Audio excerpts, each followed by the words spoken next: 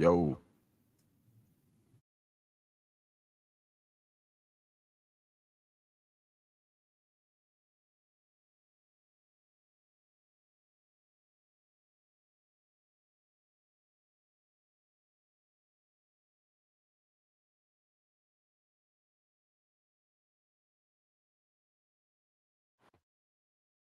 yo, yo, what it do, YouTube? It's your boy Greenleaf Exclusive. Back at y'all with another Houston Rockets exclusive video. If you're new to the channel, hit the like button, subscribe. Make sure you guys hit that notification bell as well. We're going to keep rocking. We're going to keep going, man. We're going to keep going, man. Got some things to talk about, some things to cover on my end as far as the Houston Rockets, Uh, and we're going to stick to the topic, man, how the how the Rockets coaching staff will change the team's approach in 2022, 2023, 2024. So next season, right? Next season. And the thing is, man, we done revamped our coaching staff. John Lucas is not on the roster as far as the coaching staff, but he's still a part of the organization. You feel me? He's up there in the front office. And now that we have Ime Udoka as the head of the snake, man. Y'all get the likes up. Get the likes up as you guys come on in. Get the likes up. Salute to everybody. Salute to the chat, man. Salute to the chat. If my mic is good, if my mic is right, press 1. Let me know what it is, man. Let me know what it is. But as far as the head coaching staff, the Rockets have announced their head coaching staff for the 2023-2024 NBA season, you know what I'm saying? And, you have Ime Udoka as the head coach, and the assistant coach, you have Ben Sullivan. We've seen what he's capable of in the summer league, getting those young guys galvanized, and that's Ime Udoka's, you know what I'm saying? What I'm looking at is probably his right-hand man as far as, the coaching staff. And he did a hell of a job. He did a good job in the summer league. Guys were locked in. Guys were, paying attention to detail, wasn't getting out of whack. It was a blueprint of what he made his vision is for this team going forward, And, Ben Sullivan, the assistant coach, Royal Ivy, Garrett Jackson, Tiago Splitter. Shout out Splitter, man. Tiago Splitter, man, he's gonna have those big mans ready to rock, doing the small things to help your team win the championship, So you got cachet as far as a young head coach. I mean, not head coach. You have a young coaching staff as far to go along with your head coach, And you also have Cam Hodgins and Mike Moser, But like I was saying about Tiago Splitter, former NBA player, and play for the San Antonio Spurs, among other teams. The rest of the coaching staff have various backgrounds, in coaching and player development. So that's the good thing, the good part about what we, built up as far as the coaching staff. But let me get to the chat, man. Let's see who in the building. Salute to everybody that's in the building, putting up, man. Holla at your boy. Come in the building. What's good, everybody? Shout out to all my members of the channel. Y'all see them scrolling. Y'all see this guy. Y'all see the people scrolling, man. Salute to everybody. Let's see what we got in the building, man. Let's see what we got. We got Goyo in the building. Goyo Falcon in the building, man. Salute. He in the building. He say salute, man. Salute. My boy Vic in the building. What up, Vic? Vic, salute. What's good, Vic? Shout out to you, Vic. What's happening, man? What's good? Jamarcus Richardson, my boy J Mark. Hey, what's good, man? Salute. Who is this? Joe in the building. What up, Joe? Joe say instrumentals are fire, man. Hey, appreciate it, man. Salute to you, man. Stay tuned, man. We got some things up our sleeve going forward for this Rockets content, man. I can't wait for it to come out. You know what I'm saying? But we're going to chop it about these Rockets on these live streams, you feel me? Shout out to 99 Overall in the building. Salute, homie. Salute. Showing love, showing support. Tyler Brown up in this thing too. What up, Tyler? Salute. Tyler in the building. He know what it is. What's good with you? He said here in Cedar Park, Texas, listening live for what they talking about. H-Town stand up. Yes, sir. You already know, Joe. Tell him again, Joe. You know what I'm saying? Tell him again. Jarrell Franklin. Cali in the building. Cali in this thing, man. Hey, what's up with it, man? How y'all Saturday been treating y'all, man? How y'all Saturday been living up to it, man? Hey, man, y'all know what it is for me, man. I'm just chilling. Chop it up with the family. Been missing in action, and I'm back, man. I'm back. Jamarcus say, what it do, though? What it do? My mic is right, family. My mic is right. Everybody say my mic is right. Who else we got in the building? Andrew Gutierrez in the building. Salute, salute, salute. Hey, man, salute to all y'all, man. Make sure y'all get them likes up. Make sure y'all subscribe to the channel if you're new listening. Y'all give me 1 second. Give me 1 second.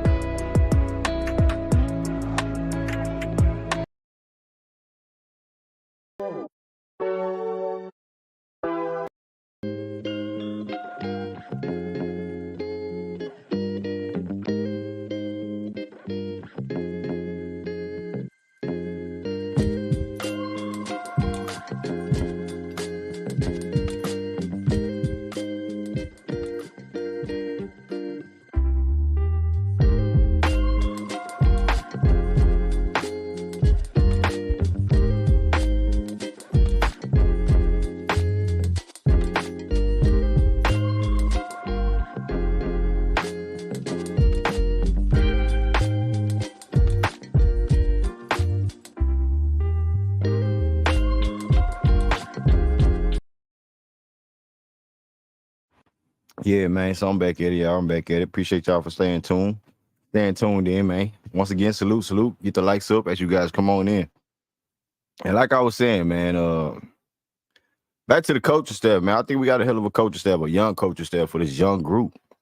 And that's what's needed to be done on our end, man. I don't think people really understand what we're really trying to build up. I know now that we have the attention, we're grasping their attention as far as like what are we building up, the blueprint of Ime Udoka's, game plan as far as his young core. And, going forward, man, it's just unclear what specific roles these coaches, each coach will have, on the team, but they will likely work on together to develop a train of players as well as strategize and make in-game adjustments. The Rockets are currently in rebuilding phase, and it's supposed to be phase 2, right? Phase 2. And phase 2 is still building up, producing the building blocks of what your team is going to look like. And the coaching staff will play a crucial role in those, in the development stage of these young players, going forward. And, the specific changes and improvements, it's expected for the Houston Rockets coaching staff this season. We still have to see, going forward with the real group, the real core group, and the veterans that we added to the game, to the roster. But the Rockets are still in rebuilding phase, like I said again, and the coaching staff will play a crucial role in developing the young players. An improved bench this season. We did do that.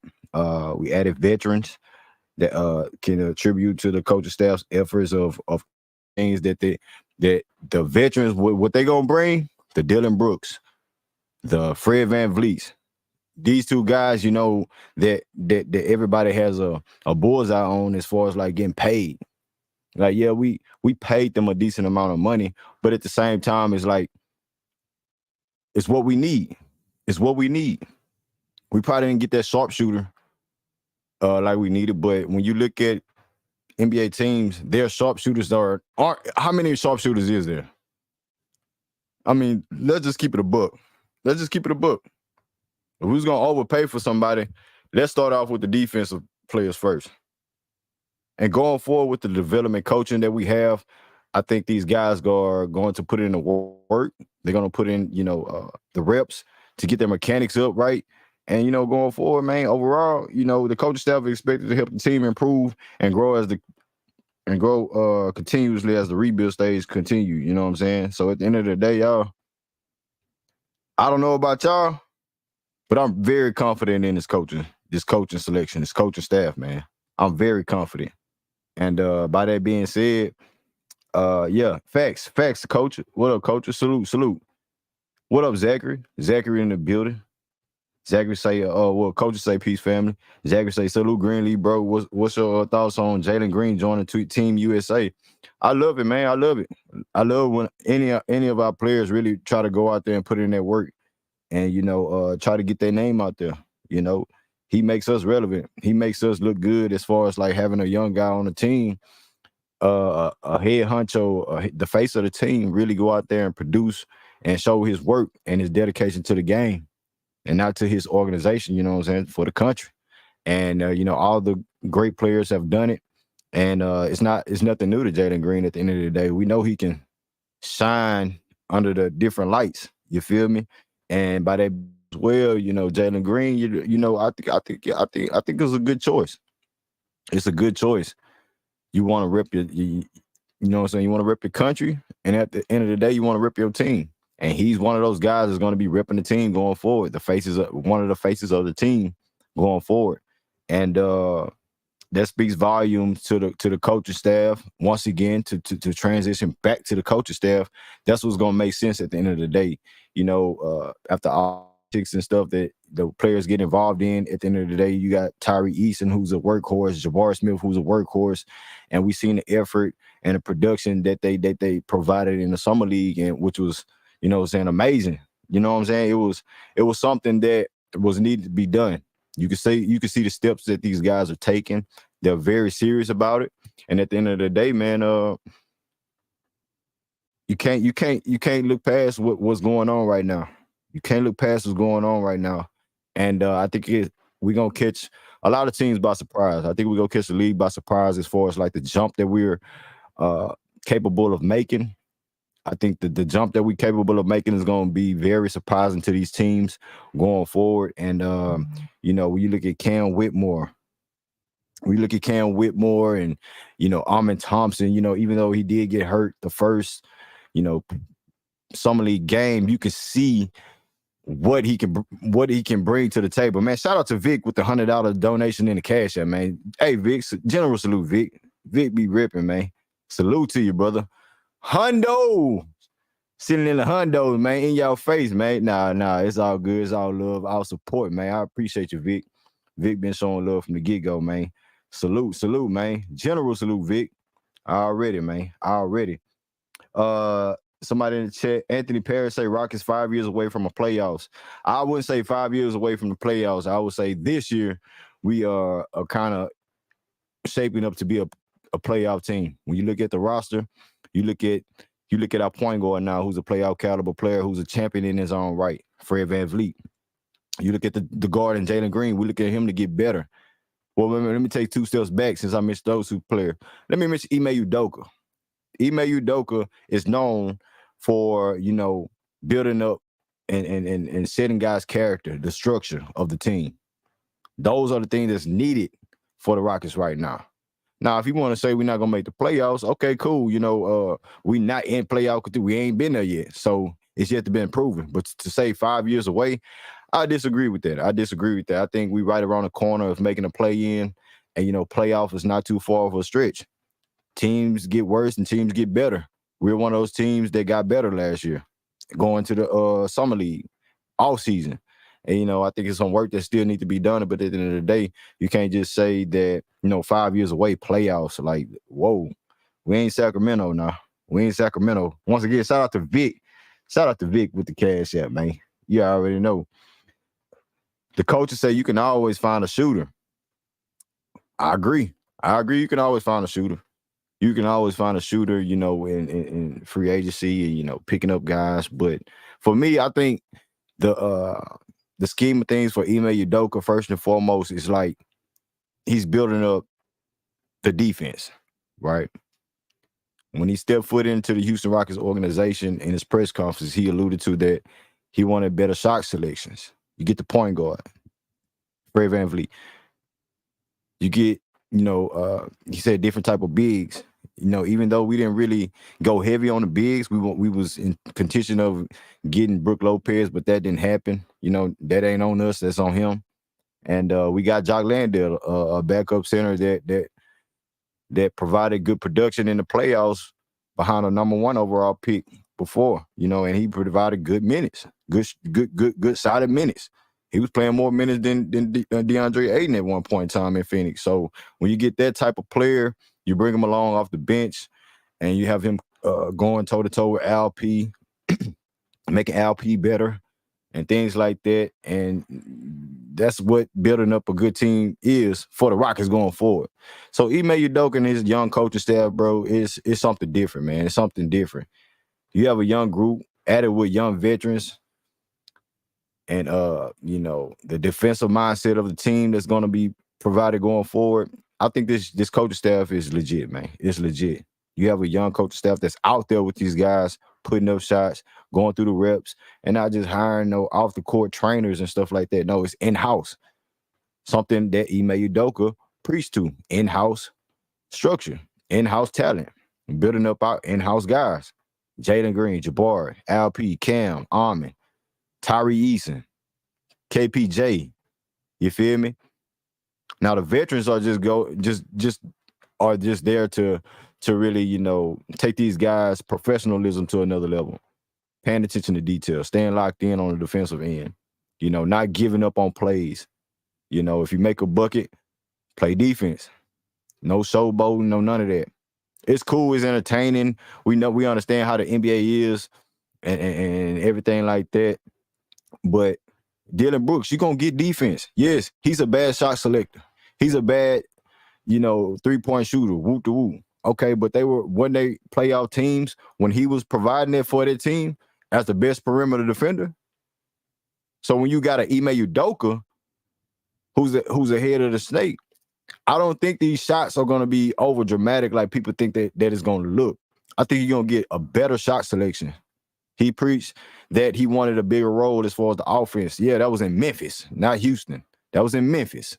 And they didn't pay him that money to be that to do that. So I think for whatever Ime Udoka had his eye on in Dylan Brooks, I think Dylan Brooks is going to buy into that. I think Dylan Brooks is going to buy into that. He don't have no choice, as far as like what Ime Udoka wants, because he has bodies, he has young guys to place in front of guys who don't want to put in the work his way.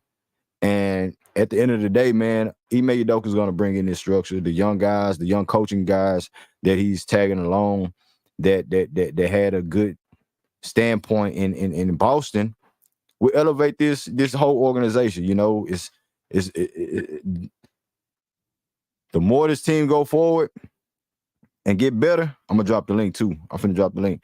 The better this organization will look as far as like getting better every year. And hold on. Okay, yeah, I dropped the link if y'all want to hop in. I dropped the link if y'all want to hop in.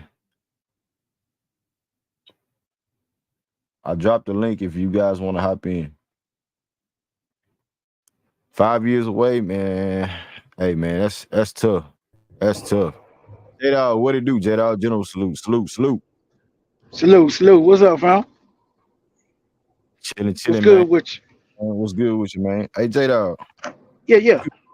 what you got on the coaches, the addition of the new coaching staff, and what you think they're gonna bring to the team, man? What you think everything that these guys will provide as a young coaching staff? What you think they're gonna provide, and what's your outlook on it? I mean, bro, you laid it out, man. You laid it out textbook. Feel me? You know what I mean? I just add to what you said, but I mean everything you say spot on, bro. I mean, bro, we undoubtedly we gonna have one of the youngest coaching staffs in the NBA, bro. Undoubtedly. He brought in all these developmental guys, bro, because he's looking to develop what we got. Yeah, Fred Van Fleet and Dylan Brooks are two guys that's coming here to help set the tone for us, what his coaching staff and what MA is trying to bring to this team for as a preaching defense, and he wants to develop these guys, their mental and physical approach to their everyday game. So Fred Van Fleet and Dylan Brooks are proven players in the league at what they do, especially as professionals, as defensive players first. You know what I'm saying? So these coaches, bro, they bringing in guys, bro, that's gonna match these guys' energy. That's gonna be able to get on the court, show these guys what to be, how to be, and what to do in and out of practice each and every day through training camp, during the season, bro. Their approach to the game, bro. You know what I'm saying? You got guys that just they barely being removed from basketball. You know the coaches that they got on his staff, bro, and they want. That's why he want to bring in younger coaches so he can match the energy of his young squad, bro. And a lot being said about Dylan Brooks and Fred Van Fleet being overpaid, but bro, in Fred's interview and in Dylan interviews, bro, since they became a part of this team, since they signed, bro, they on the wavelength of what Udoka and his staff is preaching for as the culture and what they bring into the team for as defense first and leadership and development when it comes to these younger guys. So it's all about the young core. And I believe these young coaches, bro, that MA is bringing in and putting on his coaching staff is to develop that young core and to bridge that gap used with Fred and Dylan to help these guys get to where they need to be within the next 3 to 4 years, man. And so Green, I look at it differently. You know what I mean? I look at it a lot like how would you look at it, bro? As far as you don't need you want with this a new generation, bro. And a lot of these young guys know, bro. It's not about the old way. It's about and you bringing in new blood, new generation, new type of coaches that's young, that still can play, that still can match these guys' energy on the court, and still have probably some of the same likes and dislikes off the court. So they can familiarize themselves with like-minded people on the court. They all this old school way, this way. It's these young guys. We know how it is, bro. You feel I'm an old school type guy, right? But I understand the youth, bro. I got nephews, you know what I'm saying? Me, I got you know cats that I'm around, bro, every day. That's young, you feel me? It could be my sons and shit like that. So I understand their mindset. And when you got people in around them that's not that far from removed from what they are age wise, and they can relate to these guys respond different. So I'm glad MA is bringing that to the organization. I'm glad he bringing that to the team.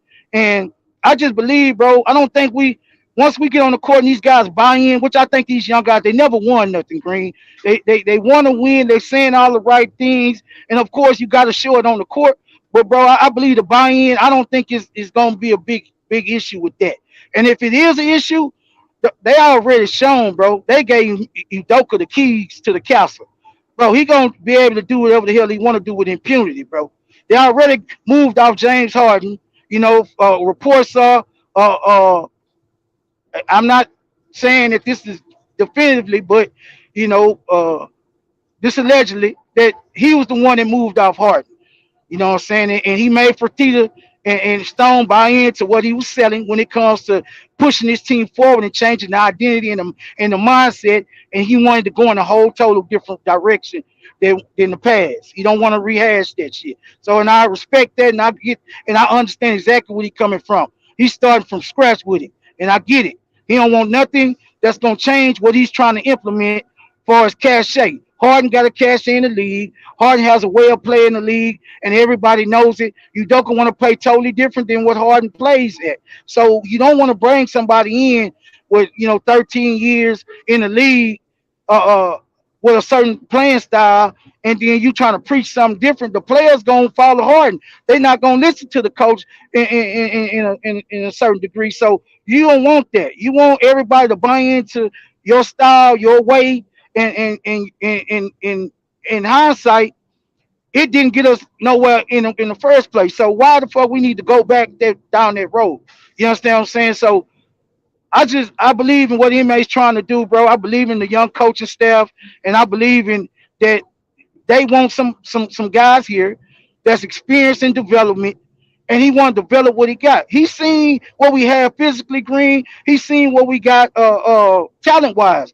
But the thing of it is, man, it didn't always show itself on the court.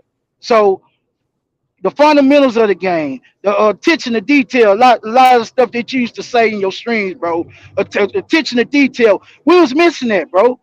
But you bring in guys that can get on the court with these guys and show them the right way, what to be, and help with the IQ development of these players, bro. And I just think, bro, the formula that MA has put in place, bro, I think it's a good recipe for success. It's shown itself, even though it's 1 year in in um in Boston. Those guys they bought in. At first they didn't, and Right. some people didn't get playing time. Some people, sat on the bench. But once they bought in, bro, after the All Star break, they ascended, and it's on record. So, and we know where they went. So with that And with that being said, Green, that's how I feel Mhm. about the young coaching staff and what they bring, and I believe it's a formula for success, bro, going forward. I really do. Yes, sir. Yes, sir. And I'm not gonna go too off the board, but first and foremost, we can expect stronger focus on defense, right?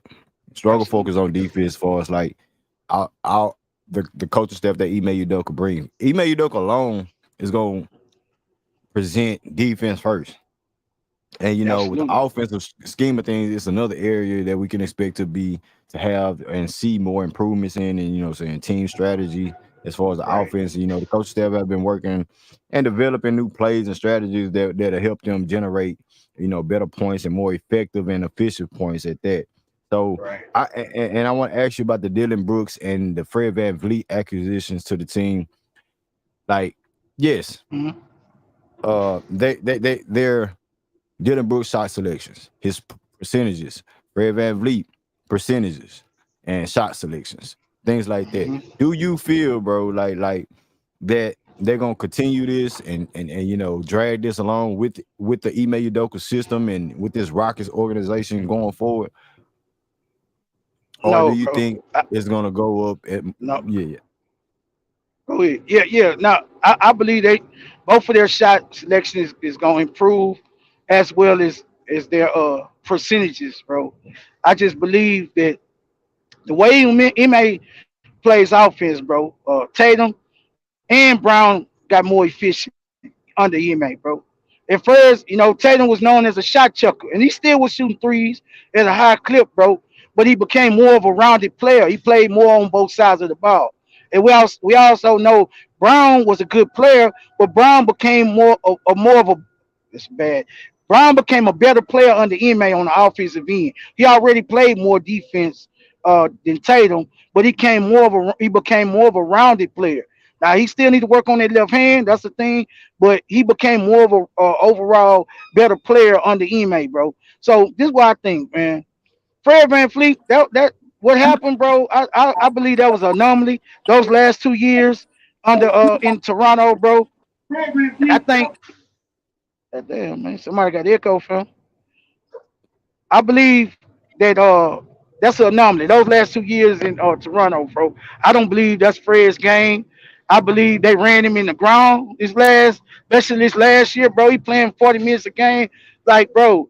And you see, they about to blow it up, bro. It was a lot of uh uh it was a lot of issues dysfunction going over on there. in that locker room. Green. It wasn't just the youngsters didn't want to take direction. They didn't want leadership. The coaching staff and the damn management was going in two different directions. Nick Nurse wanted to win. Masai Jury wanted to develop. Like, bro, it was a lot of give and take when it came to what I'm saying, when it came to their coaching staff and their management, bro.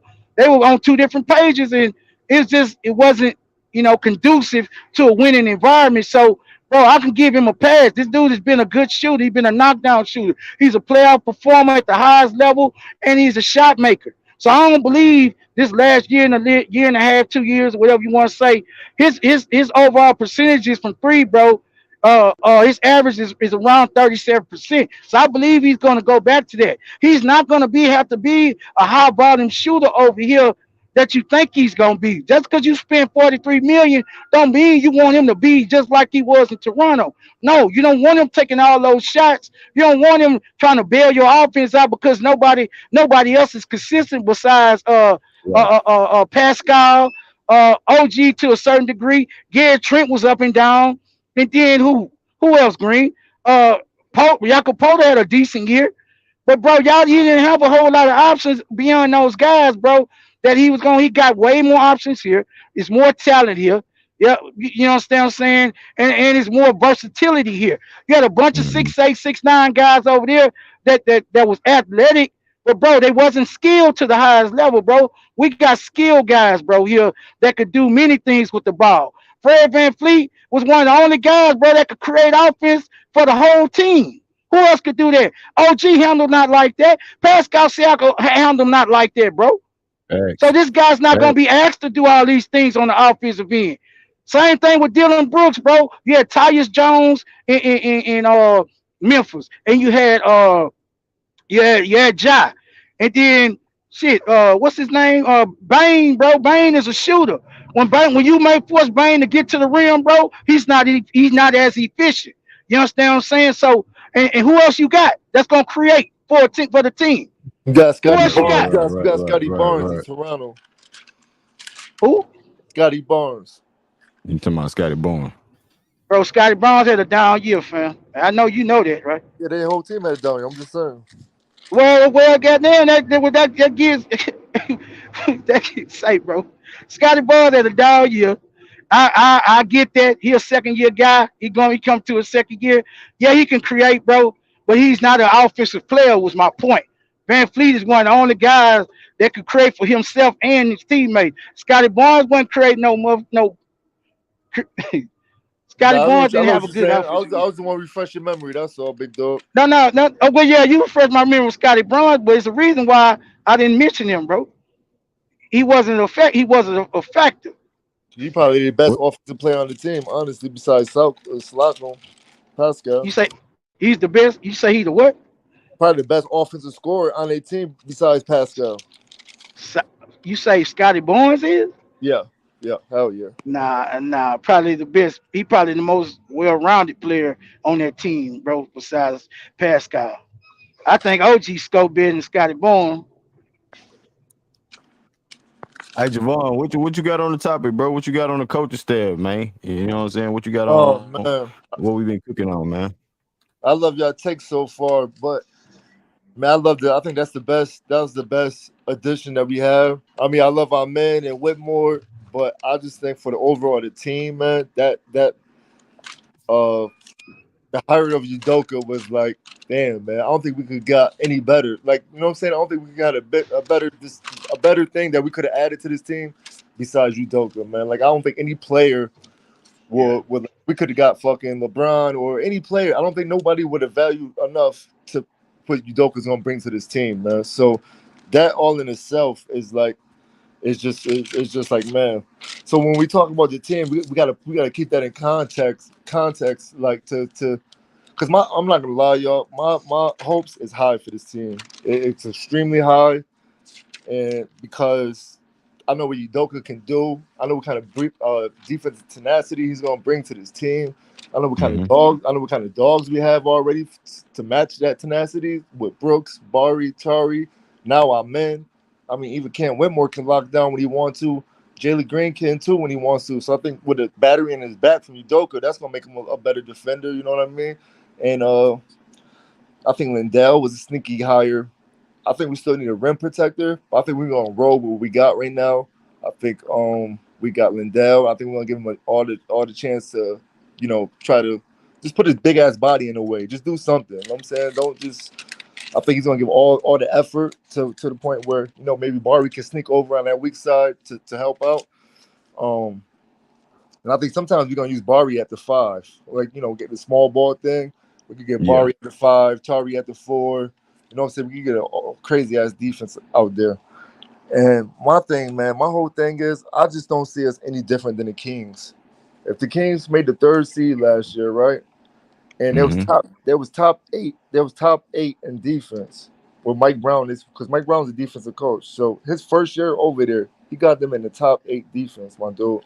And in all honesty, I see his. But I can't see how anybody can really say, because you got to wipe out those last 3 years that we seen. That, like, those past 2 3 years, like, we can't count those because, like, it was just all, like, it was just crazy. The coaching wasn't Yeah, no coaching. I think. You know what I'm saying, Javon? Not to cut you out, bro, but I think the league and saying NBA fans understand that we was in a tanking situation after the James Harden demand trade and stuff like that.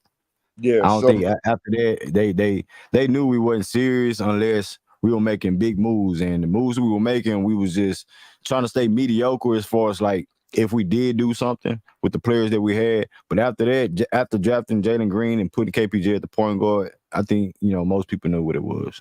yeah, so like, we can't go off that. So people would be like, "How you got such high hopes when they haven't proven nothing?" That's true, but like if you're just going off what you've seen the last couple of years, you can't do that. Let's just start fresh with Udoka as the head coach and the talent that he just acquired right now is starting off fresh, just like everybody else. I mean, everybody's starting off at square one. You know what I mean? Facts, So facts, so it's facts. like so it's like what can you do, man? And my thing is, I don't see us no different than the Kings, man. I really don't. I think our team is way more talented, super deeper. Um, we got our starting five, bro, and then we got another 3 or 4 starting people on the bench. Tari could go start somewhere easily. Amen could go start somewhere easily. KPJ can go start somewhere easily. And then you got Cam Whitmore as a wild card. You know what I'm saying? So that's 8 damn near starters, bro. That's legit starters. Like I'm not. That's no exaggeration at all. Like KPJ can start. Tari can go start somewhere, man. Amen can start somewhere. So like, I just see us wait. I don't see us no different than the Kings. So if the Kings can make the 3rd seed, I got us for anywhere from 6 to 8, man. I really do, and it's Hey all man, because salute the culture. Got you, got you, Salute the got you, culture. Hey, got you, got the you. Hold culture. I on, got a hold on. question for you. No, wait, House. I got another guest that was in front of you, Oh and yeah, then I you, just you got a question for the culture. no, but wait, let Laro get off, and then you can handle business, Oh, okay. House. I'm sorry. Go ahead, Laro. Cook, Laro. Go Hey ahead, yo, Laro. What's good, hey yo, Laro? what up, what up, what up? Hey man, I got a question for you, man. Listen, What's up? okay, first of all, I have high hopes, but I don't really have high expectations, and that's really because the team is so young, right? So, Ime, Udoka, he was a great hire, and that is the best part of the of the offseason. That's actually that's what we really needed. But like when the culture was saying something about how we got all these guys on this team that could go start for other squads or whatnot, right? I kind of look around the West. I mean, maybe in the East, right? But I look around the West and I see Tari starting, most definitely. I see Jalen probably starting for a lot of teams. But, bruh, off of what I saw last season, I just don't see it with everybody else like that. Not yet. Now, I understand with better coaching, we will get better, but man, I just can't sit up here and just be saying that. I mean, I just can't sit up and just see us like actually making the playoffs this season. Maybe moving forward, but I just don't see it this year, man. And I'm not hating, dog, but I just don't see it this year because it's just so much youth. And the thing is, Sacramento, they pumped their head for like 3, 4, 5 years damn near. I mean, they were trash. So they did make that jump, but we haven't really gone through our just having a good coach phase yet. So I mean, So Laro, so you speaking of Sacramento, you don't think the Rockets can make the playoffs this season, but I think the head coach is going to change. You said that. I think the veterans going to play a big role, and you spoke on we're a young team, but we're not going to be the second youngest team in the league like we were the past 3 or 3 years or 2.5 years. So this season's going to be different, and yes, teams get better, and teams get worse as well. So we still have to see. Like I'm a guy that wait the first 20 games in the regular season to see like from overall standpoint of what teams look like and how can we size up each other and things like that. And coach was saying that Sacramento they brought in veterans. Sabonis late the year prior before they made the playoffs. That's a key piece. They bring in a head coach and Mike Brown. That's a key piece. And then De'Aaron Fox take a big leap. And you got Malik Monk who had awakening in his career. They had veterans like Harrison Barnes. So when you put all that into perspective, it's not too far fetched to say that, or well, to say like the Rockets can make the playoffs. I mean, okay, that's your opinion, that's your perspective, okay, check G. this out. But I'm Check not this out, now, saying you're Green. wrong. Yeah, yeah. So who from last season, right? That fell off so much hmm to where you can see us like knocking them out, or let's say the The 7th or the 8th The seed. Pelicans. You have, the Minnesota. These are teams that's just up and down. You know what I'm saying? They don't know if they want to take their season serious or not. You know what I'm saying? Speaking on their key players, Brandon Ingram started dealing with injuries with the Pelicans, and we know Zion Williamson. You know what I'm saying? So things Yeah, like that can get involved with teams. You feel me? So Memphis as well. yeah, and Memphis lost a key piece to their building blocks. They paid a guy, and we gonna see what that is. They even had injuries. You know what I'm saying? Last year they could have been better what they were. So if injuries are part of the game and it happens to teams, we don't know the outcome of that. But we just talking about like how our team is built and how other teams are built. Then that's just playing the game like we don't know because they ain't played against each other. But I'm taking more veteran leadership for my team and saying we got better with the coaching staff, what he made and his coaching staff involved. You feel me? But I want to ask you, Laro, what you feel about the coaching staff and how you feel like what they gonna do for this young squad and with the veterans that we have. Bro, I love it. And I like the fact that we didn't go and get like a recycled like funky ass Frank Vogel or whatever, or just some of those guys who just go through they're always able to get a job, right? You Yeah. know those guys, just always able to get a Uh-huh. job somehow, So I'm glad we didn't go that route because I think we were damn near close to probably hiring Frank, man. But bro, it's got man. Look, Hey, don't Frank the funk. hey, I I appreciate Don't Ime Frank the accepting this. funk on a nasty I, dunk. bro, I appreciate Ime Udoka accepting this job, bro, because I know he probably could have got a job somewhere else or whatnot, right? I mean, it probably did look attractive to him with the young talent that we have, and I hope he can really cultivate it. I mean, his work is cut out for him, bro. I mean, he has a big task ahead of him. I'm just waiting to see what he can do I with it, mean, man. he do, and that's not too far fetched to say that. You know what I'm saying? Because he has to prove that his coaching is really, solidified. Because Jason Tatum and Jaylen Brown are years apart away from, Jalen Green and Jabari Smith. You feel me? But I look at it as this. It's a blueprint, and it's yet to be seen what we really gonna do. What up, King in the chat? Salute to Getaways in the chat. Stay humble. I see y'all. Hey, House, what you got on the topic, bro? Salute. What's good? What's good, House? Hey, salute King, my brother King, my blood brother. Hey, Man, I just chill got out, a House. What question you got for on I the What you got on the topic? just I just got a question for the culture. I was just your icon is pretty small. I just wonder who is that in your icon? Oh, that's Cam Whitmore. Oh, that's cool. That's Cam, huh? You got Yeah, a but fresh icon now, huh? see, but the thing is, you can't. I didn't know you can't change it more than one time. So I had changed it like You during can't change it more than once? I don't think so. I tried to change it. I just put it up there when we drafted him and all the hype was there, and I put I it up think you there. could change it. I think you could change it. No, it said I would be surprised. I would be very surprised if you can't change it. you like had to pay. You had to pay or some shit to change it. Some weird shit like that. Damn. Yeah, try to change yours. Yeah, Watch. I'm afraid to because I like my big H. You know what I'm saying? Hey, so House, Yo, we were speaking on the Rockets, right? You know what I'm saying? We know we got a sense of what the roster look like now. Well, we have a roster, whatever. But as far as like the standings and being a playoff team this upcoming season, how you feel, is just an yeah. opinion. Well, first of all, because the system, and I mean this sincerely, I'm not trolling you, because the system is all fucked up. Because now you don't know what someone means when they say playoffs or play in, and I don't recognize play in, so that don't mean nothing to me. I think the better way to speak on this, and I mean this sincerely, is people just state the number of wins.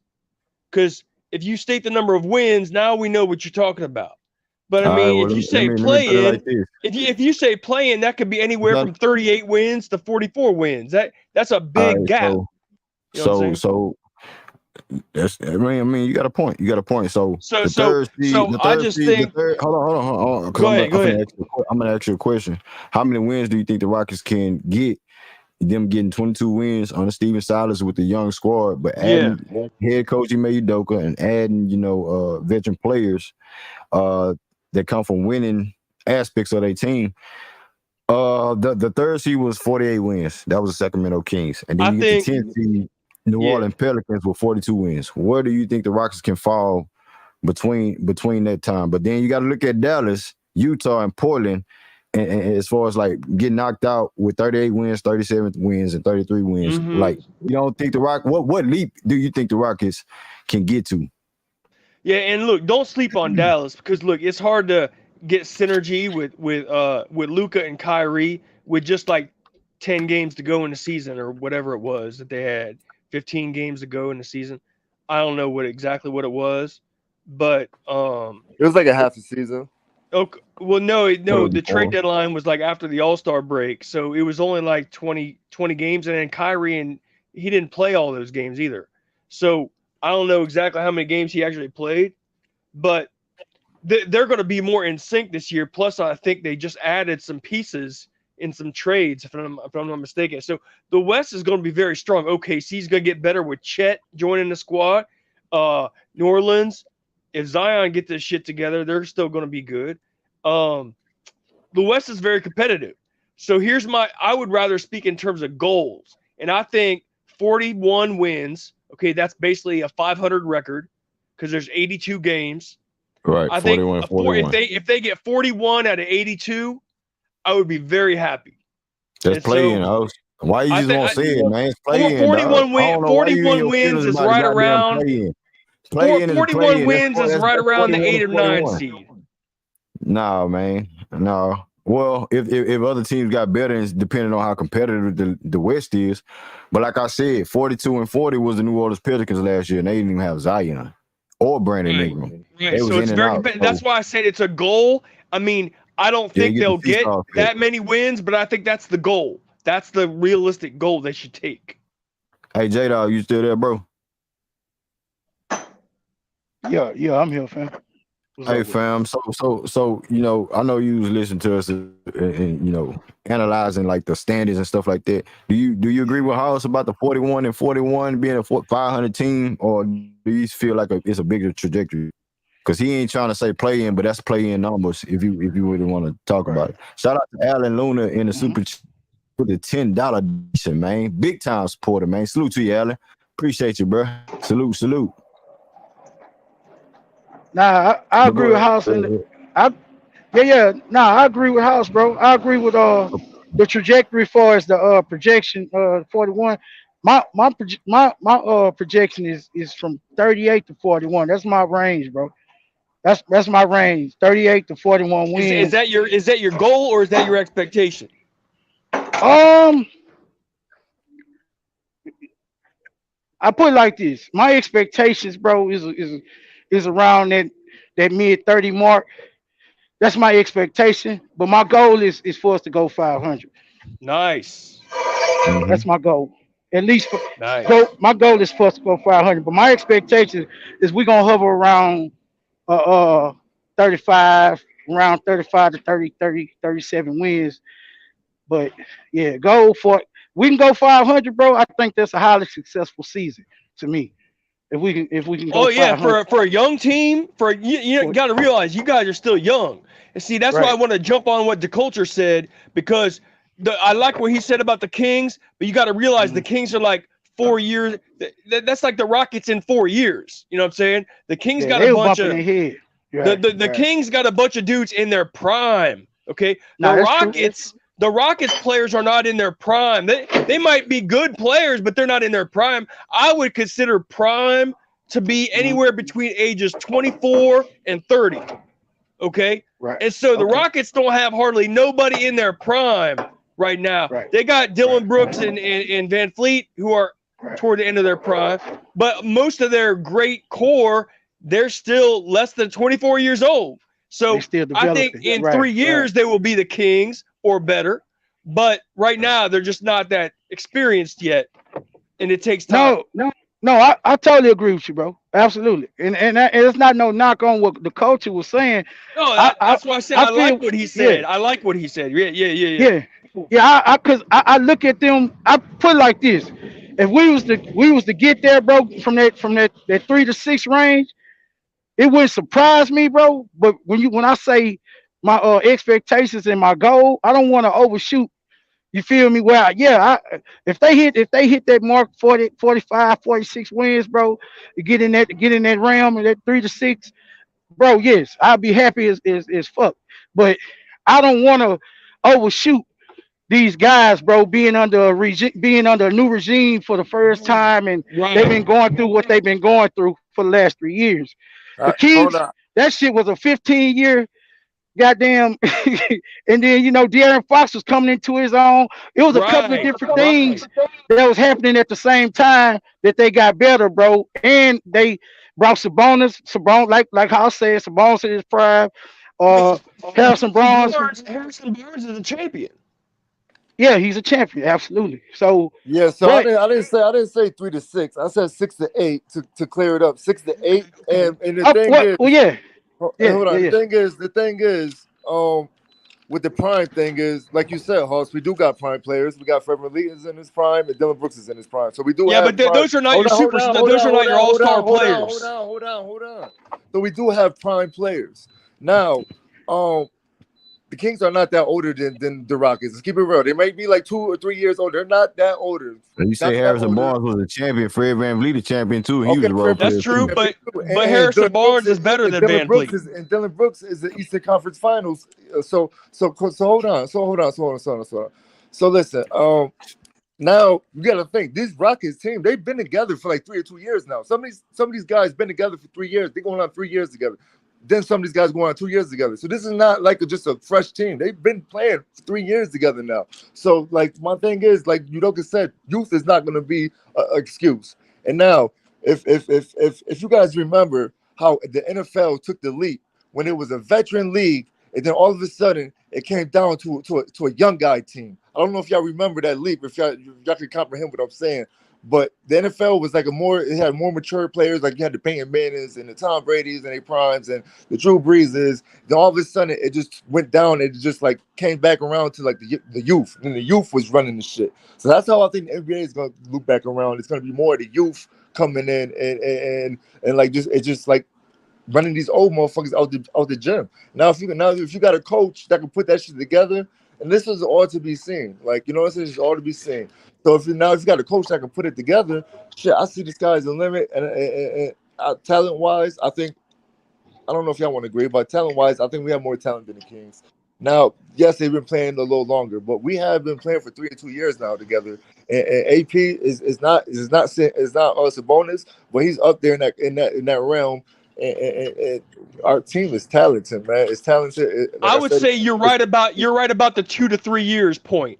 I would say in 2 to 3 years, then we could start talking about the Kings. I think we're better than the Kings right now. Right See, now, that's why. Right See, now. that's right see, and that's now, come see, on, and man. see, that's why I can't go right now, bro. I can't go Maybe that not far right with now, it. but I really don't see it's no different, man. If your Joker could come in here It's, and make us a top 10 defense, how Mike Brown did to the Kings that first year, we got better dogs. We got better dogs in defense than the Kings. Who's I better don't than doubt Dylan? that. Who's better than Dylan Brooks? And Who's better Javon, than Bari? I Who's was, better I than Tari? was, Who's better than Amin on defense, dude? hey, So if Javon, we I yo, was on that same energy last year, bro. As far as like we can side we got a good matchup against the Kings, and we showed it this year too. You know what I'm Yeah, saying? We could have beat them in certain games with Eric Gordon. You feel me? So I agree with you that like, yeah, I think we can go tit for tat. We can size them guys up and stuff like that. Now we got Ime Udoka, who's gonna bring in structure.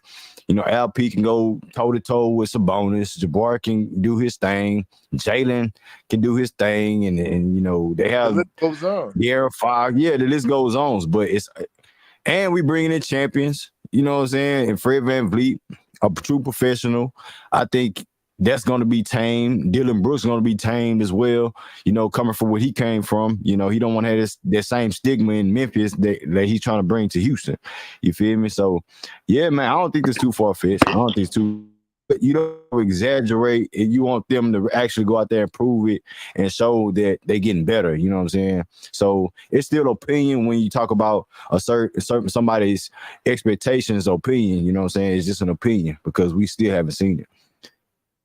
Hey, Reg, man, what's good, Reg? What you do? Hey, what's up, Greenleaf? Salute. What you got on it, man? What you got on what you been hearing, Reg? I just clicked on the stream, so you mind getting me up to speed on the topic? Well, we start off about, the young coaching staff that we added, starting with Ime Udoka, and, the list goes on. We got Tiago Splitter and all these guys who who are young, relatively young as far as like assistant coaches, and you got a head coach, right? And after that, it's about what do you think the Rockets' expectations off of that, and as far as like the veterans being added, what leap these young guys are going to take. What's the key to the Rockets being in a play-in, playoff scenario going forward in 2023-2024 season? Yes, hearing that name, Tiago Splitter, he was a good role player for the Spurs. So it's apparent that Ime is bringing over a certain mentality and mindset with the coaches. I know one of the shooting coaches, developmental coaches, I forget the dude's name. He's pretty popular among circles in the basketball community. The bald head guy with the beard, the Caucasian brother. He's pretty good to go. Um, so I like the guys that we're bringing over. And then as far as Ben Sullivan. yeah, man, I couldn't think of Oh the yeah, guy. he coached the summer league team. Yeah, so he's good to go. You know what I'm saying? So those kind of guys that Ime bringing over is a totally different regime. I know we promoted John Lucas, so he's going to be like in the front office, I guess. So I really don't know his role and what, but we still maintain. He's a fan favorite, longtime Rocket. In the organization for a while. So um, as far as on the court, I mean, we we defense first, right? The system that he's going to bring in, we don't know what it is because we haven't seen it yet. But as far as we do know, two things: it's going to be ball. It's going to be shared. It's going to be ball movement, a lot of player off ball movement, and defense is going to be a priority. So we don't know what kind of defense they're going to play, but we know they're going to play hard and they're going to share the basketball. So like I say, I'm gonna just trust the Ime Udoka, and I got high hopes. I see us getting to that maybe ninth, that eighth seed, and competing in the play-in game.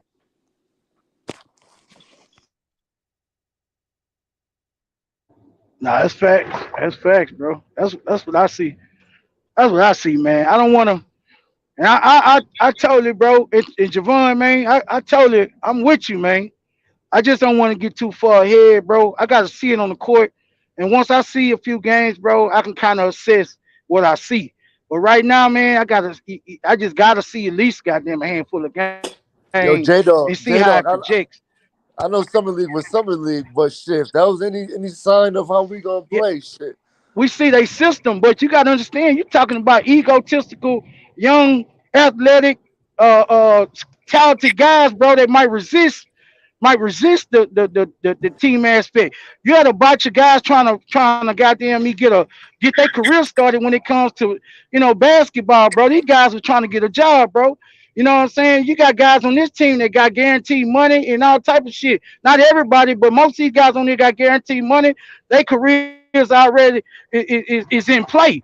So they not going. They might. I ain't saying they not gonna do it, but it's a possibility you might have some resistance when it comes to buying in to Udoka selling for as far as the way he want to play because I he, think he maybe Cam told you. Whitmore. I think Cam Whitmore is the only one out of all of them. I would say Cam. I don't think we're gonna have a problem with Tari or KPJ. I'll say Oh shit. Cam. I'll say Hold Cam. on, hold on, hold on. Let me finish. I ain't gonna, bro. You talking about human beings, bro? I'm not for the put no stock in no motherfucker I don't know like that. But that not that kind of stock in what I don't. I love KPJ, bro. I love everybody on this team, bro, as players but I know, bro, human nature, a motherfucker. You feel me? I'm just saying, like he say he had resistance in Boston.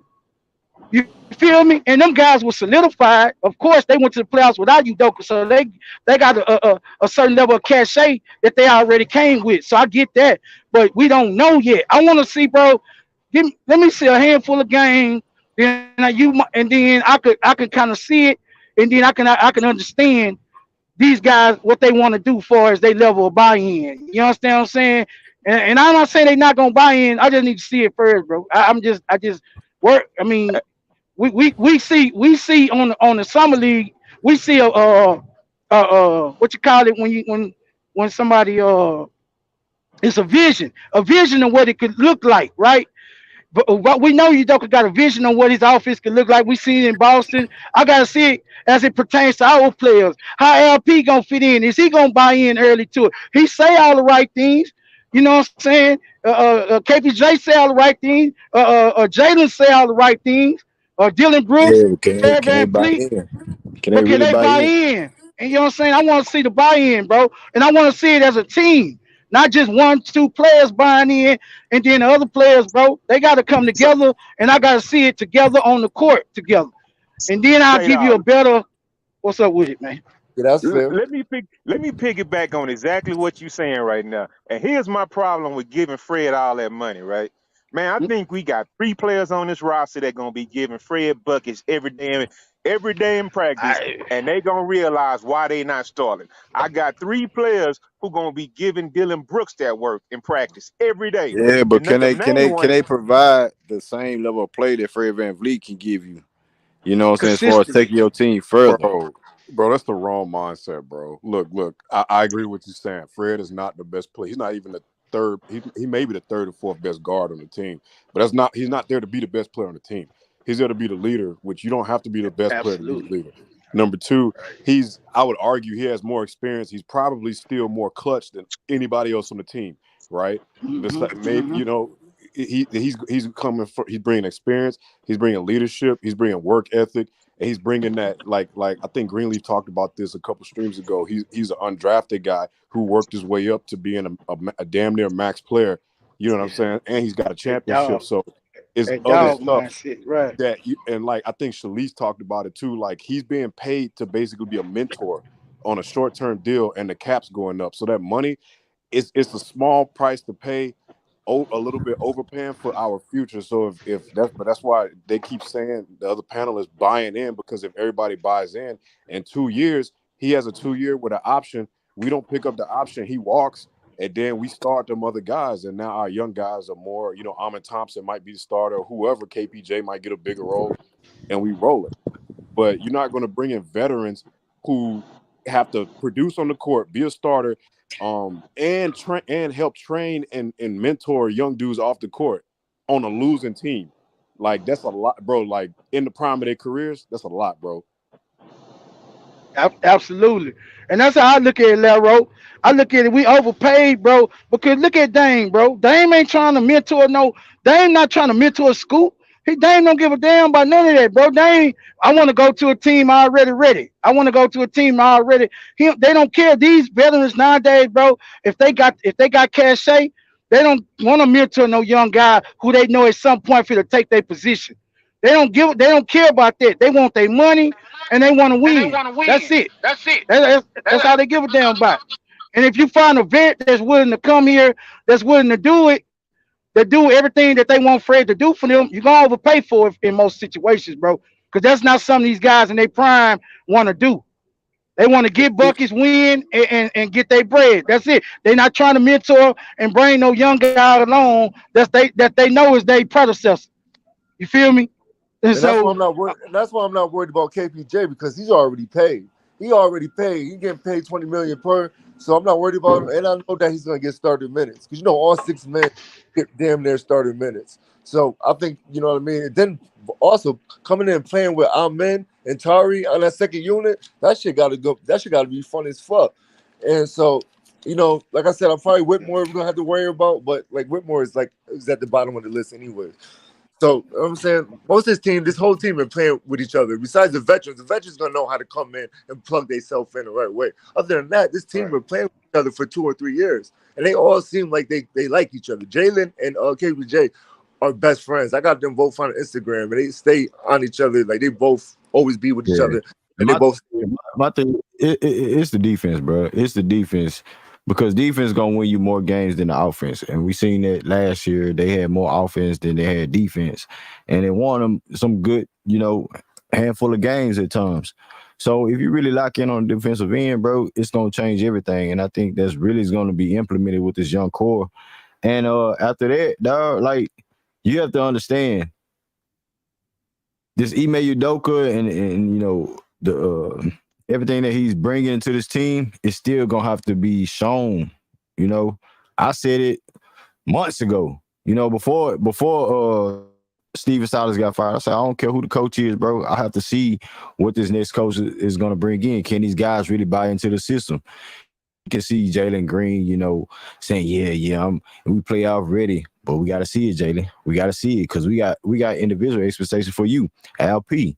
Can you lock in on the defensive side and be an anchor on the defense at the center position when under Ime Udoka system? That's going to be, you know, try to be seen. And then, saying the list goes on. Can KPJ really hold his head above water as far as, taking a backseat to a Fred Van Vliet if he's coming off the bench? What I think he is. And, Dylan Brooks. And can you come in and really guide these guys in the right way? And it's just a lot of things that's really going to be, keyed on at the end of the day. And but let me get to Rich real quick. Rich, what it do, Rich? What's good, bro? What's up, y'all? Y'all can hear me? Yeah, yeah, you loud and clear, homie. What's good? Man, shout out to the whole panel. Shout out to Greenleaf, man. Salute. Just trying.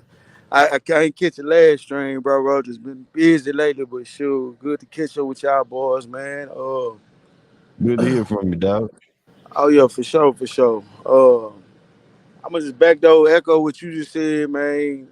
Man, we've been saying this, and I think honestly, bro, in my personal opinion, between there's no slight to any other panelists, but I just gotta speak for the day ones that's been on here. King, Greenleaf, J Dog, Red. I think we got buyer's remorse. What I mean by that is we had expectations last year. We set the bar high. We was going crazy last year, and I think last year tempered us for this year. We know it's still a process. We got better, but we got to see it. Instead of going off in the women said, I think we're gonna be this. I just think now more so like and had a mindset. Okay, this is really a process. They going in the right direction, it seems, but we want to see it. So when y'all like when dude just got on here and just said about why we signed Fred Van Fleet, I didn't see nobody complaining when they signed bum ass Ryan Anderson to that contract. I ain't hear no Hey, bragging Rich, about Rich. it later. What's up? Okay, now it sounds like you stepped away from the mic, but you back, you back. Okay. Now I just feel like Jalen Green. This is what I want to see from Jalen, bro. I don't want to see this 10 games, 20 games, 30 games into the season. I need to see this day one. I need you to be aggressive, bro. Period. If you listening, all that passive shit you was doing, it was cool. I want to see you take over because I think if he takes over, I think he the man for this team, bro. But he got to show it. We all Mm-hmm. think he the face of the front, but he got to show it. You know what I'm saying? And I think he has to be the one to rally the troops. He got to be the commander in chief besides Udoka. That's just period. As Jalen go, this team gonna go. You know what I'm saying? And that's my true Hey, belief. Rich, I fuck with what you're saying. You don't think Jabari has that type of leadership?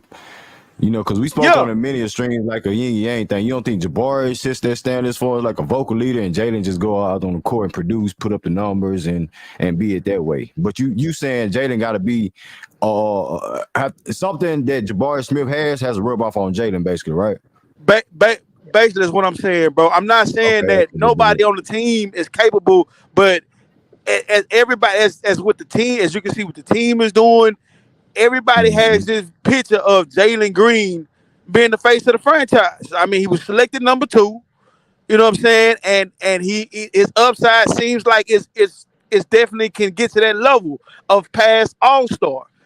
Superstar we Yep. got to see, but All Star most definitely. And as the face of the franchise, I don't care about just one face of the franchise. Me personally, I want Jabari to take that role. We've seen that for 8 years with James Harden, just one face of the franchise with moving pieces. No, I won't. Hmm. I think this is the most balanced team besides that 95 championship team that I had seen, 94, 95 championship that I have seen from the Rockets. This is the most balanced from top to Fact, they fact. did it they did it the right way. I can't lie. I gave Raphael Stone a lot of flack. Y'all know I did. I got to get a man his props. He built the right team. Now we got to see if they can produce. And that's where I'm Facts. at, bro. And that's where I'm Hey, at. By and time, and by hey, time, nigga. hey, Rick. By time. Hey, hey, Rick. Hey, Rick. But What's what up, we bro? kicking that type before? What we kicking that type of shit though, bro? Like, bro, we gotta see it from Yeah, the it players, bro. was. Yes, Right. If sir. we don't see it from the players, like, cause I know, like you just, you know what I'm saying, man, up to you, you know what I'm saying, cause we got new viewers that don't understand how we vibe, you know what I'm saying. We've been kicking this shit. So when you saying that you Right. said like you had your stigma, Raphael Stone, players don't fit together, whoop the whoop, but it's coming into form. But I was saying that it's on the players for them to actually get better because I don't want to get rid of none of these young niggas. If they build and grow together, everybody know they role, then bro, hey nigga, we gonna be something to reckon with going forward. Right head Yeah. coach, like y'all been saying, like we've been saying, you know, and you know, going forward, we there. But let me get to Mr. Maz, man. Mr. Maz, what's good, Mr. Maz? Salute. What's good, Mr. Maz? Hey, what's up, fellas, man? Salute to the whole panel, man. I'm Hey, gonna let me push Salute. back. stop. Hold on, Green. Hold on. Let me stop. Hey, What up, Mars. J Dog? Yes, sir. Good debate the other day, man. I'll give you props. Yeah, I Maz don't like, contributed. I don't like your motherfucking ass, but I have to give your props, bro. You tore his Uh, ass up. yeah, hey, Jay, bro, I did, bro, Easy. and, What you and say, and I was Maz? Nah, Easy slacking that you way, day huh? too, bro, and I was you slacking. did you did your thing, bro. You did your Thanks, thing. Real talk. thanks, fellas. Yeah, Do I Wait, right, wait, really, wait. bro. I You really can't like that, just man. you can't just leave that hanging. What happened? You got to tell us what happened. Pause, Do pause. right, bro. God damn. I just gave the man props. If you ain't see the Right. debate, motherfucker, mind your business. Well, tell me where. At least tell me where to find it, motherfucker.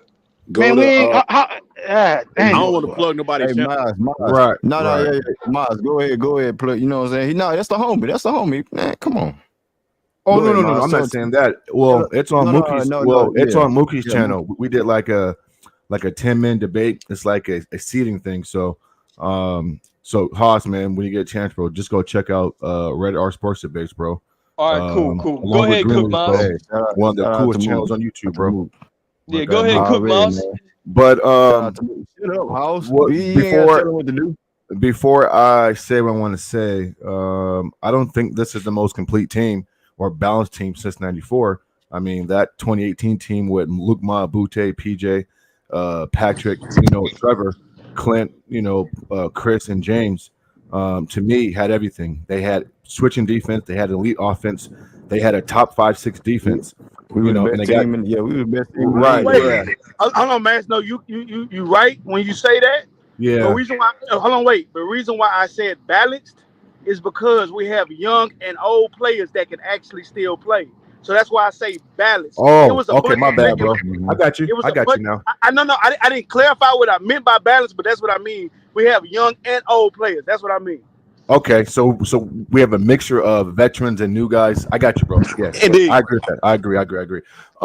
Listen, man, I don't think that Jalen has to be so-called the guy every night, game in and game out. I mean, there's gonna be games where he needs to take over. He's hot. He's feeling it. He's gonna do his thing.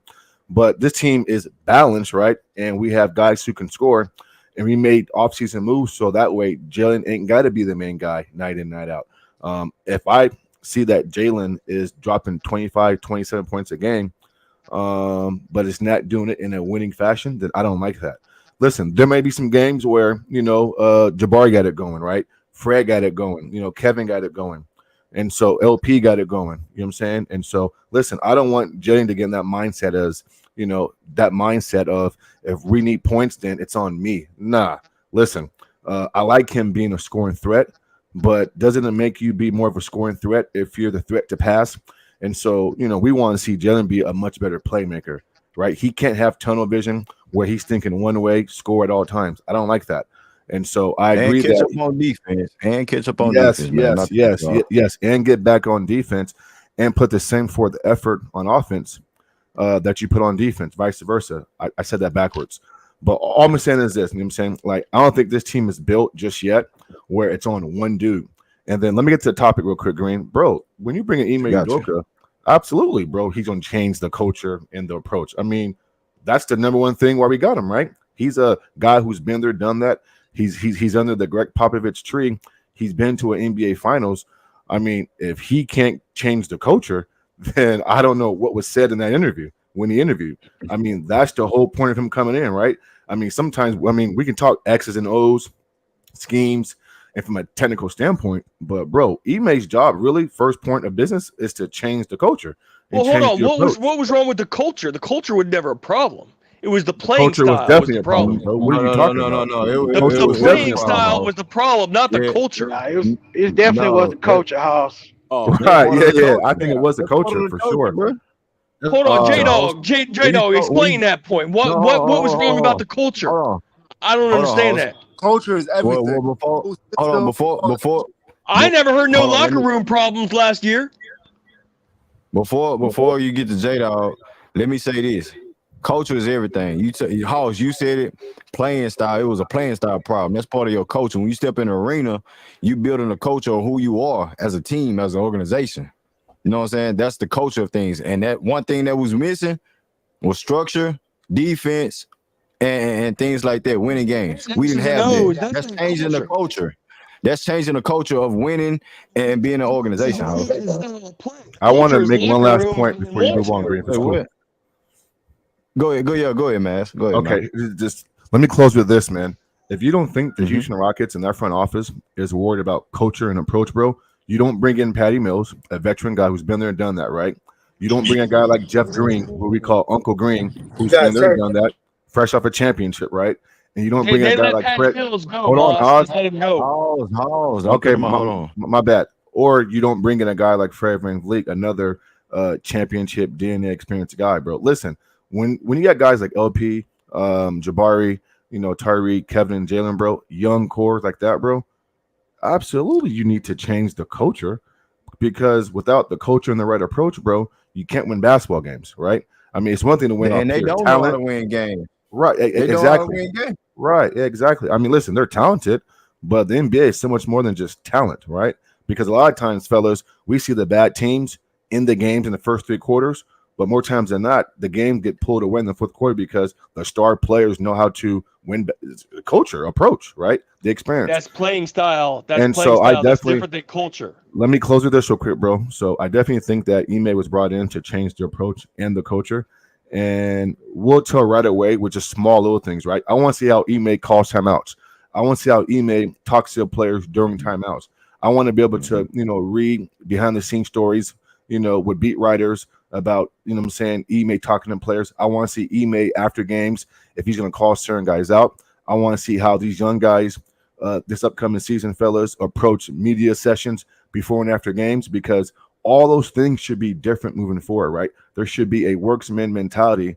I bring my lunch pill to the office mentality every day. I mean, that's what Ime is, right? Ime is a hard-working guy who made himself through the league, working hard. So that's going to filter down to the rest of the guys. So we're going to see a lot of different things, small things, that us hardcore fans pay attention to. The casual fan won't understand what I'm saying when I say media sessions, before and after games, coaching, stuff like that. Those are things that are going to tell me, if the approach and the culture is changing or shifting slowly. So yeah, of course, man.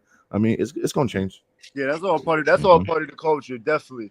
Yeah, I agree with you, Mons, with the that last team when we had Chris Paul. That was our last basically complete team, and we definitely should have won the championship, having Golden State down 3-1. But back to what Green said, man. We're up 3-2, bro. Not 3-1, 3-2, 3-2. Yeah, that was not 3-1. We had them down 3-1, dude. No, that was not 3-1. We're up That was 3-2. not They're 3-1. 3-2, bro. It was up 3-1, man. It was 3-1, brother. No, it It was was up not. 3-2, No, man. it was, Stop it, bro. It was 3-2. Are you a Rockets fan and you don't know that, man? Stop it, bro. Hey man, just go Google it, man. Damn, it's easy, simple. All right, so back to the defense. 3-1. I know what the fuck I'm talking about, man. It was 3-1. Down 3-1. What? It was tied It was 2-2 not- in it was Houston, won not game 5 in 3-1, Houston, bro. Stop it. We was up 3-1, bro. It was tied 2-2. Houston won game 5 in Houston, man. Chris Paul got hurt. Stop it, bro. You embarrassing yourself, man. Stop it. It was 3-1. Anyways, back with Green said. Quit lying, man. We can look it up. Look it up. That might be wrong. I could swear it's 3-1. Oh, you know what it was? I think we won the first 2 games there, and we had the last 2 games at home. That's what it was. Okay. No, Golden State won game 1, Houston won game 2. We Stop, had the bro. last Stop 2 it, man. games. We beat them in the first 2 games at home. So we All had the right, home. just move We had on. home- We we had got your home- point. We got your point. They should have won They should have won we that had- series. I got it. We had the home court advantage. That's what it was. We beat them at home the first 2 games, so we had the home court advantage, and we fumbled the bag. So, but back what Green was talking about, man, That's not what happened. that was what happened, man. What was you talking about, dude? Bro, just get to the point. Just get to the point, fam. Just get to the point. Go ahead. Just get to the Stop point. cutting me off then, dude. What's wrong with this dude, man? So, anyways, man, back what Green said. Defense is definitely the biggest thing, man. That's the biggest thing, and top 10 might be stretching it, but we definitely gonna get in that top 15 for without. I don't got no doubt in the world. And the thing about it is though, with the Kings, they took that leap to top 8, but with us, man, we got dogs also, man. We got defensive dogs, man. We got like really dogs on defense. So that right there is just gonna be. That's right there is just gonna like just take it to another notch, man. It's not just a defensive scheme. Like he brought a defensive scheme to the Kings to where they play solid defense. Now you bring the scheme with dogs, that shit right there is just gonna be like another notch. And then with KPJ, another reason why I'm not worried about KPJ is because I think since that is Fred VanVleet, I think he's cool with that because he's a champion point guard coming in. You know what I mean? I think if it was like an Amen, if they try to put Amen in front of him, then that's why I would think where KPJ would have had a hard time about it. It feels like a younger player. But since it's Fred VanVleet and he's a proven championship winner, I think KPJ going to fall in line and play his role. So that's where I'm at with that. What dogs are you talking about, bro? When you say defensive dogs, can you name the players? Because I wouldn't say that. Yes, I will, sir. Yes, I will, sir. Bari, Tari. Jabari a dog on defense. Huh? Excuse me? I don't think Jabari's a dog on defense. Jabari's the second team all rookie, so chill out. Dylan Brooks make you a dog, though. No, bro, shut up, bro. You don't make no sense, bro. Tari. I already caught you in a lie, man. Stop it, man. He's a dog, man. Jabari's a dog on defense. What is wrong with this dude, man? Tari, Bari, Dylan Brooks, and Amen, nigga. What you talking about? That's good. I like that. I like that culture. Yes, he's a dog. I like that so we think Amen's a dog on defense, fellas? Is that what we're saying now? He showed good defense in the summer league. That's for damn sure. Man, get off that, man. That was one game, bro. This is crazy, man. Wow. But hey, that's all we got. That's all we got to go by. That's all we got to go by, and he played well. He's 6'7" as a point guard, bro. He's giving you 3 Yeah, blocks. so that length and athleticism translate to defense. Okay. Hey, for the record, Houston lost game 1 at home. Golden State won game 2. They won game 3. Rockets won games 4 and 5, and we lost 6 and 7, bro. Yeah, for the culture. record. Yeah, culture. Just apologize. Apologize to the bad tape. We had a home. Yeah. Hey, coach, we were down. We had home court. That was my point. That was my whole point. We was down 3-2, bro. We were down 3-2. We wasn't down 3-2. Are you crazy? No. Greenleaf, we're down 2-1. We was down, bro. We was up. We were down 2-1. What are y'all talking? We're down 2-1. We wasn't down 2-1, bro. You're not even a Rockets. Hold on, y'all. I just this shit is hilarious, man. This shit is funny. Hold on. It was a simple mistake. We was up 3-2. Correct. Yes. And we had up home 3-2 when we still was down 3-1. Yeah. Hey, Greenleaf, can I ask you a question, Greenleaf? Hold on. How many consecutive Hold on. And we beat Golden State the first 2 games at Golden State. Did we or did we not? No, we lost game 3 in Golden State. No, we didn't. Hey, Greenleaf, I got a question for you. How many consecutive threes did the Rockets miss in Game 7? 27, House. And hey, hold up, House.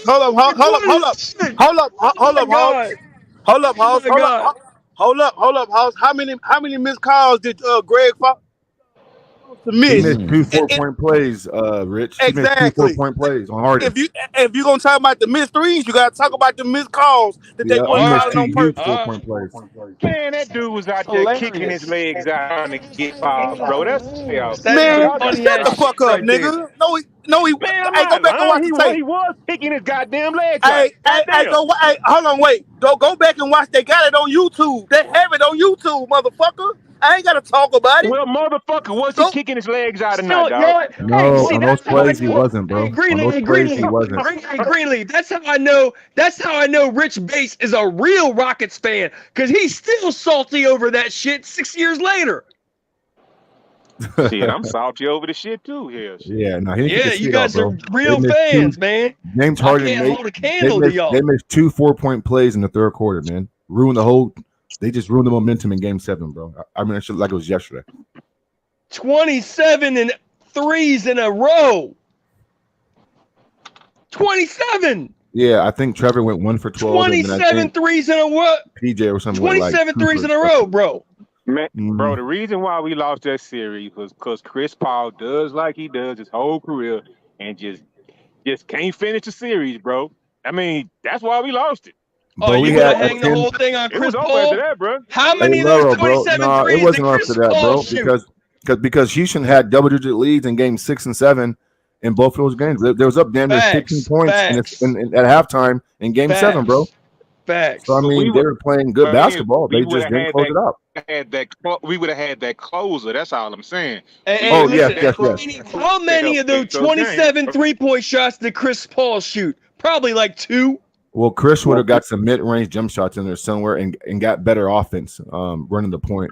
Because remember, I'm in I'm Game gonna say 5, it straight. I'm gonna say it straight. PJ Chris Tucker, Paul saved us in listen, Game listen. 5. James Harden, PJ Tucker, and Eric Gordon choked. Yeah, but Game 5, Chris Paul saved us because he was basically like doing Harden choked Game That's 5. facts, Harden didn't play bro. well in That's Game 5. facts. But yeah, man, Ime gonna come in, bro, and change life. I mean, we know that he gonna change little things about how to go about doing their business. So that's what I'm looking forward to. You know, culture shifting. You know, just these young guys understanding what it takes. You know what I'm saying? So we'll see. You know what I'm saying? Again, I want to see pregame, after game media sessions. I want to see how these guys talk in the media. I want to see how if Ime's gonna call out young guys in the media, old guys. I mean, I don't care. Ime has to come So in your with shit ain't valid. You just be talking to talk, bro. You talking about niggas hey, ain't the got culture, bro. dogs. I caught you in Talking two about lies, motherfuckers bro. ain't I got don't take you dogs, bro. serious, Your man. shit ain't valid, I bro. caught you in two lies, man. I don't take you serious, man. Bari ain't got. You talking about Bari ain't got no defense, I bro. caught you in two lies, bro. I don't take you serious, man. Stop it. It ain't about no lies, bro. We had home court advantage. We did. We blew the lead. That was my whole point. Is we blew No, that. you said we was at 3-1 and we won both games Okay, we going to was up state. You 3-2, but we lied, had bro. home court Stop lying, advantage, man. dude. Stop That was my lying, whole bro. point. That was my whole point, dude. Okay, But you well, I saying caught you in a Bari lie. is That's not a my point. defensive player is crazy, bro. Listen, he's not a dog. But he is a dog. We just made it 6'11". Hey, Ma, he can be, dog. I know. Hey, I know you Greenleaf, got your thing about anybody Jabari. can be, bro. But the He question can be, is but he a dog though? Is he? Listen, is he yes, considered a bro. dog on defense? Yes. Come on, man, it's He crazy. Hey, Mars. Greenleaf. I'm Hey, telling you, Greenleaf. dog. I'm telling you. He Hey, got that Greenleaf. dog mentality, bro. I'm telling you, dog. Hey, He got more Greenleaf. than Jalen. Hey, You agree with Greenleaf. that, I Mars? agree. I agree with that, Green. Greenleaf. Okay. We agree on that. What's I up? agree with that. What's up, Hal? Hey, Greenleaf. You heard of the band SWV, right? Yeah, I'm familiar. What's up? Yeah, you know they wrote a song about Fred VanVleet. Oh yeah, what they say? Yeah. Okay, so check it out. Nah, hey, cut that out. Cut it out. Copyright. Well, hey, You funny, Hoss. You trying to take my damn? Hold on one Trying to second. get my shit? Greenleaf, No, listen. hell no. No. Yeah, he trying to My be funny. shit fucked up, bro. Hey, nah, but Mars, yeah. I think Jabari, because he's a rookie, you wouldn't necessarily say any rookie is a dog. But if you really see like how Jabari like game can be transitioned to, because we see a lot of KG, Jaren. I compare him to Jaren Jackson. I don't see nothing. I can see a I don't Jaren see Jackson. none You of don't that in think him, bro. Hey, No, I don't. Everybody. we're gonna go back to a year ago argument. You don't think he could be a Jaren Jackson Jr. type player? That's his ceiling. I mean, that's his ceiling. But you mentioned guys like KG, Hey, absolutely not. Hey, Jesus, selling, nigga. What you talking about, boy? Hey, but Jaren Okay. Jackson Jr. is a defensive player of the year. Hey, the culture. I think he could caught be you in more two locked lies, in man. on Don't take you defense serious, man. under Ime Udoka, Miles. Nigga, I talk on top of my head. You can catch me a whole bunch of lies. I don't give a fuck, nigga. Yeah. Get off Listen, my I dick, mean, again, Greenleaf, bro. See, now we're doing the what if or he should be. Listen, I'll judge Jabari when he is a dog, bro. Until then, I can't put that title on him, and we have to stop doing that because it's not fair to him. He's Let an him all become it. If and you only then we go can by, judge he's an all defense. Miles, that's motivation, bro. That's Well, I motivation. mean, I know. Listen, motivation. I know that's what usually happens, bro. But I'm not going to partake in that, bro. Until Now I see will it, man, say this: I Tyree can't Easton get got that. more dog than Jabari. You know what I'm saying? Oh, I yeah, think well, Tyree yeah, Easton got because more Tyree dog. is young. If we talking about Green. dog as far as like just in your face type defense, Dylan yes. Brooks, Tyree, But you know why though, right? Is because I don't think Tyree has been given. Tyree's not looked at the way Kevin, Jalen, and Jabari is. So he had to fight his way through making rosters and staying on the team. So I got to get that. Of course, he gonna have dog in him because he's got that Pat Beverly type. I got to fight my way through every step. So I agree with Four that. dogs, I nigga. agree. I met Tari, Bari, and Brooks, nigga. But I don't see Jabari as a dog. Not yet. I mean, can you get there? Maybe. I just don't see it yet. I mean, I'm just being honest. Hey, That's coach, right. what dog you see in Jabari, coach? What you see in him? I see him as a KG, as a ceiling. I mean, you got to do the 6'11" with a 7'4", 7'5" wingspan, man. The sky's the limit. Everybody in the NBA put him on an all defensive team, bro. So to say he's not a defensive player is like saying I don't even know, man. It's just outrageous. It's outrageous to say it. And I just see him like I just feel like he's coming into his own, man. Like we seen it at the last quarter of the season. We seen it over the summer league. He got his confidence under him, man. I just think Well, shit. I don't know what he got, bro, because he ain't played his Hold second on, bro. season yet. Hold on, So hold I'll on. judge him during the season. Not no summer Hold on, league bro. games. What Hold you on. mean, I guys? said the Confidence? last quarter of the What season you talking about, and bro? through the summer league, he's been showing that he got his confidence back. You know what I'm saying? We seen it the last quarter of the season, Okay. and we still seen it over the summer league. Hey man, hey, he ain't lying. Ain't he? He's the youngest. He's the youngest NBA teenager to average more double doubles. You know what I'm saying? So as a 19-year-old, he averaged more double doubles than the ADs of the world, and the list goes on. So Yep. And guess what? If the KGs what's and up? Tim Duncans and Rasheed Wallace and Chris Webber's playing this loose era, where they shoot a lot of threes with long rebounds, We they gonna would do get that. double We doubles gonna too, do that. bro. So come We on, gonna do man. that. I'm not We gonna. I gonna do can't that, fall for that, Miles. man. I can't do that, Green. I'm not gonna do that. But what I will do is compare it to like the Jaren Jacksons and the ADs of the world. I'm not gonna do that because you know how we rock. You know how I I know. rock. I know. I know. I But at the know. same time, bro, He the type to Jabari put has a bigger on Green upside than Bars. these That's guys the type because of he's nigga he really is. doing it. You know, I just think he has to be more involved early on. And I said Oh, this we agree before. on that, bro. If Remember, we he said, gets yeah, we agree involved, on that. and we heard like if big man, get involved early, and you show him that you're a part of the, scheme of things, then they're gonna play Hmm. defense. Correct. And, I agree with that. That's a good point. I think if Jabari Smith gets that opportunity and has that responsibility and duty to do that, and if they get Hmm. involved early, you will see some Yeah. good things on the defensive end. And we talking about Ime Udoka, so that's another thing. Yeah. But We I gotta do keep them see what you're active. saying I about agree with playing that that. what if game. No, I agree. We got to keep the big men active, both the big guys, right? LP and Jabari, so they can play some defense and rebound. That's just basketball 101. And so that's been a big question with these young stud guards along with Fred. So that's going to be on email and those guards, bro, to make sure. And not to mention, bro, I want to see a little bit of aggression from LP and Jabari demanding the basketball, right? They can't be afraid to go to and say, look, man, like, They give me the will. ball right here. Jabari is going to have So his we'll see. touches. I guarantee Jabari is going to get the ball. So Second that's a option, good point. host. Second That's a option. good, yeah, second option. Jabari's second option this year. That's facts. But listen, Greenleaf, you do understand I'm an attorney, right? Yeah, I'm aware. So I understand copyright like it's the back of my hand. Okay, you're not going to get a YouTube Hey, strike. You're not hey, going to get a hey, strike. Hey, how let me ask you this question. Hold on. Let me just have a conversation with Greenleaf right now. So, you have you ever gone on YouTube and seen like the react videos, like when they're playing a song from the past and they're reacting to it? That's called yeah, fair use. it depends on it depends on how long you play the clip. No, that And no, I don't but want to take no. no chances, man, because In some I'm a cases, smart. Hey, Greenleaf. In some I'm not a cases, big YouTuber just yet. You know no, what I'm that's saying? fine. That's fine, So Greenleaf. at the I'm just same time, explaining to I you. can't get away with the things that they get away with. No. But Greenleaf, you can, because let me explain something. That's what the law is. They can't do something illegal to you. Okay. So what I'm telling you is the people that No, have they these reaction. Hold on one second. The people no, that you have don't these understand. You reaction. don't understand the Greenleaf, just let monetization me part of finish. it. Let me finish the You don't point. understand the Okay. monetization part of it, house. Just let me finish the point. Okay. The whole thing about the reaction videos. Okay. Those are allowed under copyright law because they're commenting on the video in spurts, like when it's playing. Like they'll pause it every 30 seconds and comment on their takes and their opinions and stuff. That's called fair use. There's fair use based on a lot of different things: educational content, parody. There's another thing, fair use based on commentary. So anyone that puts a news clip or a music scene or a sports clip and then comments on it, that's why ESPN can use highlight clips, because they're commenting. The ESPN don't hold the copyrights, all the highlights. The NBA holds the copyright to that. ESPN gets to do that because they're commenting on it, which makes it fair use. So and so yeah, if the reaction videos, for example, if they just played the whole song through and then didn't even stop at one time, that would be a copyright violation and they would get YouTube strike.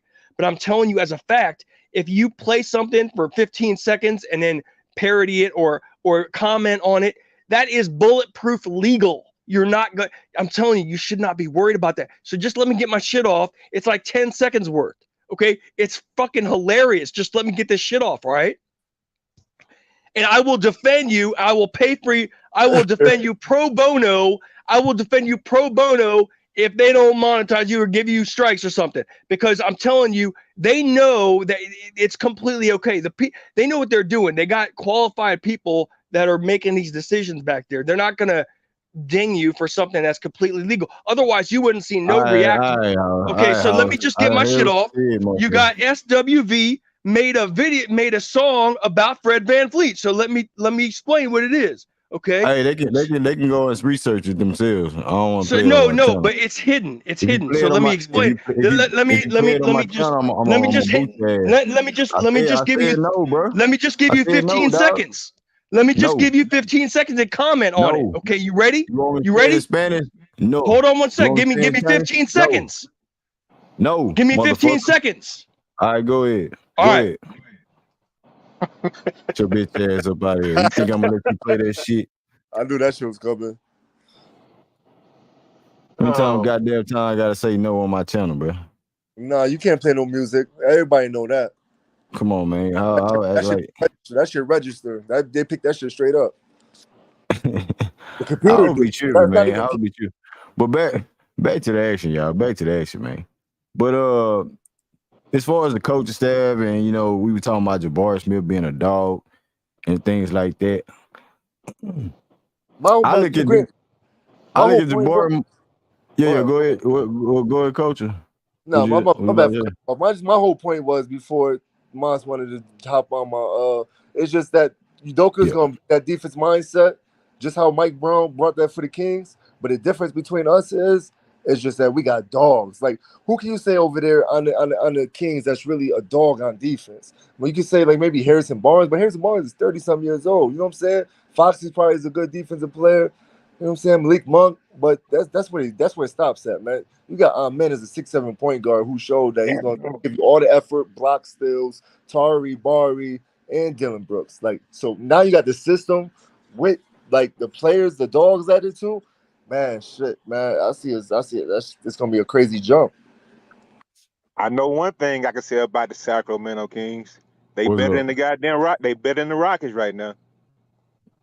I mean, you gotta see, Man, yo, Kevin. Hey, Laro, don't do that. you Don't gotta do see that, dog. proven, but I shit. mean, that's logical to say, bro. That's logical to say. You know what I'm saying? But so, Laro, let me say it like this then. You don't think the Rockets and Miles got Sacramento ties, so he keyed into what the Sacramento Kings are really looking like and how they look like going forward too as well, because he be at the games, he's locked in, and he's a Rockets fan. So by that being said, going forward with the pieces that we added, and Miles, you can rebuttal after Laro's comment. So Laro, you don't think after what we just said about adding a coach, just like the Sacramento Kings added? We got Ime Udoka. We got, we hoping in our guys that's in the starter lineup, our young guys in the starter lineup, elevate their game defensively and more efficiently as far as scoring and things like that, defensively as well. And the veterans that we have, I was looking at Kevin Porter Jr. as developing to a De'Aaron Fox because of the skill set and his scoring threat, learning how to play the point guard position, things like that, and just sizing up the teams. You don't think the Rockets can really compare to the Sacramento Kings? Hey, one thing I can say that we have the pieces to have that potential, but potential can get a head coach fired just like this, bro. So we have to see it. I'm in 100% agreement with Mr. Moss. I have to see it first before I just anoint him like that, bro. I have to. And I think that should kind of be everybody. Instead of just having all these just delusions of grandeur right now, man, we have to see it first, bro. Now we can project whatever we want to. It's an opinion, but for me myself, bro, I actually want to see it before I just start annoying these boys, right? So That's it. are you saying we don't have no defensive dogs? Is that what you're saying? The thing is, when you say Jabari was second team all defensive rookie or whatnot, bruh, how many rookies really got significant playing time last Okay, year? scratch that. Just him being a 6'11" with a 7'5" wingspan. He has the tools of a Kevin Garnett. I will give him that. He has the tools. He has the physical ability, I think. He does. Okay, But now with Dylan Brooks, now with Tari, And Amen, who's a 6'7" point guard who just showed you in one game what he can do on defense. And Laro favorite player, Jalen Green, bro. Like we talking about a dude who can average 25, 5, and 5, bro. That's taking a leap. And if you Hey, bro. being efficient at that, Oh, and if you can be, I gotta be specific with Laro and you know what I'm saying, Mr. no, Miles to a certain degree. okay, let me be specific right now with you real quick, Greenleaf. And there anybody else who want to answer this. Does it worry you or you have any concerns that we probably have 4 players in our starting lineup that shoot 41% from the field and under last season? Am I concerned that that's gonna happen? I mean, like, what players are you saying? Van I Vliet because mean, he shot 39%. You talking about Dylan Brooks because he shot under 40%. And what's league average? What, 44%? 40% from the field? and League we average, I'm had talking about perimeterized. and Jabari and Jalen. But Jabari was a rookie and Jalen is in his second year. So I we mean, I'm talking about saying, taking the lead. is it anywhere concerning that that field goal percentage was so shaky last year? For It's a 4 to concern. 5, It's a concern, concern, no. but This is why, do career Javon. percentages, But not just hold on, last year. hold on, Javon. This is why I'm not concerned because, you know, what they did last year, I seen the games that they won premier games under doing what they did. So under Ime Udoka and his young coaching staff and the veterans, yeah, no, I'm not concerned at all because I think guys get paid to do a job. And I think Fred VanVleet and Dylan Brooks is going to tone it down. Ime Udoka, just like we think he's going to babysit and elevate these guys up to manhood as far as like being a complete player in their own right. I'm not concerned because we seen the worst before. So I don't think we're going to get worse. That's what I'm trying to say. I don't think we're going to get worse under Ime Can't get any Udoka. worse. I don't think we're going to get worse with adding Fred VanVleet. I don't think we're going to get worse with Jabari going out in summer league, averaging 35 in 2 games. You know what I'm saying? Hitting the game winner. You know, doing the things that certain Rockets fans want him to do, you know? And at the end of the day, we still got other guys that's getting implemented, getting involved. Tyree Eason, Al P, what is he going to do? Jalen Green, we know he's going to take a leap. He take a leap every year of his career, right? If we're going to stick to the facts. 17 points per game his rookie year, saying he was standing in the corner, then he get the ball, he averaged 17 points. He could have averaged 20 if he got the ball. But you had Eric Gordon, Christian Wood bitching and snitching and doing all this other whoop shit. You have Al P, you know, do a little behind the back pass. Now he's the, you know, best IQ player on the team. He dunking on big man like he's supposed to do. You feel me? Like I don't see where we taking a step back. Like I said before early on in my streams and doing this stream. It's still yet to be seen about what we're capable of. That's a fact because teams get better and teams get worse. Just like we have to see our team, these other teams have to do what they do. We didn't know the Minnesota Timberwolves was going to be what they was. Adding Rudy Gobert, getting rid of their perimeter talent and things like that. And then how that worked out for them. I don't see them as a complete team. Veteran championship caliber team, players on that team like that. Rudy Gobert ain't shit. Cat ain't shit. Anthony Edwards, I like him. He has a bigger upside. He has a big upside. You feel me? So you ain't got Mike Conley over there. You don't have Patrick Beverly over there. These guys have to figure out now because they had these veterans on their side now. Memphis, they lost Dylan Brooks. He was one of these key players in their system, right? Now we have him. So now it's his job to elevate us and the players that's looking at him and as a team in general to elevate Van Vliet as well. So I'm just saying, bro, no, I don't have no type of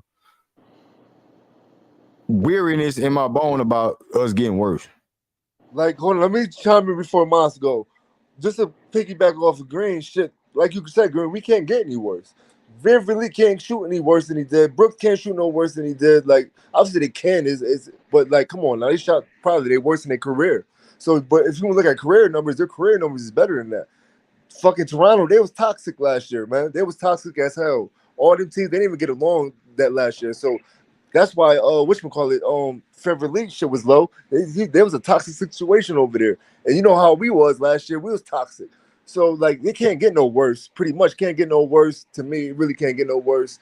And like shit. just with the whole system, man. Like you got more players that spread the ball around. It's just like ain't nobody Green ain't gonna go out there and shoot 35 million shots. He's not gonna have to do that. You know what I'm saying? The ball's gonna get spread around, and we just can't like we honestly can't do no. They can't do no worse than what they did, man. 39%. That's terrible, but. He's coming off a toxic situation, and his career numbers is way better than that. You look at just last year, but look at the career. You know, the career he's shooting career average in career. Man, they shot selections ain't gonna be that goddamn bad. I hear all this cap about Dylan Brooks as well. Oh, he's a bad 3-point. He's a bad shot selector. Whoop the whoop. And even still, they was a top 2 team in the league, bro. Like, stop it. I think Yeah. Jalen Green. Green, I don't think Dylan Brooks is that much of a bad shot selection. For him, it's just can he make his open shots.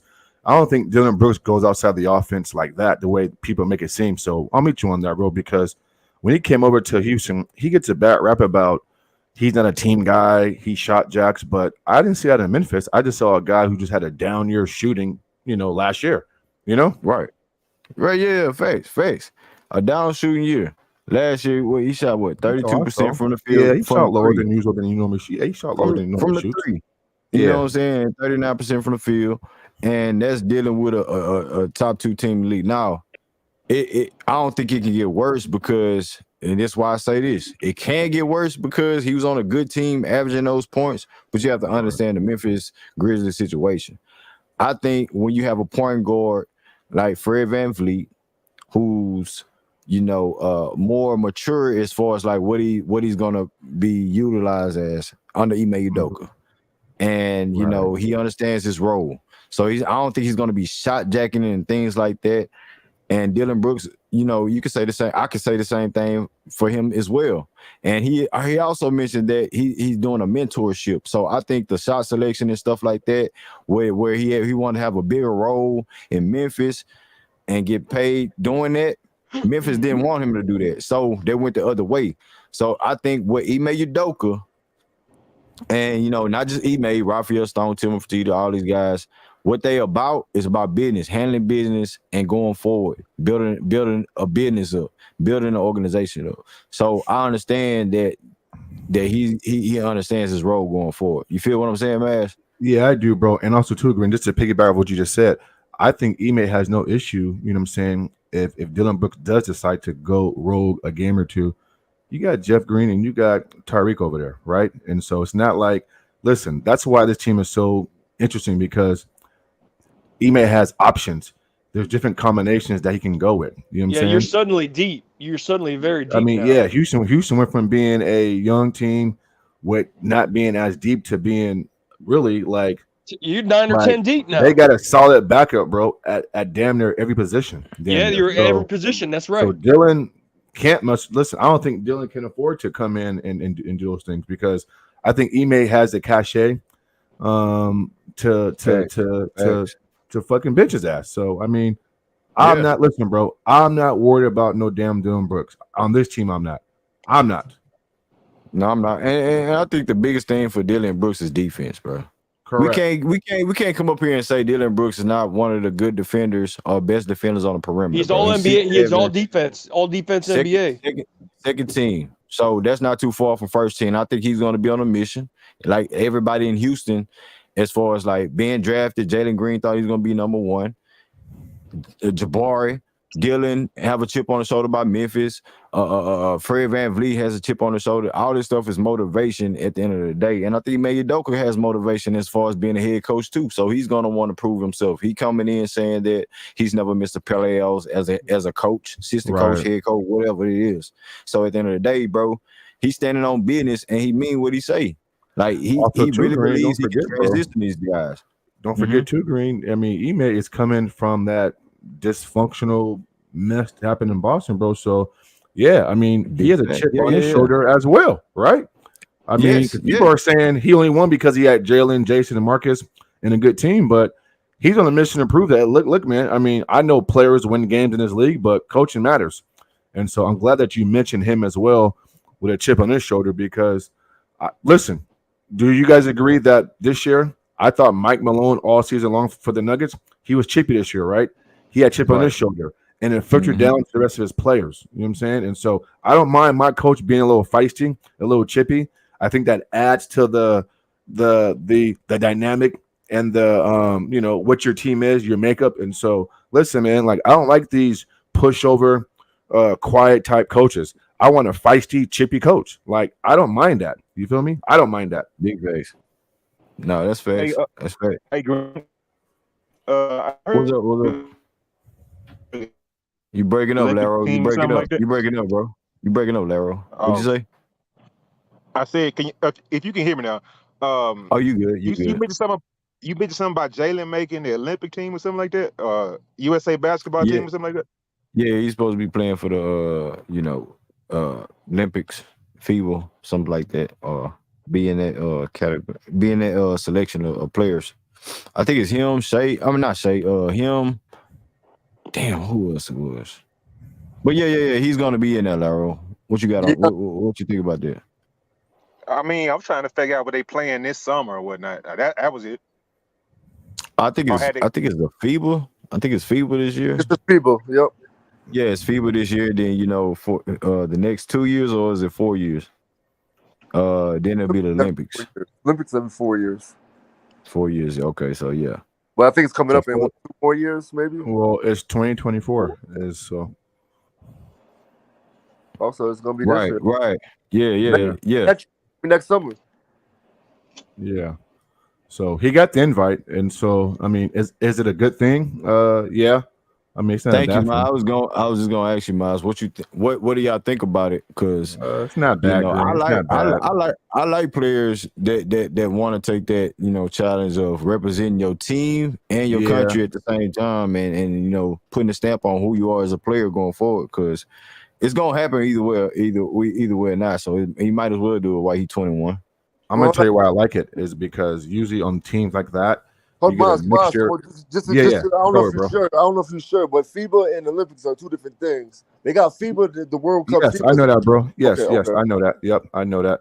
And just for the record, it's not a bad thing because usually on teams like that, you'll get a mixture of different coaches from around the league or just in NBA circles who come together and coach these teams, and so you kind of get a different mindset and a different feel.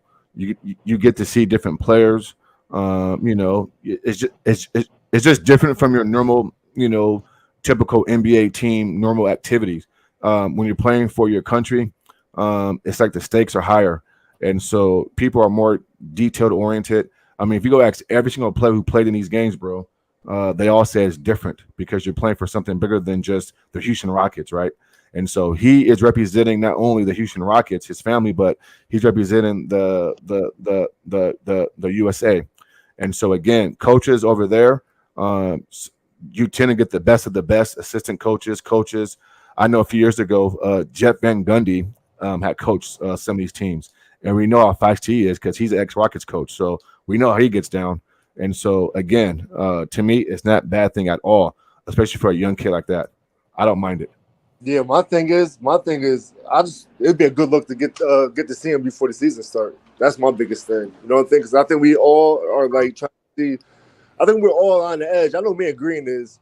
We're all on the edge. Like, if Green ain't gonna show, if he ain't gonna show up this year, he out the door. You know what I'm saying? Like, we're not gonna re-sign him if he's not gonna show that he could be a superstar level because he's gonna demand like a max contract or whatever.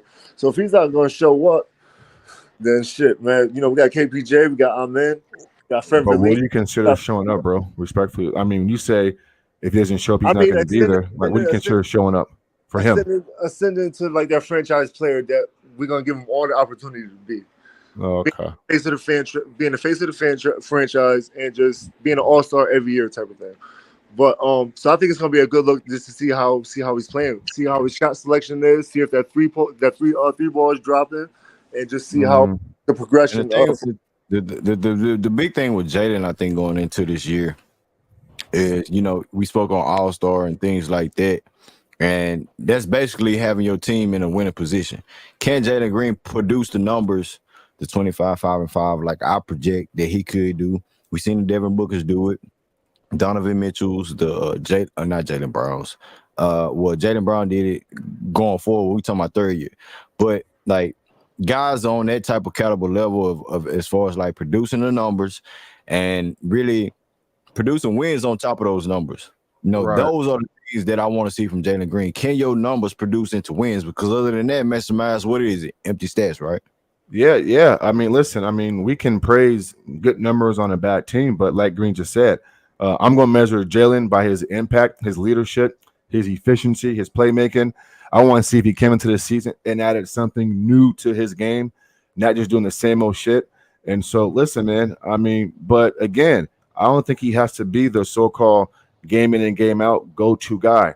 That's why we got guys like Jabari and Fred and other guys. So, listen, I don't want Jalen to get the mindset of it's on me, because it's not on you, bro. This is a team sport, and the way we're constructed is that, yeah, we know that you're the most talented player.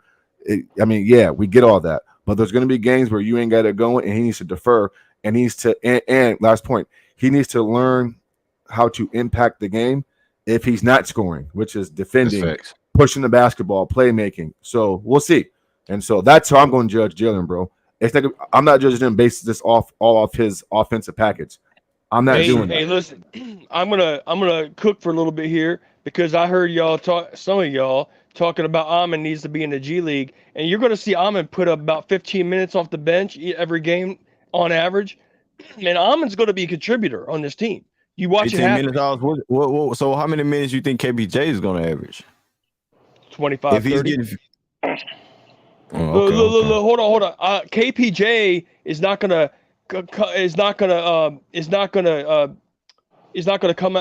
off the bench for Van Vliet.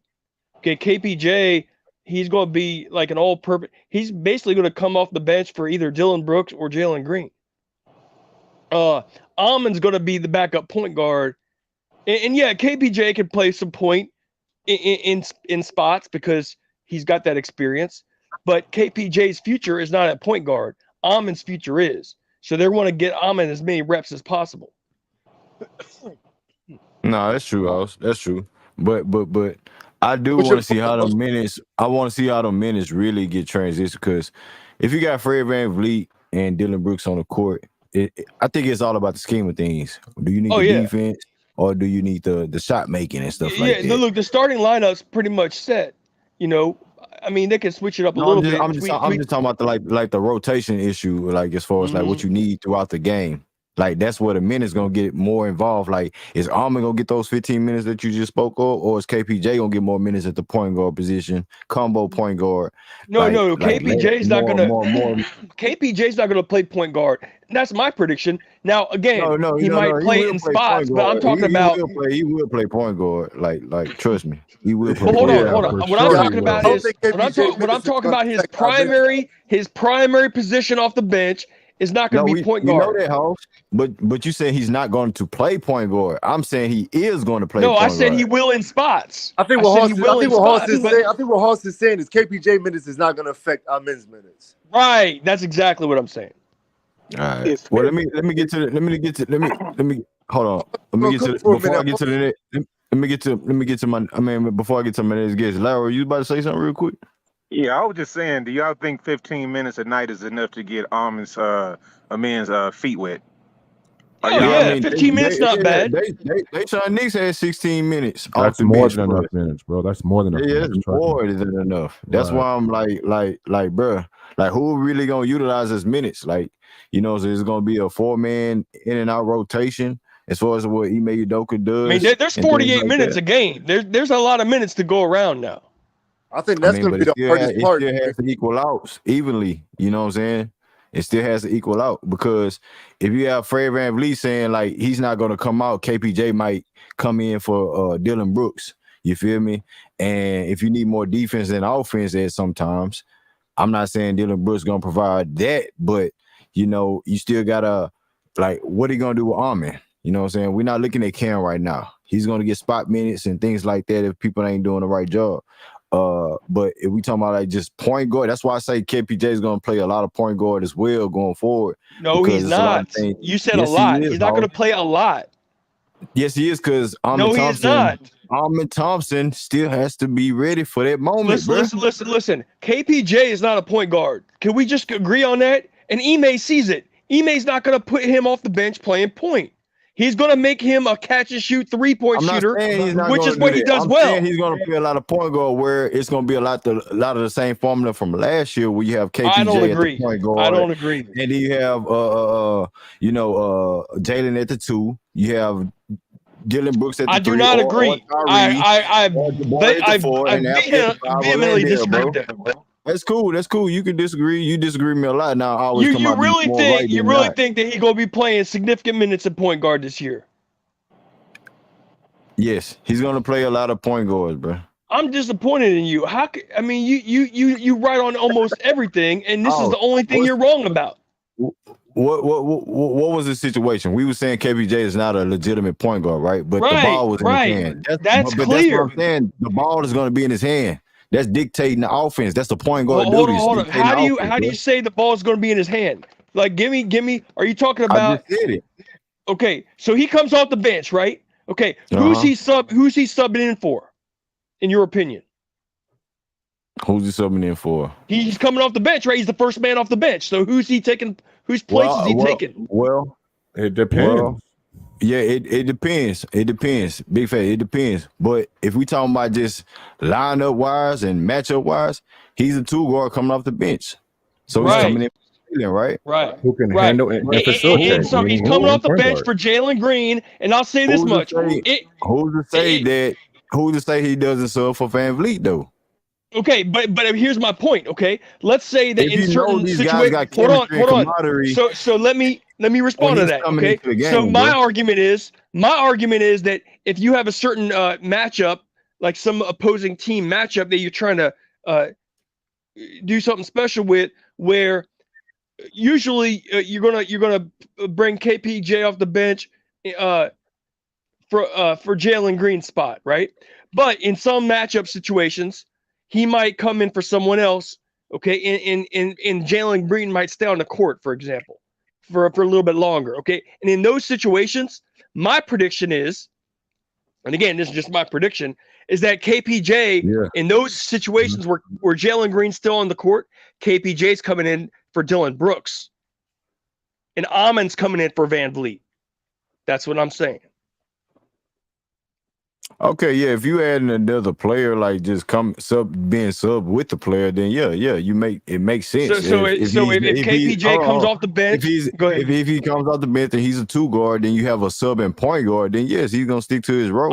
In other words, I think KPJ is going to play the 2 and the 3. House. What I'm saying is, you saying 2 and the 3. I'm saying he's still gonna have point guard duties. Maybe less than 5 minutes a game. Less than 5 minutes a game. He'll be playing 30 minutes a game, but he's only playing 0.5 minutes or less.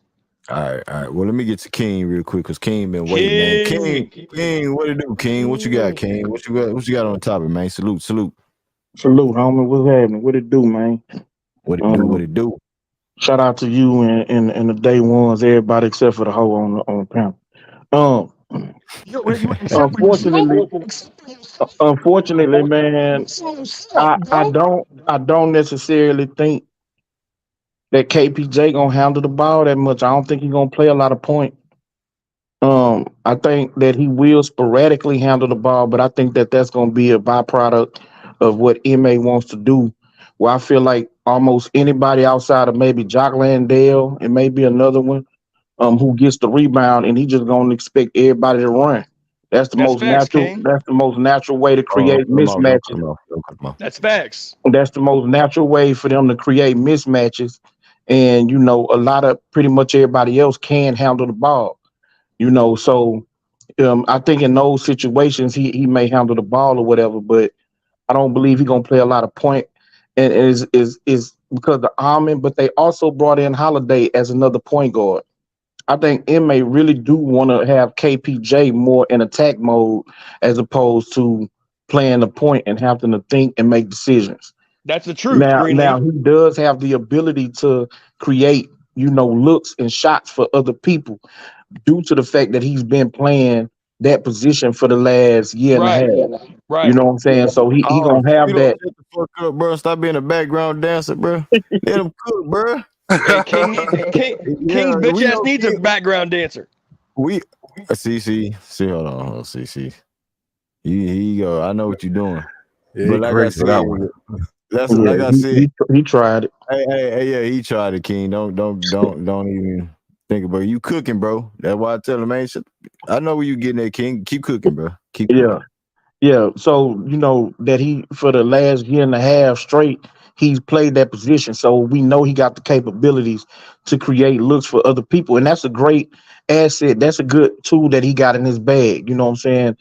He ain't the greatest point guard, but for a two guard or somebody that's possibly playing a three who can pass like he can, that can break down the defense, get 2 feet into the paint, and then dish the ball out. That's a great asset. The more ball handlers and decision makers, distributors that you got on your team, the better for your squad. So I do believe that he's going to have, situations where he's going to be able to create for other people. But I think that MA really wants to have KPJ, Jalen, those guys in attack mode. You know what I'm saying? And less thinking and just playing off instinct, playing off what the defense is doing and taking what the defense gives. You know what I'm saying? But I am Nah, I gonna feel say you. this, I feel man. you. I am gonna say this. I'm keeping receipts. I'm keeping receipts for everybody on every panel, in every article, everybody that I hear downgrading Jalen Green, trying to say that this person is better, that person's better, this person's the future, that person's the future. Jalen Green on his way out. If he don't do this, then he gone. If he don't do that, I'm keeping receipts, man. Understand that. So when I come to Yeah. capitating people next season, I don't want nobody acting like I'm going off the rails on them, because Hey, it's too King. much, cap going on Jalen. People acting like Jalen Green is a bum. I'm telling you, bro, they show more love to Jay Sean Tate than I'm hearing for Jalen Green, and I'm keeping receipts, man. Understand that. Hey, King, since you on Jalen Green, you know what I'm saying? What's your three expectations? Because I see on the board 17 points per game, 22 points per game. He taking a leap every year. And I think Ime Udoka is gonna let him be accountable and be responsible of this team's success. Because, like I said, Mr. Miles and Rich, everybody on the panels, we all said like, hey, he has to take that leap, and his numbers now has to mean something. How you feel about what you think his leap should be as far as this team going forward? Like as being successful as far as him being the face of the team, bro. Well, look, I see it as Udoka. This is just my opinion. I could be wrong, but my opinion is Udoka sees Jalen as his version of Jason Tatum on the Rockets. I believe he gonna challenge Jalen. He gonna challenge Jalen to be better on defense, to be locked in on defense, but also to step his game up offensively, to take better shots, to be aggressive, and to show what type of player that he has the potential of being. I really being with you now. 5 assists, I don't know, but Mhm. I definitely believe that he can get on the boards and give you around 5 rebounds. I definitely believe he can get 25, 26 points. And people Mhm. automatically think that when you say 25, 26, 27 points, that he taking 20 shots. Nah, I just think that his efficiency can get better. He can get to the free throw line more. He started really at the end of last year and the year before of getting into the mid range. I think that he gonna make that a healthy part of his diet, where he going to hit boards from the mid range and not just be launching threes. I believe that he going to take the next step and solidify himself as the best player on this team, the face of the franchise, and as a two guard that's coming. And, You know what I'm and King, saying? you know King, what I I'm don't know if saying? you. It's, Go ahead, Green. go ahead, Javon. No, I go was ahead, gonna say, go ahead, I G. don't know if you listen to me, but I always said I think Green is due for MVP season next year. I Yeah, said that. yeah. So I know. I heard you, bro. I wasn't okay. coming. Yeah, I heard you say that. Oh, yes, yes. So I Hey, think he's due for MVP season. But what I think with me, well, I'm not gonna speak for Green, but my thing is we're giving him all the keys to be the franchise player. But if he's not gonna show up, we can't just keep just having him around and having him around. So like Green just pointed out, he is improving every year, but his shot selection is terrible. You know what I'm saying? Now it's on the taking season. Anybody can put 24 points up when you taking, you know what I mean? When you got the keys and you just doing whatever. Just to get back real quick to that one shit, Green, is I think that's going to be the hardest thing of it all is Udoka and balancing the minutes for these players because we legit 10 deep. If you Okay. include Lindell and but where I think we can get minutes at, I think Jeff Green is going to be at the end of the bench. I don't think he's going to see no. Yeah, I said that before too, Javon. I think Jeff Green is not necessarily gonna get a ton of minutes. Yeah, I think he's gonna get the same type of production from what you seen from Denver. You know what I'm Right. saying? You get the minutes where you throw him out there and he does the good things. We seen it before in Houston. You know what I'm saying? Where you use him at big moments, he making big shots, he's doing the right things and things like that. And he's really out there to be in these guys like Jabari Smith and Tyree Eason and and Cam Whitmore's ears, even LP to a certain degree ear, where you got to be in the right spots at the right moments. He's one of those vets that we always preach about. Like young teams need these vets that are and we want to see from these young guys, are they coachable? Are they what I'm saying, willing to open their ears up to these veterans that put in the work before them? The Rockets that we dealing with right now, they don't know how to win games consistently. They can get riled up for a game and produce and put up the numbers. But when I go back to like a Jalen Green, he averaged 17 points, right? With the ball not in his hands his rookie year.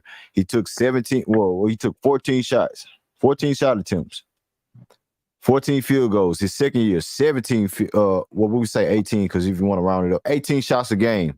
He averaged 22 points. I want to see a 25 points per game on 16, 17 shots, 3-point percentage go up, but you more aggressive going to the free throw line, the free throw attempts, and just using your scoring ability to help your teammates out. Now, I want to compare the numbers to a Ja Morant because I look at the Memphis Grizzlies team and the Denver Nuggets to a sample size, because as far as like dealing with the Jabari Smith, the Jalen Green, and Alp, the core three, the big core three of the team, right? Going forward, you want to compare those type of players. But I look at Jalen Green as a better scorer going forward than Ja Morant because he's taller, he's bigger, he's a better shooter. He's not necessarily a point guard. That's where you got Fred VanVleet for to make those decisions. Jalen Green has to be just a formidable two guard and utilize his talents to a certain degree. So I think Jalen Green can be a better defender than Ja Morant. You know what I'm saying? And Dylan Brooks is going to help him. People don't look at Van Vliet as a defensive guy or defensive guard, but I look at him as a smart individual player as far as on the defensive end. He's not out there getting cooked by everybody out there on the court. You It's gonna dip. know, No, he's a good you know, he's a good defender, bro. He was yeah. one vote shy of making second team all defense. I Wow. think See, he's I didn't know that, King. underestimated. I didn't know that. Yeah, I yeah, didn't know that. he's underestimated, bro, by people who don't like. We not Raptors fans, so we don't watch all their games to know. But he's underrated, bro, as a defender. He's been top 5 in deflections for the last couple of years. He really is a dog on defense. Yeah, what I see from Van Vliet, he scores the bucket and then he's picking up his man in full court. 94 feet. Yeah. 94 feet. So that's what I get. And that's what Ime Udoka, when we seen last year was like that. Marcus Smart to a certain degree. You know what I'm saying? Elevate him to a defensive player of the year at the guard position, which was new for the NBA. I know people don't really rock with Marcus Smart with his antics and stuff, but you can say the same thing about Draymond Green and with his antics as far as like defensive on the court. He has antics, he flops, he does things to get in the other guy's head, and that's what Marcus Smart did. And when you have Ime Udoka and you guys, not just Marcus Smart, because he got an accolade from it. Jason Tatum winning conference finals MVP. Jaylen Brown getting known as a better player overall than Jason Tatum till he got exposed without Ime Udoka. But that's another deal. But what I'm trying to say is like Ime Udoka will transition these guys to another level, but it's still up on these players to really prove themselves under Ime Udoka in this next season coming up. Hey, I Hey, got a hey, question. I got a question. Mr. Miles, you hear that? King's on your ass. I got a question, man. Mr. Mass feel like house. Go ahead, Hey, King. What you Mr. got? Miles, King's on your ass. So What I you got, wonder, King? I wonder if anybody could tell me where the Denver Nuggets would be, had they really kind of listened to the masses or the fan base when they was Facts. talking about getting rid of Jamal Murray. That's a great When point. after his first, couple of years, he wasn't what everybody wanted him to be. That's a Or very good or point. or where would Phoenix have been if they had listened to everybody saying, "Oh, he's just getting a bunch of empty stats because he putting up a bunch of shots." At the end of the day, Mhm. J Dog done said this a lot. You done said this a lot. You got to give these guys time. You know what I'm saying? I don't know what this arbitrary, window where people are saying, "Oh, well, if he ain't this in year 2, if he ain't that in year 3, then he need to go." Now, bro, you know what I'm saying? Like at the end of the day, Right. that young man is extremely talented. We've seen flashes of greatness from him. Now it's just about him growing as a player and becoming consistent. Where night in, night out, we can depend on him giving us a certain level of performance. And the fan base has to try and be patient, and understand that and support these guys when they going through their ups and downs and they bumps and bruises, because that's what it's gonna be. Every player ain't gonna come out, LeBron or KD or Shaq, you know what I'm saying, as rookies and just outright dominate. Some players, it take a little bit of time for them to reach, their potential. So as a Facts, fan base, we facts. need to be patient and understand that, and just support these guys and stop trying to ship every guy out the door because he ain't, doing what you think he should be doing in the first 2 years of his career. Like harping on his field goal percentage in year 2 is outlandish to me, bro. It's outlandish, especially he wasn't under Greg Popovich. He wasn't under Spoelstra. He wasn't under Like he didn't have that type of coaching staff or structure, and level of discipline and accountability being put on his shoulders, from the gate. He got dropped into a situation where he's on a very young rebuilding team with no vets to try and steer him in the right direction. The fan base needs to understand that and support the kid. And it ain't just him. I'm talking about Jabari, Tari, all the young guys on this team, bro. We got to do better as a fan base. Hey man, And King that's could be a general manager in this league. Those were all quality takes right there, bro.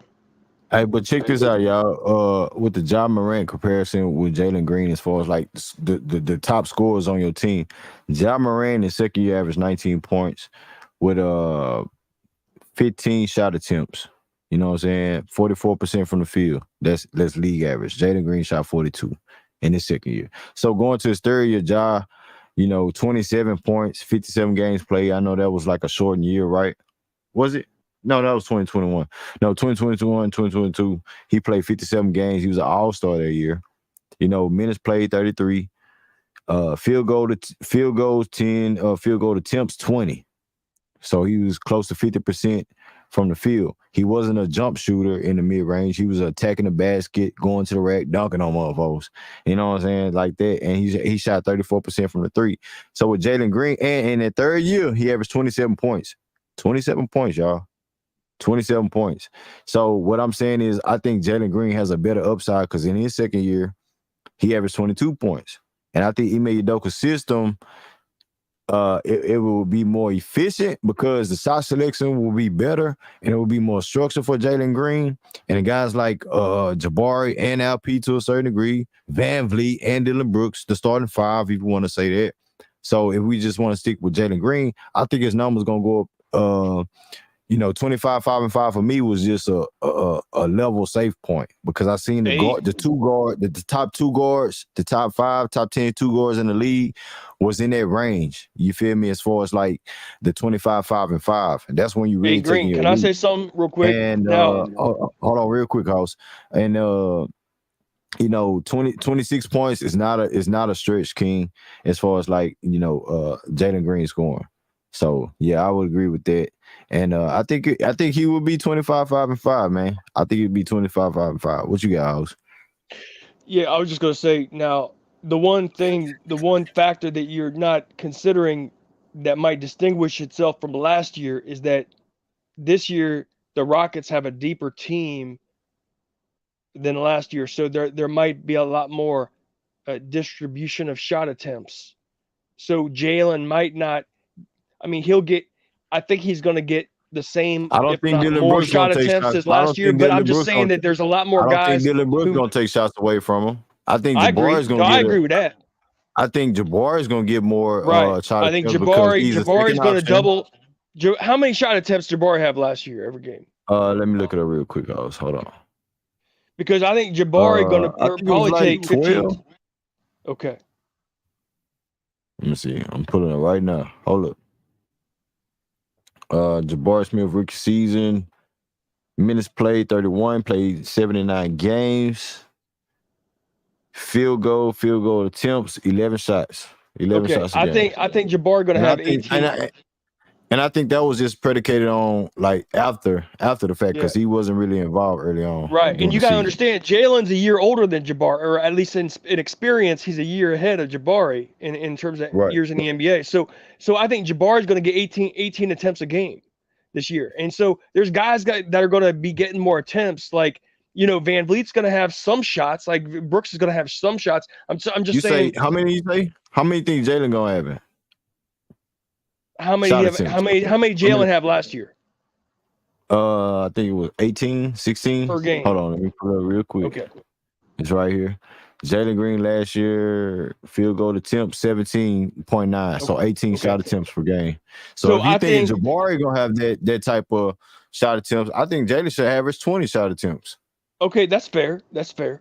If he averaged 20 shot attempts plus his efficiency get better, I think he could average 25. I think that's reasonable. I'm just saying that you got a deep squad now with a lot of guys who can The shot spread around the shot collections, attempts. minutes, and things like that is gonna get involved. I get it, House. I get it. It's gonna be tough. And That's why we looking at Ime Ime, Udoka. Do you think Ime Udoka can handle that though? The separation well, of look, minutes. here's the point. I think if Ime's offensive system is about moving the ball, then you won't see 20. You'll see maybe 18. So maybe it's like Jalen has 18 a game and Jabari had like 16 or 16 and a half, something like that. I think that's about reasonable, right? So Jalen 18, Jabari 16, something like that. And if you're moving the ball around to kind of spread the defense and tire the defense out, I think that you're going to have a lot of guys getting shot attempts across the board. And just, if Van Fleet gets 5 attempts a game and Brooks gets 5 attempts a game, that's still attempts that are taken away from Jalen. So I'm just saying, last year you didn't have as deep a team, so Jalen is the only guy who's there to score on demand. Now you have a lot more guys, even off the bench. You got guys coming off the bench. I think saying the mindset. I believe, and I'm gonna ask King a question. I think that Van Vliet will come into this system and organization where he's not just trying to get his numbers up, trying to be an all-star. I think he's going to try to elevate Jalen Green into being that player. So he's going to take the shots. There's no question. He's going to take the shots that's crucial and there's more high IQ shots. You feel what I'm saying? He'll get like 5 or 6 attempts a game, but same as Brooks, he'll get 5 or 6 attempts a game. But see, that's 12 or 13 right there, attempts taken away from your all-star caliber, potential player, Jalen. And let me say one final thing. Rich, I think if one final thing, let me say one final thing, and you can get off King's question. I think that the challenge for Jalen is to be all NBA. At least just try to make third team. Because if Shai Gilgeous-Alexander can make first team All NBA, I think Jalen has a potential to make third team All NBA. That's all I'll say. Gotcha. Hey King, Rich, Laro, Coach, y'all there? Yeah, I'm here, bro. I'm here, bro. Yeah. Okay, bet. Hey King, I'm gonna ask you this, and then everybody else can feed off of this. As far as I know we've been cooking on Jalen Green as far as this year 2 project. I mean, not year 2, year 3 projection. But Jabari Smith, man, what is his ceiling in year 2? Is it 20 and 10, 17 and 10? I'm looking at doubles, bro. How do you feel, King, going forward? As far as like, I feel like he's a second option as a lead, as an option player. And 17, 18, and 10 is what I'm looking at from Jabari. How y'all feel about that? And what's your projection about Jabari? Yeah, I'm sort of with you. I'm around that range, 16, 17, and 10, because I believe. Well, number one, I believe Udoka is gonna try and keep everybody at 30 minutes or less to keep everybody fresh. But I do believe that Jabbar is gonna play at least 10 minutes at the five. Mm. And so I I Mm. believe I believe that he can get to, between 16, 17, and 10 um on his average for this season, and just be an overall wrecking ball on the defensive end. As far as being a cleanup man at the rim, they're gonna do a lot of switching, I believe. Um, and so being able to defend smaller guys out on the perimeter and stuff like that. So I do believe that Jabbar is going to be another guy that take a step. But I honestly believe that all of our young guys are going to take somewhat of a step this year on both ends of the court. You know what I'm saying? We not on the LP is everything to the Rockets train, but I do believe that Udoka's gonna find ways to use him and keep him involved, you know what I'm saying, and use his skill set as a post up player and as a passer, and to try and get him better situated defensively where he's not a net negative on the defensive end. So yeah, bro, I think Jabbar is gonna take a step this year, along with pretty much all of our young guys who've been here for 2 or 3 years already. So yeah, I'm right there. I'm right there. My numbers is in line with yours, bro.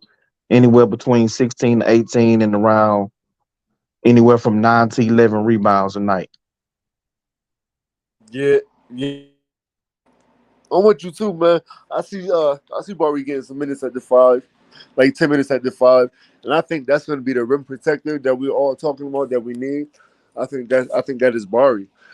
Even at the four, he could be a weak side defender that comes around and be a rim protector. But NBA, it's a lot of small ball fives. There's a lot of them, so I can see him getting valuable minutes at the five, and then also that stretches out for the rest of the team to get more to spread more minutes around. Because Landell really he don't need a lot of minutes. I mean he needs minutes, but that's somebody you can cut back if Barry is producing at that center spot. You know what I mean? We're not paying him that much, so then you can bring Tari up at the four and then keep Dylan Brooks at the three. So that can spread more minutes around. So yeah, I see Barry at the five. Certain, not a lot, but like you said, 10 to 12 minutes, depending on the matchups. And yeah, hey, let me jump in. Me myself, man, I think I'd be disappointed with anything that's less than 17 and 10 from Jabari this year. I would actually be disappointed. So I like 17 and 10. And one more thing, I think with Jalen, I don't think he needs more shots next year. I just think with the efficiency, hopefully it'll go up. And if he worked on this game, finish it through contact, his average will go up because I mean he probably should get to the free throw line a whole lot more than he did last year. So just looking forward to it, bro. Yeah, I'm right there with y'all too with the 17 and 10. That's just next year, but I can see in his prime, I can see him up there at 23, 23, 24, and 11 at his He prime. gonna be he gonna be a double machine because he's so active and aggressive, and defense is I like for Jabari. How I look at him, he likes defense. He likes taking a challenge. So that's cleaning the glass, recovering, and things like that. So he's gonna be one of those 20 and 10 guys going forward. Hey, I hey, think like Green, in his natural prime form, he's gonna be one of those guys. can I just say, what impressed me the most watching Jabari in the summer league? Mm-hmm. The man's footwork. The man has some impressive footwork out there. Real talk. On offense You and know, defense. for me, it's all about getting to his spots, and was it back to the basket, turn around, pull up, fade away, and one dribble, pull up, two dribble, pull up, get into the rack. Those are the things that's going to get Jabari to another level, and when he knows how to get to his spots, when it's bread and butter for him. All those 8 3-point shot attempts when you want, or 2 for 8 and stuff like that. Once you go 2 for 5, 2 for 6, you have to start getting to the element of attacking the basket. You know what I'm saying? Playing more defense than offense. You know what I'm saying? Because your shot not there. But not saying that you shouldn't still take those shots. You know, that's why I say it's a difference between being a first, second option, and third option. Then throughout the game, where when the coaches implement things where it's a team oriented thing, like, okay, you're not on Jabari. I need you to play defense. We run on the floor, grab the rebound, go to the basket. Do that pull up dribble you utilize and you shown. Those are the things like Jabari and Jalen gonna get into their own repertoire of things like how they handle business on the court. But overall, you know, I just still believe that Jabari can be a good two-way player at 6'11". His wingspan is crazy. And, you know, it's just the Ime Udoka way, bro. Like, just think if what Jason Tatum and Jaylen Brown would be if they had Ime Udoka and not Brad Stevens, who was a Steven Silas to a certain degree, but he was on another level as a head coach coming in. You feel me? Like, he understood young guys and he understood coaching when he came into Boston. But when Ime Udoka came into Boston, it was more of a umph into it where he mean business. He was standing on business like, hey, bro, okay, I'm gonna let y'all get away with this stuff in the first half of the season. But when it's time for me to, for y'all to really predicate y'all game and into my system, my scheme of things, then look what happened. First team, one of the best teams in the NBA in offense and defense after All-Star break. So when you got a young core and a young group that like the Rockets with 22 games won in the season, and you know, you just trying to build a culture, build an infrastructure of, you know, the new NBA. Ime Udoka was a perfect situation for these guys because we was a young team that was misguided to a certain degree. And they don't need that type of sympathy points where, hey, I'm gonna hold your hand. No. Ime Udoka say, hey, we need this. Hey, you gotta handle it. Practice is gonna be a battlefield in practice. Nobody spot guaranteed. That's a tactic. You making all your players think. Whether you're a number 2 pick or you're a 30 pick from Raphael Stone selections and the Rockets organization selection. It doesn't matter. You're gonna have to compete for your position, not just in a starting role. Because I can start you, but that don't mean I'm gonna finish. That don't mean you're gonna have starters minutes if you're a starter. That don't mean that at all. I just need you for your energy. And I think Ime Udoka really understand players' mindsets. He come from the Popovich tree, bro, so he understands the game. He hasn't missed the playoffs as a coach in his career. So at the same time, it's a different element when we stepping into that new Houston Rockets formula, new Houston Rockets culture. So I hope these dudes get ready, and I hope all our players are ready for this moment because we're going to criticize. We're going to give them constructive criticism at the end of the day. You feel me? Like, I said it before again. I'm saying it continuously. I don't care if we do have Ime Udoka. I respect him to the fullest. But I still got a platform, and I'm going to criticize of things that how he handled the substitution and things like that because going forward, it shouldn't be no excuses. It shouldn't be no type of dictatorship of what we see Ime Udoka 3 years into his contract with the Rockets. Because playoffs is expected going forward, bro. It's expected. I'm not trying to live in these dark days no more. I'd rather cover other teams and talk about them. I know basketball.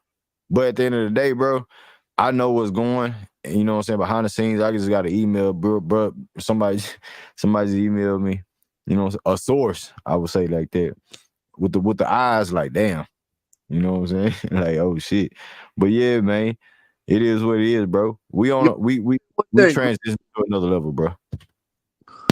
Definitely, you're definitely right with that Udoka, because I mean we're all high on him, but really, man, he has proven shit. He has been an assistant coach and he's under that pop tree, but he got that Boston team. That Boston team was already made. So I mean, it's still a little bit of doubts on if he can do it with a real team or a different team, up and coming team. So that is there, but I don't have no doubts, me personally.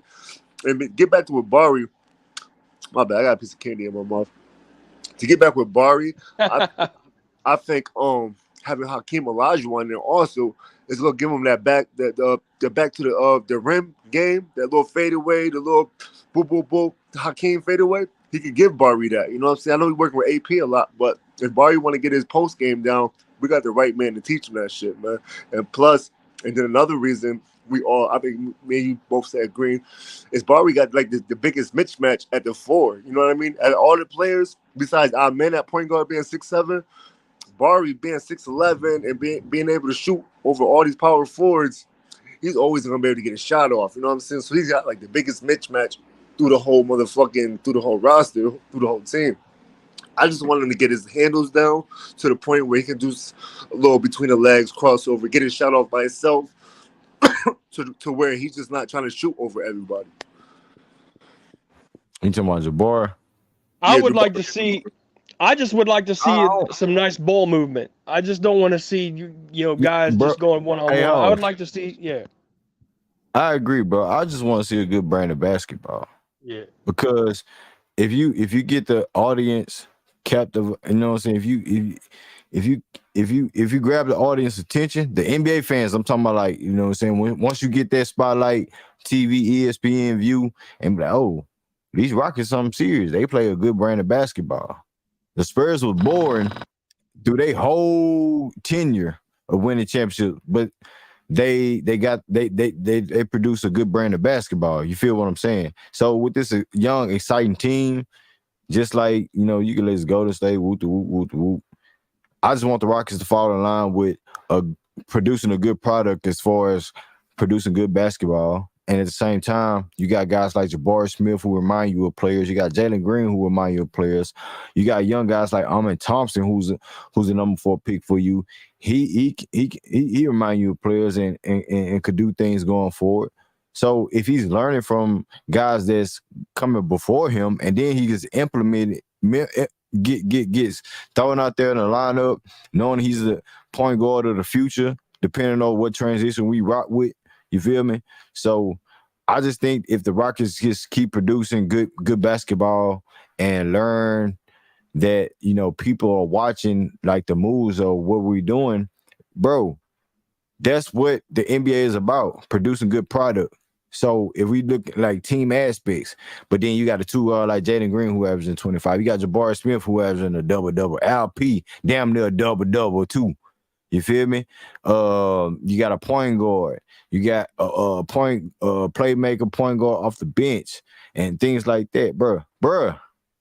The wins have to come next. That's what I'm saying. The wins does have to come next. And at the end of the day, man, salute to the chat too. Y'all get the likes up, man. Subscribe to the channel if you're new. If you haven't, hit the like button. And if you're a part of the channel, hit the like button, man. Y'all know what it is, man. Do we got 30 likes, man? Do we have 30 likes on the board? Hold on, let me check it out. I don't want the family. I don't want the people to be slipping. Okay, we got 36 likes on the dot. Y'all know my motto. 100 likes, man. 100 likes. Ain't no way you could do over 500 views and not get over 500 likes, man. That don't make no sense. That don't make no sense to me. No, that's a fact. But Green, to what you were saying, I never thought that San Antonio was a boring brand of basketball. I love the way that they played basketball. They didn't have no flashy dunks or logo threes, like the Golden State Warriors had, but they ball movement, they execution, they defense, the unselfishness of their star players. I love the way San Antonio played, bro. But see, King, you know what I'm saying? Like 10 years ago, when I was in my younger days, I would say that. You know what I'm saying? That's why I say that's probably one of the last time we seen them really win championships and things like that in 2014. And like that was the stigma of goddamn San Antonio. They bored as hell. Right. The city Right. bored as hell. Yeah, Tim Duncan bored as hell. Mono Ginobili, he'll do some exciting things. Tony Park, like the whole thing. Popovich boring as hell, but at the same time, they produced winning basketball. It was a good brand of basketball, but That's to the average, to the casuals, it would like at the time, like I was. You know what I'm saying? Just wanted to look at the high, like the nigga dunking on him, Right. like this, like that. Hey, Green, I think I got a good analogy. Produce good basketball. You know what I'm saying? It's like watching. Okay, yeah, go ahead. No, go. Yeah, I was gonna say it's like watching Floyd Mayweather. if you're a casual, you might not be so entertained, but if you're actually a real fan of boxing, Yes. Yes, and then sir. you're going to be very excited and impressed with how Right. how he The does his work. execution. He, I fact. disagree. I disagree. I disagree with that. Uh-oh. As far as boxing, I'm a Oh, boxing okay. fanatic. Okay. I'm a So what boxing you think? fanatic, What you but think of Floyd then? What you think of Floyd? I wasn't a fan of Floyd because Okay. Okay. it was too much one punch, two punch. You know what I'm saying? Throughout the But whole but what fight, about but I what didn't about the boy? mind. Go ahead. Go ahead. I'm sorry. I didn't mind his attention to detail and defense, and so I do believe at the end of the day he's one of the greatest fighters of all time. He's one of the greatest defensive fighters of all time. But I wasn't a fan of Floyd. I was a fan of Pacquiao, a fan of Sugar Ray. You know, guys who like Sugar Ray was a defensive fighter, but he'll actually engage with his opponent, you know what I'm saying, and make them have to defend against him, you know, and not just looking to outpoint guys. Now I'm gonna say this: Floyd had two different careers. Pretty Boy Floyd Pretty. was I was just more going to bring up Pretty Boy. Pretty Yeah. Pretty well Boy Floyd. Floyd Pretty was well more Floyd. yeah, he was more my style. I liked him then. Money Mayweather, you know, towards the back end, you know, when he was fighting He Oscar was De La picking, Hoya yeah, and he was them, picking his that's when team, yeah. yeah, I wasn't as big of a fan of him then, bro. Right. See, I understand what you're saying, but let me just put out a little bit of sugar to flavor this up a little bit. When he was Pretty Boy Floyd, like the one fight that sticks in my mind is that Corrales fight because he came out swinging in that fight. Like another one that you could say wasn't just a one punch here, like Ricky Hatton. He took it to Ricky Hatton. He also took it to who's that Puerto Rican dude? Um, God, oh, what's that Puerto Rican dude? The Miguel Cotto. yeah. He Miguel Cotto. He took it to Miguel Cotto too. So it's just a I agree with you on the whole that he kind of tailed off at the end because he became Money Mayweather and he was looking to prolong his career and not get hit And see, that's the uh, thing. I to want make us to be money. like a But more. let me I finish want us this to off be by like saying that. that I agree Where we with produce some King. good brand of I agree with basketball, King, and let me just finish we this up. produce some excitement too, the entertainment wise as well. Right, Yeah, that's a fact. but just to finish this up, I actually don't have on my Let me all get some J time Dog. boxing list. I don't have Floyd above guys like Sugar Ray Leonard. He's my goat. Okay, I got Tommy Hearns above Floyd Mayweather. I got Marvin Hagler above Floyd Mayweather. So I understand what you're saying, but I'm just talking about you know the technicalities might look boring, but it's there's a science to it. That's all I meant. Gotcha. Hey J Dog, man, what's good, J Dog? J Dog back in What's action. good? What's good? What's good, man? I'm back in action, man. The Broad Street What's up Bully, with it, what it man? do? Yeah. That's Now, what's can I well. just hey Greenleaf? Can I just ask King real quick? Hey, who do you like next week? Do you like Terrence Crawford or you like Errol Spence? We ain't friends like that for you to be asking me no question though. I'm asking you a question, bro. We on a public TV. We on a YouTube stream. You don't have to be my friend. I asked you a motherfucking question, and you're gonna answer it.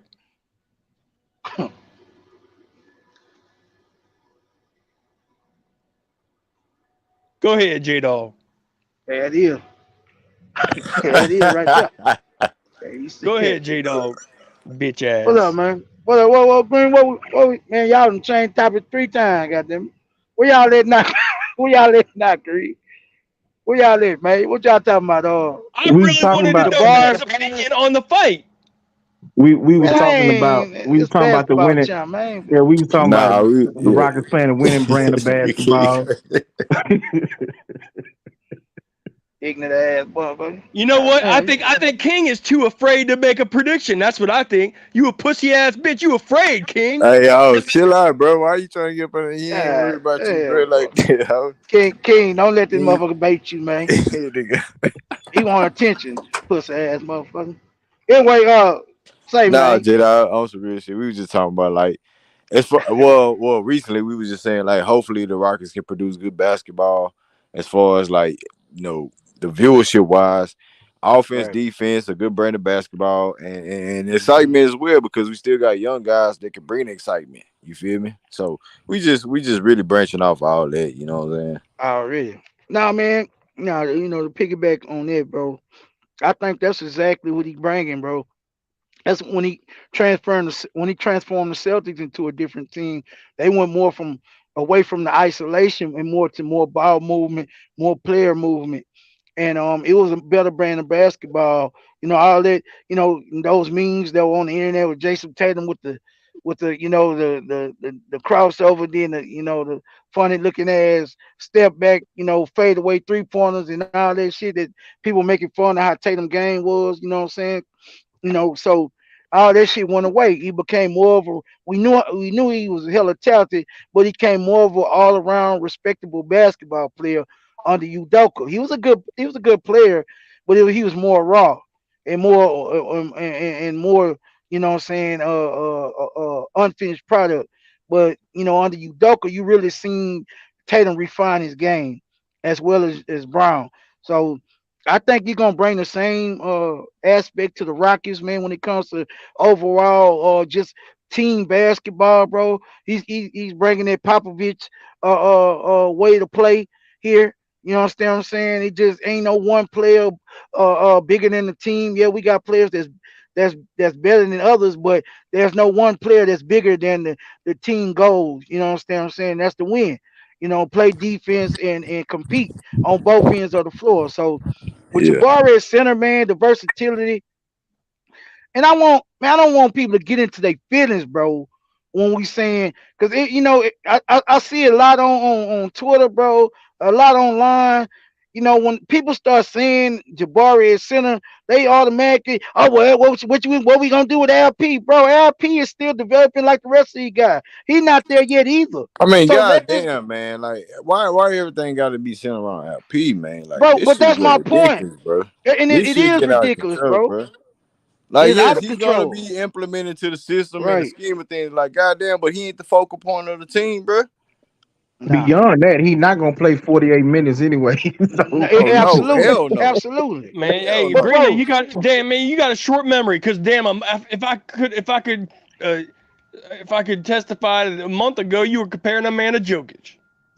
I ain't no, comparing we're him to not Oh. shit. talking about, No, hold on, bro. J Dog, because this motherfucker see, Yeah, I ain't never, I ain't comparing him to nothing.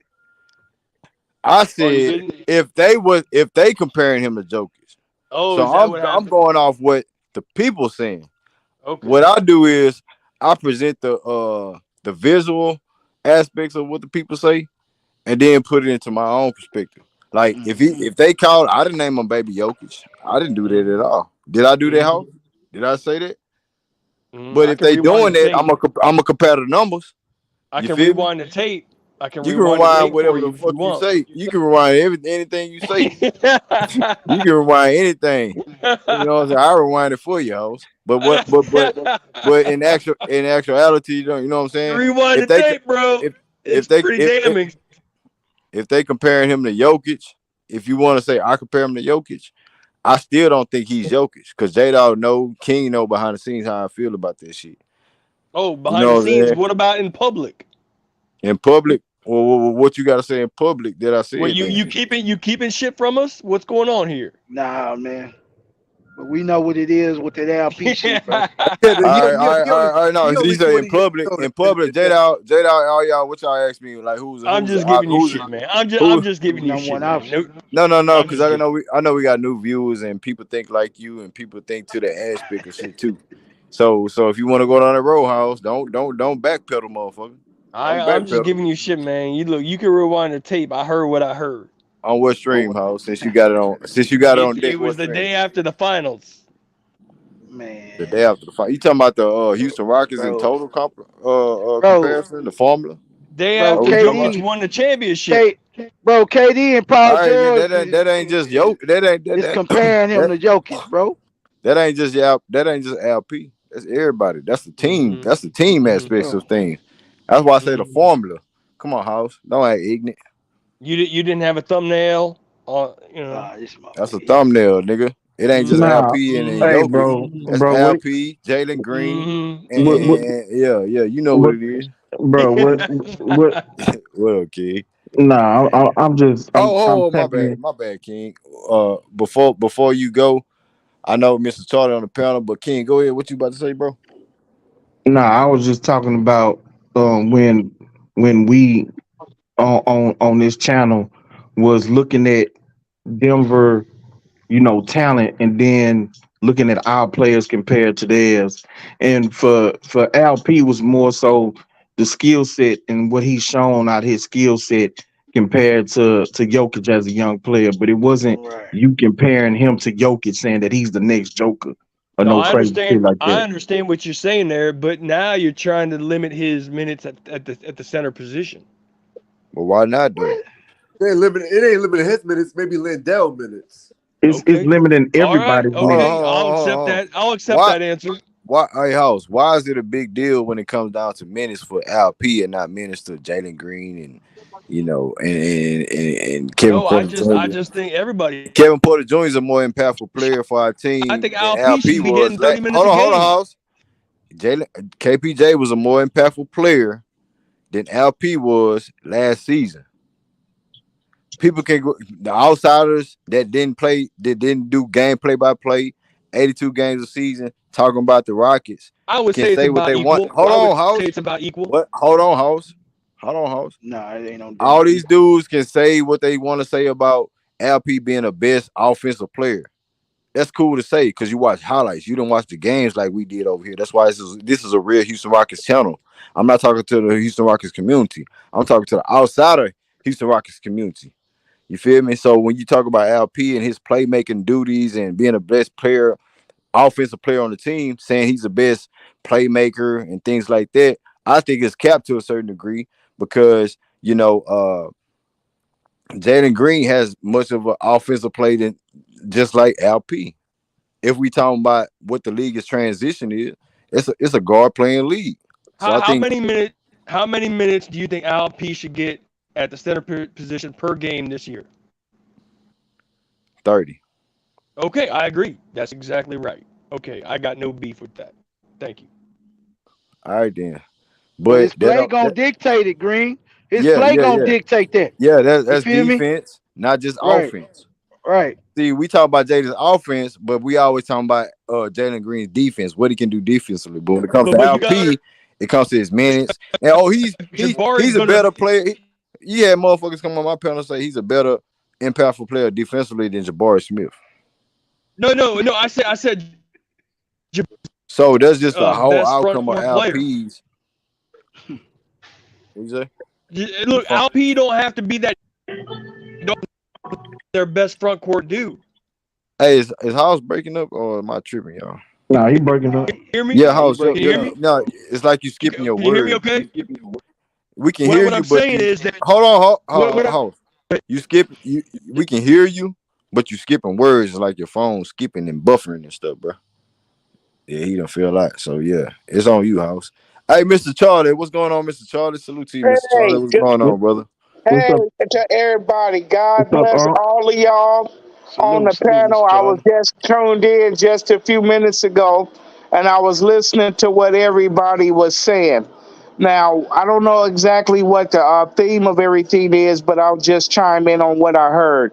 Now, to me, the reason why everybody's been talking about LP like Jokic because they play similar. Both of them can pass the ball pretty good at the center position.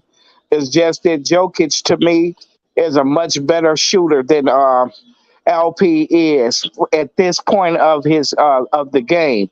Now, as far as the other stuff is concerned, like I say, you know what I'm saying? I love the way y'all all are in there doing what it is that you guys are talking about because everybody on this panel is very, very knowledgeable about the Rockets. We may not agree, as I always say, but we got one thing in common that we love the Rockets. Is one thing about it. Now, again, like I say, I would love for us to all get a chance to go to a game and sit together, and be able to sit back here and celebrate the Rockets, or even turn around and go to do a barbecue. I'm always throw that up until somebody gets ready to turn around and make it happen. Now, the thing about it is another thing, Greenleaf and the rest of the panel. One of my little friends that I met on the line is now a part of your members and stuff. He go by the name is LV, and I'm glad that he got a chance to be able to can join the panel a little bit too. Oh I'm yeah, curious. LV, that was your guy, Mr. Jordan. Oh yeah, Yeah, he that's was on my the panel guy. last game. Okay, And salute to LV. I'm so glad that he's getting a chance. He's like your podcast also. Again, like I said, I just want God to have a part in this because He's going to take you places that we can't take you. So that's Amen, the Yes, other brother. sir. thing that I can Amen. say about it. And that, like I said, Hoss, I like your style. A lot of times you say some things that you're starting to say shit that I like. You know what I'm saying? Okay. Even though you shit on a birthday cake, I'm gonna say I that sure don't too. shit You on a know what I'm birthday saying? cake. But like I said, all jokes aside, man, I do Hmm. love all of y'all. And like I said, let's keep it going, man. You know what I'm saying? Let's keep it going. So I'm gonna Hey, turn it over to everybody, and I'm gonna get up.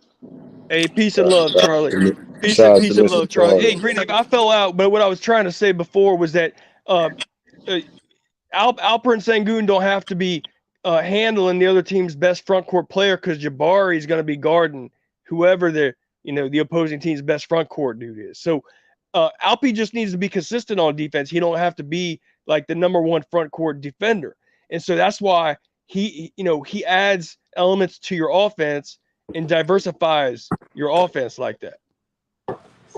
So LP Hey, should still, after you have Yeah, he Red should Van get 30. Vliet, He should get 30 minutes a game. but as far as like dictating the offense, you saying he should get more of the cachet of handling that, dictating the Yeah, offense like I that? think Van Fleet and LP are going to play off each other real well. I like that.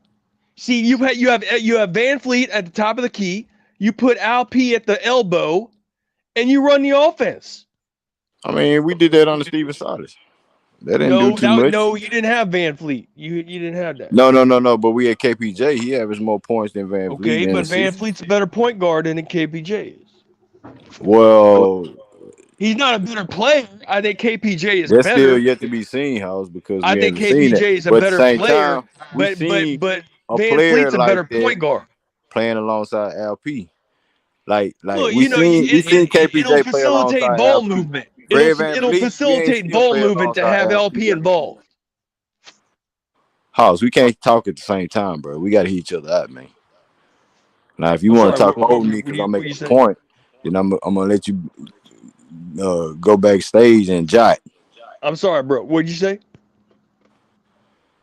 LP is not going to be the main focal point of offense. Period.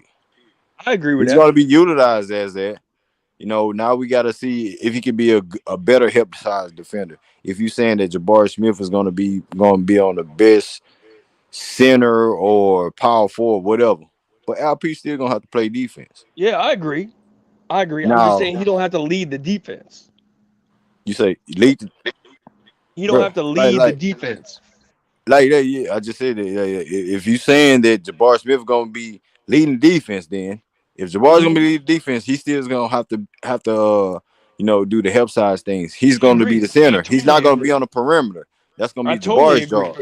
I So totally agree. if LP is getting lost in the sauce again, then you can move his ass to the bench, bring in Jock Landale, and then he's going to be That's the wrong that solution. That's the wrong he's solution. going to If he gets he's going to produce different type of no aspects Greenleaf, because if he he gets does lost in the pretty much. sauce on defense, then you get in the film room and you correct that shit, and then you put him out there again. You don't just bench the dude. This is how you learn to play. This is how you learn to play team defense in the NBA. You make mistakes, and then you get in the film room, and then you improve. Well, all these guys really didn't need that. Right. Then if that's the case, That goes for everybody. all right. See, So I why think is it a big deal with LP going to the bench, then or having 30 minutes per game? Why KPJ can't have more minutes than that? And No, not I just think saying they like should you all said have it or 30 we minutes said a it. game. I'm just saying. KPJ is a more impactful player last year than Jalen Green and LP. That's not true. It's not true. That's not true. Why is it not true, huh? because of turnovers and so Point Alperen guards make Sengun. turnovers. Russell I Westbrook agree. average I turnovers. agree. James Harden average turnovers. Chris Okay, Paul's a point let me put guard. it this way: assist to Point guards turnover. in this league average turnovers. So you talking about a dude Okay, who's told to be a point guard when he's okay. a Let me natural say it scorer. differently then. Let me say it Hold on, different then. hold on. Let me make a point. So you talking about a dude who's asked to play a point guard, and he averaged 19 points per game. Could average 25 if he wanted to. He averaged what 7 assists a game, 6 assists a game, and you talking about his turnovers. Yeah, it's a big deal. But how big of a deal is the turnovers than the LP when he had that moment? Jalen Green, Fred Van Vliet when he was in Toronto. Like, bro, you're gonna have turnovers when you have a bigger responsibility. That Well, let me happens say when it you have the ball differently in your then. hand. Not don't look at turnovers then. Look at assist to turnover ratio. Okay, KPJ Mhm. wasn't that great in that department. But now what I'm trying to tell you is that they all do something different. They all that means they all play well together. They diversify each other. Okay, so uh so KPJ's better scorer than LP, and he's a, you know, perhaps a slightly better playmaker. Okay, but Alperen Sengun's a better rebounder Because he's a big man. He's not on the perimeter. He's in I the post. but we So he's don't gonna average more but that rebounds. He's gonna be a better. but Is he a that's better rebounder than Jabari but that Smith? what that, you're making my point. I'm saying they do things How I'm different. making They your do what am I different making your you things. keep saying I'm making your point. What is your point? I'm saying they You talking do about making different your point. things. They do I'm just different rebutting things. what you saying. I ain't making your point. I'm rebutting what you saying. What I'm I saying don't is even know they your do point. different things out there and they have different roles. And I'm saying in their roles they were about You equal niggas did in terms of impact. Yeah, he is, motherfucker. You don't know what you're talking about. Hold on, J Dog. You think that KPJ had a bigger impact than Alperen Sengun last year? I'm talking about He, overall impact. I'm not talking he about did, one bro. category. I'm talking about overall Bro, impact. bro. Teams game I think it's plan. about They, equal. well, look, We man. had I'm not 20 finna game talk. sample size of LP being out I'm there, not. man. That shit We was had horrible.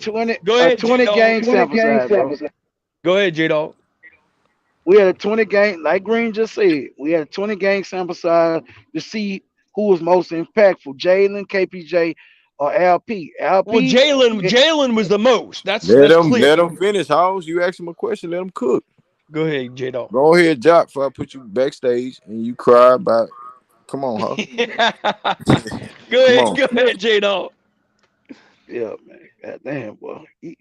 Yeah, yeah. So we had 20 game sample size when KPJ got hurt. Okay, you people could you could use the argument, well, we were losing with KPJ, but we were competent at offensively. We didn't have a game where we just looked like we couldn't score the rock at all.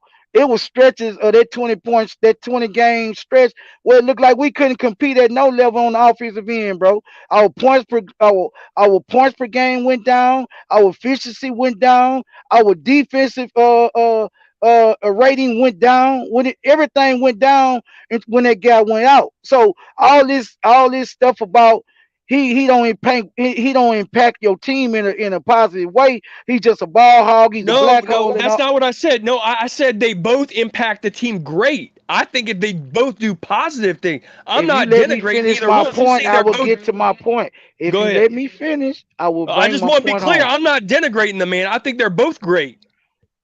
What you okay? Cool. That's fine. All right. This the I thing. just want to know your opinion. Who had more impact, Kevin Porter or Alperen Oh Sengun? God Hey, damn. What's the what? answer? Hey, It's a how one much? word. It's a one Hey, word question. say, hey, how much Adderall you digest today, motherfucker? Cause you Hey, I'm cannot asking keep you your a question. goddamn. I'm You asking you a cannot stay question. focused and I'm shut the asking you fuck a up. question. 10 seconds, bro. You got I'm asking you a issues, man. question. Who had a bigger impact? Bro, Go ahead, thank you. Now, yeah, you appreciate you, tripping, man. man. Appreciate you, bro. Okay, within that 20 game, I just went on my diatribe, but within that 20 game stretch, bro, you understood that without KPJ on the floor, bro, we could not get into no assemblies of any offense that was competent on the NBA level consistently. And you had LP out there, and you still had Jalen out there with Eric Gordon. So that lets you know LP is not the answer. Jalen wasn't the answer. And I'm not saying Kevin Porter Jr. is the answer by himself, but without him, you seen that shit stick out like a sore thumb when it came to their out being able to his impact on his team. You feel what I'm saying? You don't want to put that kind of shit on Jabari. Jabari was a rookie. He was just getting into the NBA understanding on how to play at this level. So you don't put that on him. He's not a ball handler. He's a big man. So you definitely don't put that kind of impact on him when it comes to those duties. So it was up to Jalen, LP, and Eric Gordon to a certain degree to try to get this team organized and to look like a competent offense. The team didn't look like a competent offense until KPJ came back. That's disingenuous, J Dog. Okay, well, tell me how I'm wrong, then, King. I'm not saying you wrong. I'm saying it's disingenuous because at the end of the day, if you take Mm-hmm. on a team Uh-huh. with really no structure or whatever, and you take out Right. one of the top two scorers out that lineup, the offense is gonna look bad. If I, Jalen Green missed 20 games, that offense was gonna struggle to score. It was gonna look bad, even with KPJ and LP. We know LP can't really carry the offense like that to be a legitimate 1-2 punch with somebody. what what I'm saying is, you're right, eh? And I'm not saying it like that, bro. I'm saying it's like this. Without KPJ on the court, all the attention was on Jalen and LP. And LP numbers did not improve at not one bit, right? They brought now you got Eric Gordon still on the court. Now Eric Gordon is what I'm saying. You still got Eric Gordon, you still got Jalen Green, and that's why I say you point guard. Everybody was saying LP. I mean that Kevin Porter Jr. can't play point guard and all this type of shit. But bro, for a guy that can't play point guard, he don't have an issue. He know how to initiate offense for our team. We still look competent as a team. You understand what I'm saying? So it's my thing is he get a lot of unfair criticism about what he can't do and what he does in a negative impact that he causes towards this team, but he don't get the credit when it comes to the impact offensively and on the defensive end. No, his defensive rating individual wasn't as good, but as a team defender, and when you talk about closeout minutes of the game, KPJ is good. You understand what I'm saying? His focus throughout the game is the only thing what makes KPJ issue when you talk about long term point guard. You understand what I'm saying? You see it in glimpse. First quarter he might be focused. Second quarter he might be unfocused. Third quarter he might be unfocused. Fourth quarter he locked back in. He make big shots. He get big steals and he assists well. So it's those in between glimpses of his game, the inconsistencies when it comes to him, bro. But that comes with youth, and that comes with being more with the ball being in your hand more and Hey, more. But hey, but when it comes to impact as a team, and I get what you're saying, King. It is somewhat disingenuous. What I'm saying, they're not gonna be better with a second leading score. But I'm saying when we focus on LP going through him, the offense did not look it, bro. It didn't look, bro. I We agree. slow. It didn't look like we knew what the fuck we was doing, bro. And when teams focus on LP, bro, it looked like he looked pedestrian to me a whole lot more than he looked competent. He turned the ball over at a high clip. You feel what I'm saying? He didn't score at a high clip. He didn't rebound at a high clip that you would think he would without KPJ being in there. It was a whole lot of different things that with his game that got showed up. I mean, that got pointed out when KPJ went out. It didn't get better for him. It didn't get hey, better for Jalen hey, Yeah, J either. let me say, Dog. can I But say Hey, hey, something? hey, hey, J Dog. Say something. J Hold Dog, on, can I get?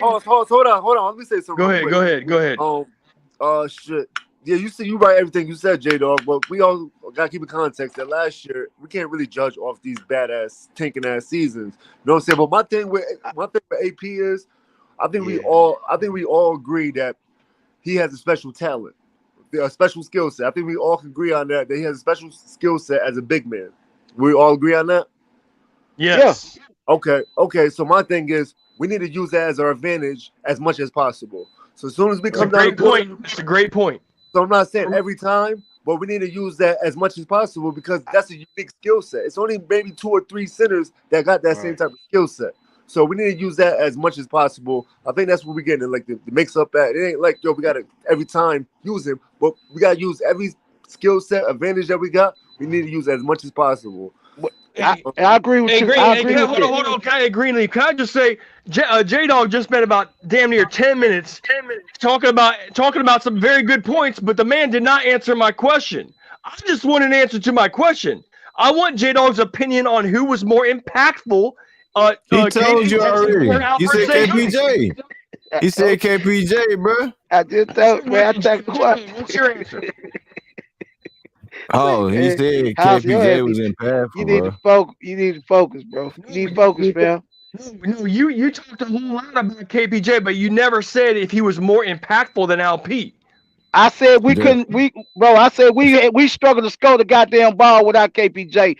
And regardless, we ran through LP much of that 20 games, bro. So yes, Kevin Porter Jr. is more impactful last year than LP. But this is the thing, what Javon just said, and listen to my point. Not equal. Okay, whatever. I hear you. I think they all need each other. I think they all need each other. I don't want to split. Right. I don't want to split hairs. But I think if you throw KPJ in any team on any team in any offensive structure with the way he know how to play, bro, from a talent standpoint and a skill set, I think he'll be an asset to any team. See, as long as he's locked in. I like both. But you can't throw LP in this stage of his career in any team and think he's gonna be impactful like that. He's not. You gotta have certain kind of players around him. You gotta have certain kind of players around him. First of all, that's disingenuous because if you put KPJ on like the Kings, he's not going to be like. He's not going to be their third most impactful player on that team. I mean, I like them both. Look, I like LP for what he does, and I like KPJ for what he does. And I think they both do different things well. And I think their impact, because they both do different things well, is about equal. That's all I'm trying to say. But it's equal in a good way. They both do great shit out there on the court. I love both players. But it's about equal. Right. Jalen Green and Jabari are going to be the leaders. It's going to be Jalen and Jabari's show, and then KPJ and LP are both going to be great role players. I'm going to love watching it. That's the core four. I'm not arguing with you on LP's worth, bro. I just believe that you got to have certain kind of players around LP if you want to focus on all his talents. You just can't put any kind of player. He needs shooters around him, bro, and he needs slashers. You can't have guys that want to have the ball in their hands. Well, J-Dog, that's true about any distributor. If you're going to be a point guard or a point center, and you're going to be a distributor, you need other guys to distribute the ball to. In other words, distributors can't do it themselves. That's true way back when Magic Johnson played, and it's still true today. It's a lot of rim running, and it's a lot of pick and roll big men that don't need the ball in their hand, bro. And these teams are still competing at a high level with those type of guys. What you're saying is LP's not that type of big man. He's not. That's why I say he needs certain kind of people around him to make him successful, bro. So you get the most out of him. You could say the same thing about Jokic. You could say the same thing about point guards. Anybody who's passing the ball to somebody else needs somebody else to pass the ball to. How many good passing big men in the NBA, bro? How many? What I'm trying to say is anybody who passes the ball, whether it's a point guard or a point center or a point guard for that matter, they need someone to pass the ball to. They need someone to pass the ball to. They can't do it by themselves. So your point hold on. So your point about LP can't do it by himself. Of course not, because he needs someone. That's not my goddamn point. My point is he plays a certain way, bro, and that's really that you got to kind of go back into the 90s and the 80s, bro, for the type of way that he plays, and you got to have certain players around him to fulfill his total impact on the team as far as his skill set, bro. And so did Magic Johnson and Isaiah Thomas and Jokic. Motherfucker, them guys you can put anybody around minus Isaiah and Magic, fool. Hell wrong with you, man. Oh my God. Are you crazy, bro? Oh my God. J-Dog, the definition of a point, the definition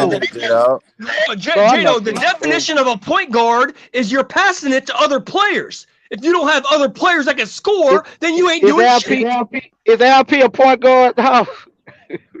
He's a point center in the comparison to Jokic. No Because goddamn Can he point shoot? center. Can he Because shoot the? Can he shoot? Can Jokic he is a shoot the point ball? center. Can Because he shoot the Damn ball? point center, bro. listen, J Dog. Because Jokic is a point center. He not Listen, there. Nikola Jokic is a point center. That's Man, a fact. And ain't so if you're nobody gonna He calling compare, no, not ain't there nobody yet. calling no He's goddamn not Jokic there yet, if you're no bro. gonna point compare the way center, Alp motherfucker. plays, They if you're gonna calling compare the Jokic way Alp plays to the a way center, Jokic plays, nigga. then Oh my Alp is a god, point bro. center. He's He's not a not there Jokic yet, ain't no bro. point center, bro.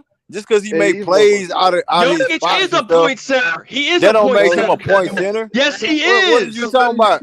He's a Okay, point okay, center. okay, House. Since you're a big Hakeem Olajuwon fan, is Hakeem Olajuwon a point center because he was No, because going he don't pass inside the out? ball like Jokic Pass does. what? What he say, Look, bro? Dream is number 4 on my all-time list. Number 4. I don't give a No, damn what about did that. you He asked say? you a simple ass question, man. We No, ain't trying to hear Was all he a that other point shit. center? Dream's a good kick out. He kicks it out to Kenny Smith and Sam Cassell, but Dream don't pass it all the way around like Jokic does. Jokic is a point center. No, he's not, bro. Yes, No, he he's not. is. No, he's Who's the not. point guard? No, Who's the He's point just guard on the Denver Nuggets? Who's the point guard on the Denver Nuggets? Jamal Murray. What you talking No, about? he's a He shooting talking- guard. He's a No, shooting guard. Bro, he is the no. point He's a guard. shooting So guard. if we gonna do that, That it's man is Stephen not Curry. a point Hey, guard. hold on. If we gonna do that, it's Stephen. House. If we Jokic gonna brings do the ball up. House. Jokic brings the ball up the court. House. It don't matter if you bring the ball up the court. Everybody on the Rockets Jokic run is the the ball. point guard. Jamal is the shooting guard. Bro, J-Dog, did you not? let's have Yeah, a go ahead. civilized conversation with all that Please, yelling bro, because this and motherfucker, erratic yeah, I bullshit, told you, bro. That motherfucker don't know bro. how to have. He don't know how to have a goddamn Discord, bro. He don't know how to shut up and let somebody else talk and then talk after they finish. Why Jamal you act like Murray he was on the point medication, guard bro? of the goddamn Denver Nuggets. That's his title. I don't care if he make plays out of his in his position. That's not being a point center. Nick, every center in the league at one point in time, they'll get the rebound, snatch it, and go. Make decisions on the fly. Make a play, making the bucket, or if they make that extra pass. That don't necessarily make them a point center. Like, how? Shut the fuck up about this shit, bro. Like, you don't know what the fuck you talking about. You sound like a casual. I really do, bro. You sound like a goddamn casual, bro. Hey, y'all, I ain't gonna lie. I might be a casual too. Come on, come on. Tell me what you Because say, Keith. first of all, I want to be sure. I want to make sure. I got a question. Who led the Denver Nuggets in assists last year? That I don't, and I Murray did, legit bro. don't, I legit. So I'm Hey, asking King, because if you gonna I do that, legit don't know. if you're opposing that question, and if I say, okay, you know, we seen Jokic average a triple double, right? But does that make him the point guard? That makes him the playmaker because of what he provides. Right. So but if Jalen Green averaging 25, 5, and 5, and he averaging more assists than Fred VanVleet next year, or KPJ off the bench, or LP in the post, does that make Jalen Green a point guard, shooting guard? no. Like, bro. This Like, what I'm if saying. you putting titles on motherfuckers, like, no. If if Russell Westbrook averages a triple double, he's a point guard, right? We know Russell Westbrook not a point guard, but he's a playmaker. Off of the capability because he can score from his position. He can attack the basket. He can collapse the defense and make plays for others. That doesn't necessarily makes Jokic, for what he does at the center position, a point guard. That's why I bring up King Olajuwon when he was an inside out. Right, but so what Hoss is, he makes plays. What dude is saying is him being a point center. Now Murray is by definition the point guard. But what Jokic does of being able to facilitate the offense through him, pass from anywhere on the basketball court and make plays for others, he does get the title as point center. And I'm not sure, like J Dog said, that he thinks that it was Murray who led the team in assists. I legit don't know because of how many assists Jokic gets night in, night out. You know what I'm Right. saying? And so when you have any player, it could be like LeBron. People have called No, LeBron a point Jokic forward. was the most impactful player. So that being said, if he has the ball in his hands, the plays that's going to be made predicated on what he does, it's going to be upon him. He's going to dictate that. So if you have a good team around you, if you have a team that knows they spots and stuff like that, you know what I'm saying? We can just add titles on motherfucker because it makes sense because of what they provide. You feel me? So anybody can be a point center to a certain degree if they doing that at their position. So no, I'm not finna go out there and say, yeah, Jokic is a point center because it sounds good because of what he does at the playmaker position. We not finna just change the shit up like that because of how it said. Like But now, everybody in the NBA now, world done seen that. But now, no, but my point I was making, he's like, a big man that make plays out of in his position. right, but they've called LeBron a point forward because of his passing ability as a small forward or a power forward, depending on certain points of his career. So it's basically just acknowledging somebody at a different position other than point guard, but who does point guard duties as far as distributing the ball and getting guys shots, open looks and stuff like that. Not every big man could do that. You know what I'm saying? Like you can't run the offense through Landale and think that he gonna make passes like Jokic and be able to run the offense through him. Everybody can't do it. So I feel like that title is given to only a certain, you know, swath of players who has that unique capability. That's all I'm saying, bro. Yeah, so yeah, you agree with House that he's a point center, right? He's just given that title as a point center because he make plays out of his position. I A do give point him the guard, title of a point center. when we say point guard, that means, like I said, Jamal Murray was the point guard of that team. You know True. what I'm saying? He was bringing the ball up more often than Jokic. Not necessarily saying he I was don't making agree with. I don't plays. agree with that. I don't agree That that not Jokic brought not the necessarily. ball up more. Hold on, House. Jokic brought the ball up more. Not necessarily saying that Jokic brought the ball up more than Jamal Murray, because I He don't think did. that was the case He at all. did. Yeah, he did. Do you have the facts to prove that? The Yeah, I statistics mean, to yeah, prove I that? do have the You can facts say because I just looked it up. I we just can looked it all up. say. I just looked it up. You said you didn't know the facts, and I'll give you the facts. I didn't say Jokic I had didn't know ten, the fact. I said if you got Jokic the had. facts, present that Well, shit. I'm talking about earlier. You I said you say didn't know the assists. everybody can come up You here didn't and know say the that. Yeah. assists, so I'm gonna tell you Hold what they on, were. Hold on. motherfucker. Hold on, motherfucker. Hold on. All right. I'm sorry. I'm Cause sorry. you no, I know y'all motherfuckers do that all the time, man. So what I'm saying is, if you got it, House, if you say you got it on dick, bro, present this shit. You know what I'm saying? Okay. I'm here to So listen, like we always do. But at the okay. same So time, we can't just go off what we seen as far as like, okay, Jokic, just like Al P, he didn't got the rebound and brought the ball up the court because the team knows that he's capable of making plays well, if he it's more. does that. It's bringing the Just ball. hold on. Just Go like ahead. Go ahead. Go ahead. hold on. No, hold on. Cause Go ahead. you telling me to go ahead, motherfucker. I don't need all that shit. I'm gonna go ahead when the fuck I want to. You ain't gotta tell me this shit. You shut the fuck up and do that. You know what I'm saying? But what I'm saying is, if we gonna go off of that, as far as like putting titles on guys saying like they're the premier point guard, playmakers and stuff like that, bro, we could do that with any player in the league. We could do that with MB won the MVP. Are we gonna say he a point center? He made plays off of the perimeter and post too. Off of his plays, if you dump him the ball, like just because Jokic averaged a triple double doesn't necessarily means that his numbers decline when Michael Porter Jr. and Jamal Murray came back into action. When he was a point center, what happens? He didn't get very far. It was the same scenario. It was the same story. So at the end of the day, you can put a title on somebody, but that don't necessarily means that's what they supposed to do or that's what they doing. But that's not really true, Green. The dude just What you mean? averaged a triple double for the finals.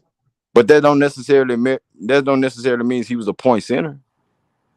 When unless he was That's what getting up, y'all saying. That's what y'all trying to implement on. right, Like he was a right. point center. Yeah, because of He did he his did certain passing ability. things in the playoffs. So when people say like who's a point guard, when I say Jamal Murray, they say he's not even a point guard. He's a two guard. So what the fuck is he out there for? Who's the real point guard then? Y'all trying to say Jokic? No, he was a center. Yeah, Who's the real point guard? Y'all want to say LeBron James? Okay, cool, but he didn't really necessarily have play two point guards around him. okay. Let me ask you Feel me? this. Would you agree that Jamal Murray is a combo guard? Much in the way that Yeah, yeah, that yeah, yeah, that yeah, yeah. that Straightforward. He's Harden a was a combo combo guard, guard. but Right. He's a combo But at the guard.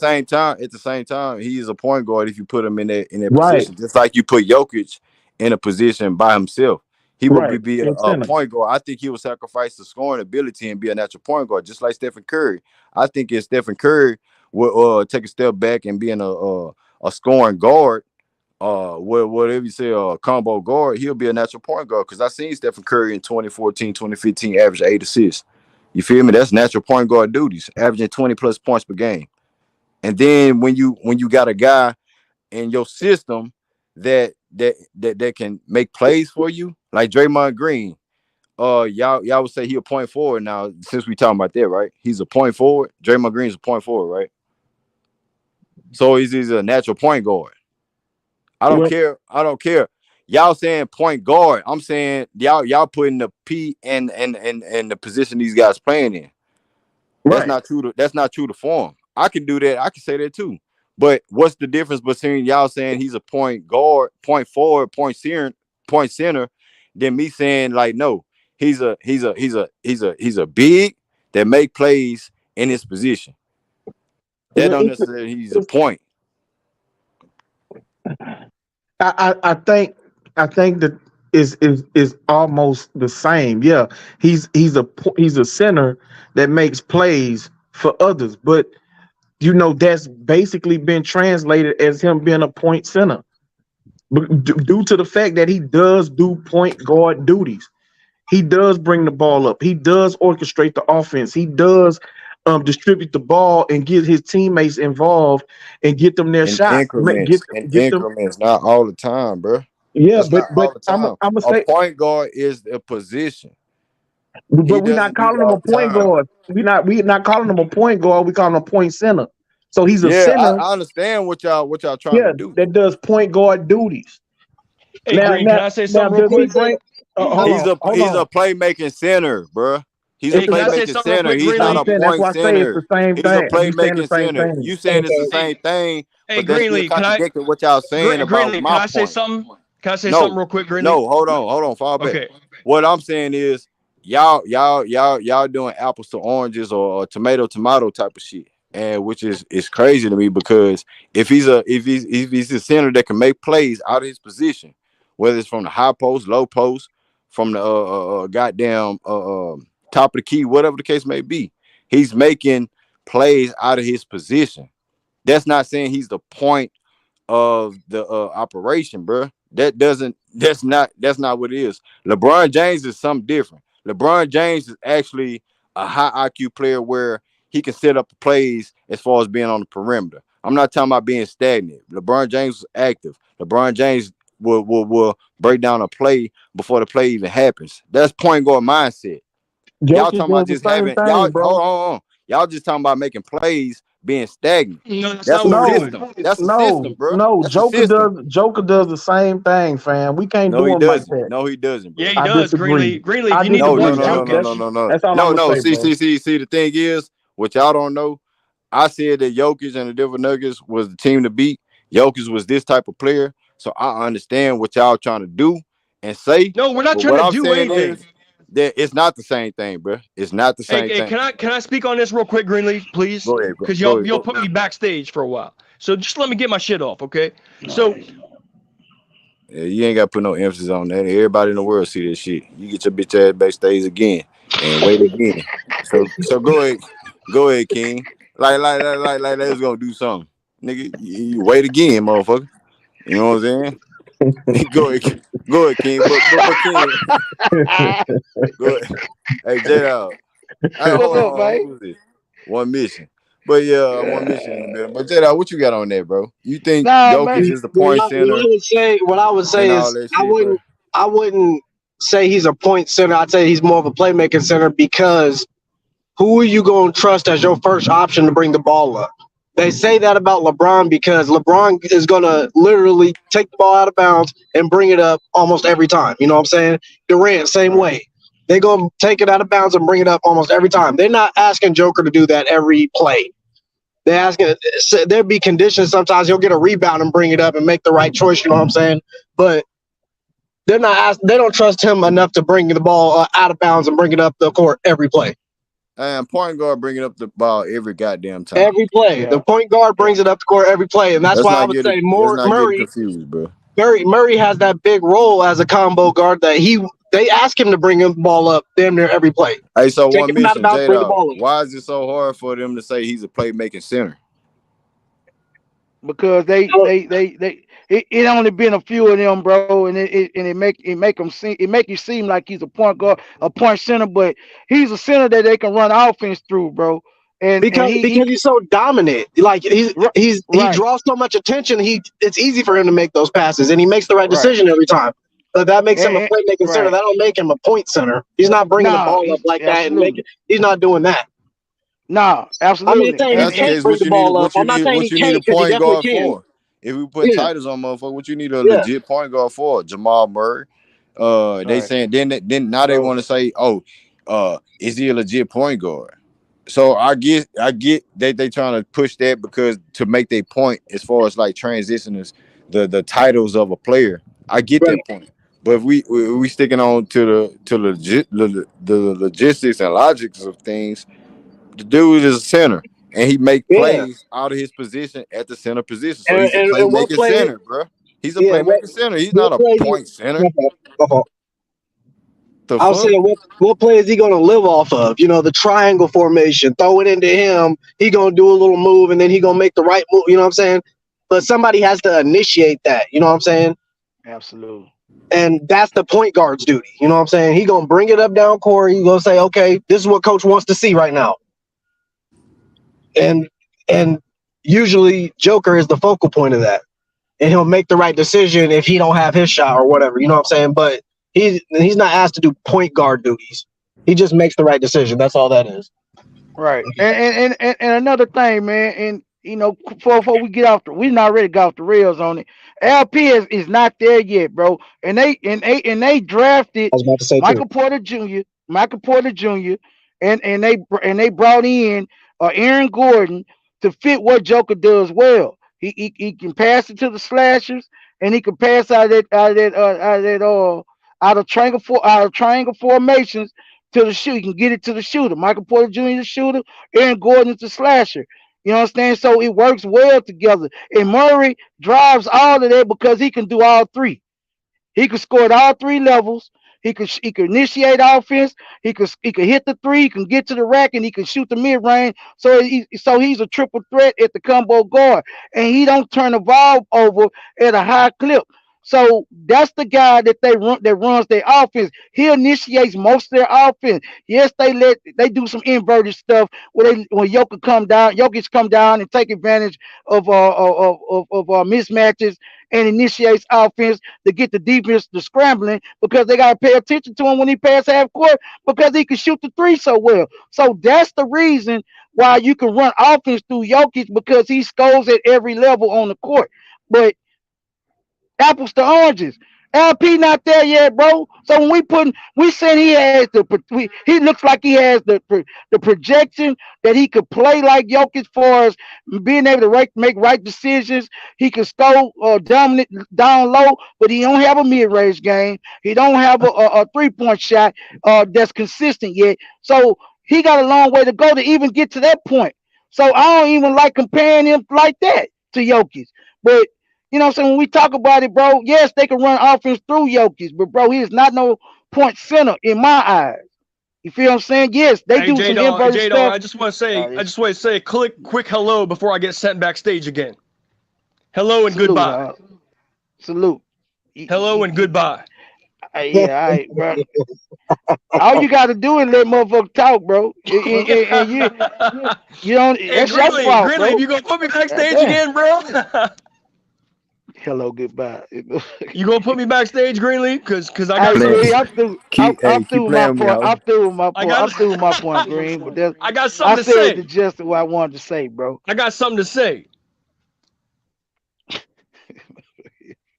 You gonna put me backstage? You gonna let me speak? Is you backstage yet, motherfucker? I'm about to be. Damn it. Go ahead, ho. All right, all right. So first of all, I want to say to J Dog, just on a side note, I'm an athlete. I don't do drugs. Okay. Now, That don't with mean respect shit. to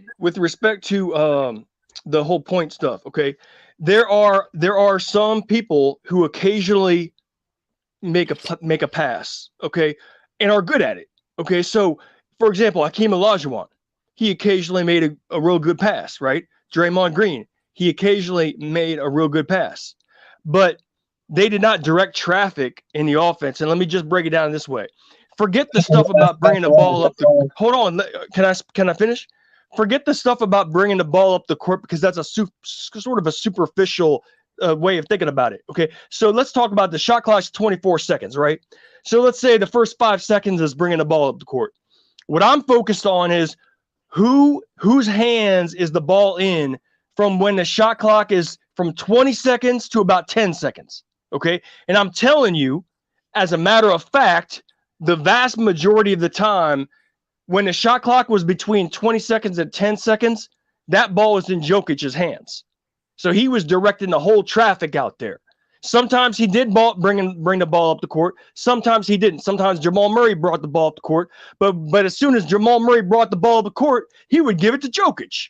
And then Jokic would make decisions on who. I'm not saying every single possession, not 100% of the time, but I would say 80% of the time, 4 times out of 5, he would be doing that.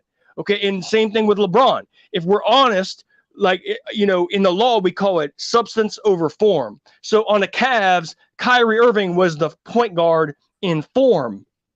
That was his title. But in substance, LeBron was a point forward. He was the point forward, and the ball was in his hands, not Kyrie's. Not Kyrie's when the shot clock was from 20 seconds to 10 seconds. So he was directing the whole traffic. And what I'm saying with Alperen Sengun, to the extent that it's substance over form, the man is not like some pure center. He's a point center.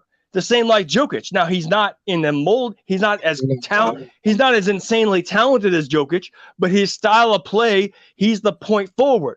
So if Van Fleet's out there with Alperen Sengun, they can both be points because it's substance over form. Van Fleet's a point guard, and then Al P is a point center on the elbow, directed traffic when he gets the ball. That's the whole. And Draymond Green is not that. See, Jokic averaged 10 assists a game, and Jamal Murray averaged 6. Now that's almost double Murray's assist totals. See, You don't average. That's where I think we're getting stuff tangled up is the assist number. Yeah. You don't get that amount of assists. You don't get that amount of assists unless you have the ball in your hands damn near all the time. Okay. That's the whole point. Let him make a point. Let him make a point too. Would you say that? Okay, we could say that then about Shaq when he was with Kobe. Nope, you can't say that. He had 3 assists a game. He had 3 assists. But listen to what I'm saying. By your logic, they tossed it down to him, and from 20 seconds to 10 seconds, he was down. No, that's not true. That's not true. They tossed it down to him. That's not true. That's not true, bro. That's not true. The triangle didn't operate that way. So he made plays out of the post though. That's what I'm saying. No, but that's different. That's different. You can occasionally make plays out of the post. Hey, that's the system. So y'all saying Jokic is a system of Denver Nuggets? Yeah. It was Mike Malone's system. We were just predicating the offense and everything through Jokic, right? I'm saying whatever the system is, it is built completely around Jokic. Like it's like the triangle. The triangle was the system of its own, and the players had to fit in that system. The system in Denver is built completely around Jokic. Jokic makes all the decisions. Being extra with the titles, bro. No, it's a substance. It's not the title. It's the substance. Y'all being extra with the titles, bro. No, Yeah, it's not the you title. gotta It's the substance. It's you the gotta be extra with the substance. titles because I just said that Jamal Murray was the point guard. Y'all saying, oh, is he a natural point guard? When I say Jokic is not a Was natural Kyrie Irving the point point guard in center, Cleveland? like y'all No. say shit. Say what? Was Kyrie Irving the point guard on the Cavs? No. Yes, he was a point guard. No, he was But not. He was a shooting LeBron, guard on that no, team. He was the point guard on LeBron, that team for sure. no, he was Well, the he was point a guard. point guard in name only. He was a point guard in Kyle name Korver only. was the shooting guard, or But not hold Kyle on, Korver, but Mike Miller was the shooting guard. Kyrie Exactly. Irving on was the the shooting Cavs was a guard. point guard in name only. Oh. LeBron was the point forward on that team. Kyrie was. You talking about point forward and all this bullshit. LeBron James made plays for the team, yes, but he wasn't the point guard. Now, does Jokic has the highest IQ on the team? Okay, yeah. That don't necessarily make him the point center or whoop to whoop. Do y'all motherfuckers play sport? Do y'all play basketball, bro? If I give it to a center off a rebound because I know he can go on a fast break and make a play off of that, I'm not. That's not. And I'm a wing player. That's not necessarily playing that the motherfucker is the point forward or center. Like I'm gonna put a title on them over. Y'all niggas be extra with the shit, bro. Stick to basketball. Keep it simple. Y'all doing this extra shit. The nigga's a playmaker at a center position. It's simple. You can agree with me or not. Have an argument or not. Hold your nuts on that dumb shit or not, bro. We see what we see. Like how symptomatic can this shit be, bro? Y'all niggas go over the top just to make a point. And it don't make no sense to the end of the day. Point center, point forward.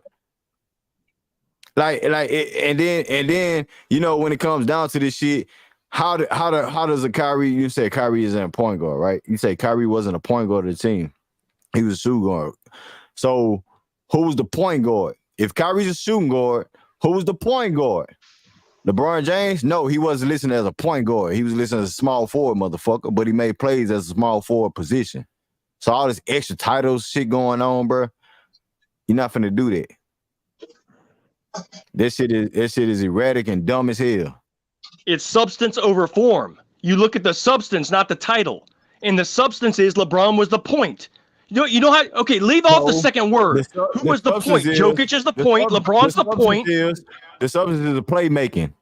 No, he's the point. He was the point of the team. He's the playmaker. No, Hakeem Olajuwon was a playmaker. Okay, Jokic is literally the guy who directs traffic. Was a two-end player, bro. He was a two-way player. There's a difference between Hakeem Olajuwon passing it out of the post, averaging 4 assists a game.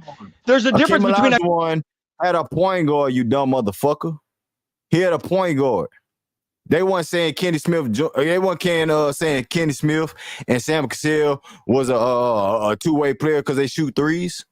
What the fuck? They were point guards, stupid. They dump it down to his ass because he had the impact of the situation. You give it the ball to Hakeem, he gonna make it happen. What's the difference from Jokic doing that shit? You dumbass niggas.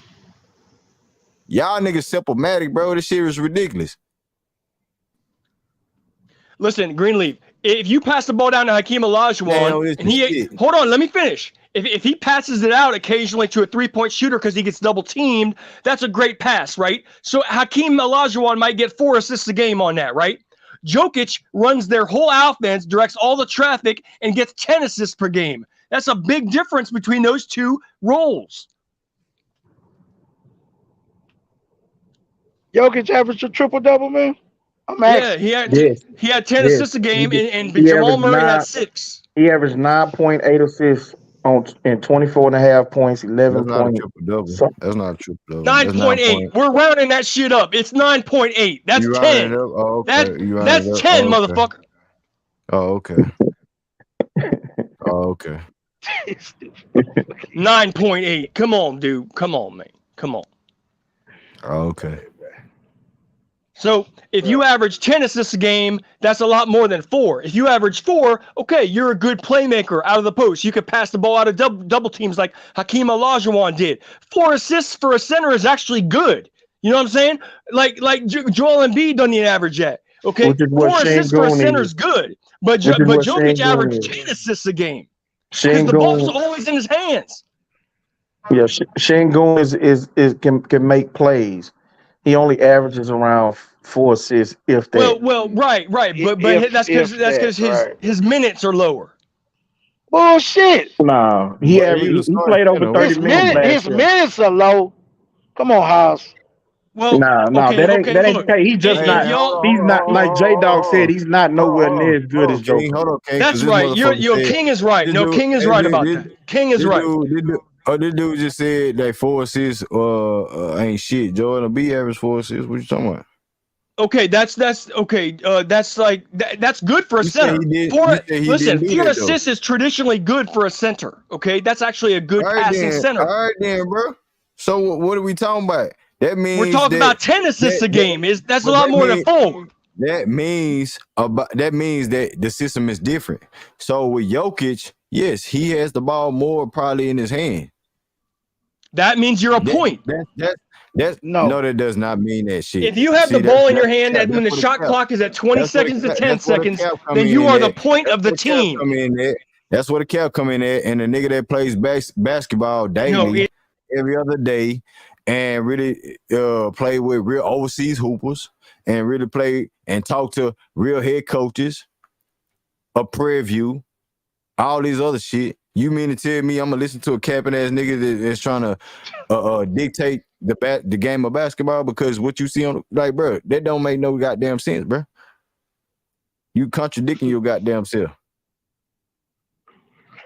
He's a playmaking center, bro. He's a center that can make plays, bro. You know what I'm saying? Simple, bro. But I think it's really the same thing. The name of it is the name of it is the name that's being put on it is semantics. But you say playmaking center and I say point center. It's semantics. We really saying the same thing, that it's a center that makes plays for their teammates. It's just it's the prism you see it through. I think there's a distinction between point center and playmaking center. I think Hakeem Olajuwon was a playmaking center. To me, a playmaking center is someone who you can trust on double teams to make the right pass out to Kenny Smith or Sam Cassell. Okay, but that doesn't mean that he's running the offense through him. That just means that if you pass the ball down to Hakeem Olajuwon on the post, he can, if he gets double teamed, he can make a great decision after that. But he's sitting in the post before that he's not getting the ball in his hands with 20 seconds on the shot clock at the top of the key. He's getting that ball delivered to him in the paint. That's a playmaking center. A playmaking center is someone who passes the ball from the post. Okay, I'm talking about someone who's running the offense at the top of the key, like Jokic and LeBron. Forget the second word, whether it's point forward, center, or guard. If you're the point of the team, top of the key, it's still the same, house. You making a play from that position, bro. No, but you have a lot more angles and you're directed traffic at the top of the key. If you're down low at the center like Hakeem was, you got your back to the basket, dog. Okay. Somebody said Patrick Beverly was the point guard for the Rockets and defended point guards, but on offense he was the off guard next to Harden, which makes Harden the point guard on offense, but he guarded fours in the post on defense. Not necessarily. I agree with what you're saying, but at the same time, Patrick Beverly was the point guard. Harden was that's the name only. That's the title. Harden was exactly what y'all doing. So Greenleaf, you understand what I'm saying? It's substance over form. It's substance over form. You understand what I'm saying? You understand what I'm saying? You can say all the other formantics and all the other. No, it's not semantics. It means something. Substance is the way you do. Form is just the title. At the end of the day, Harden was making plays. He was a playmaking shooting guard, bro. He was the point guard. He was the point guard. Let me ask one question. If you're saying Harden was the point guard in that situation, yes. What are you saying Patrick Beverly is then? He was not a point guard. He was a wing. He was a wing. He was a wing player. He wasn't a point. If Nah, you he'll don't have the win. ball, listen. You forget the second word, okay? Whether it's point guard, point No, forward, no. point center. See, Hold on, you let me wanna, you finish. Let me wanna, you finish. Let wanna me throw finish. shit out the Let me out the finish, water Greenleaf. Please let me finish. when it fits your Please narrative. let me No, finish. no, Please no, let no, me no, no, finish. no, no, no, no, no, No, no, no, nope, nope, I'm nope, asking you to let me nope. finish a sentence, okay? No, Just let I me ain't finna finish let the you damn finish sentence. shit. Let me No. finish the Or damn what? sentence. Or what, motherfucker? Or what, nigga? Or what? Or what? You gonna sit your bitch ass backstage and shut the fuck up. Everybody else have respect on everybody else talking points. You want to talk and run over every time somebody can make a point. Your bitch ass want to come up here and over talk motherfuckers, nigga. Come on, I was about to say some shit, but nah, bro, we ain't finna do that, man. We ain't finna do that. So King, since he backstage and y'all got the same talking points, man, speak up on it. Well, yeah. So for Harden now he officially got changed to the point guard when D'Antoni came, right? That's when D'Antoni officially moved him to the point guard, and he got that title of point guard. But Uh-huh. but before that, when we had Kevin McHale, and so you had Patrick Beverly for 1 year, we had Jeremy Lin, you know what I'm saying, on the team. My personal opinion is that Harden was the de facto point guard. He was the shooting guard, but he was a playmaking shooting guard that orchestrated the offense and made plays for everybody else. You know what I'm saying? So when Harden's running the offense and Patrick Beverly's on the court, by default, Beverly becomes the off guard. You dig what I'm saying? Who was Because the if point guard of the Boston Celtics last year? I'll tell you on that. the point guard, okay, they Who was the offense. point guard? Who was the point guard of the Boston Celtics That's last that's year? when you would call Jason Tatum a point forward. Hold on, homie. With Jalen, Since, look since hold on, one Mitch. right. King, who was the point guard of the Boston Celtics last year? Marcus Smart was the point guard. Okay. Who was the best playmaker of the Boston Celtics last year? Jason Tatum. Okay. Would you call Jason Tatum a point forward? I wouldn't, because I don't feel like he got the passing chops. He don't have But he the was capable of making the best plays on the team. They got the furthest when he was doing that shit. So while we can't put that title on him, just like we did LeBron, as far as what Ime Udoka was trying to elevate him to, as being a point, we don't see him as that, right? But he was doing that though. He was making right, plays, 12 assists, and setting his guys up, and still being the top scorer to a certain degree on his team, right?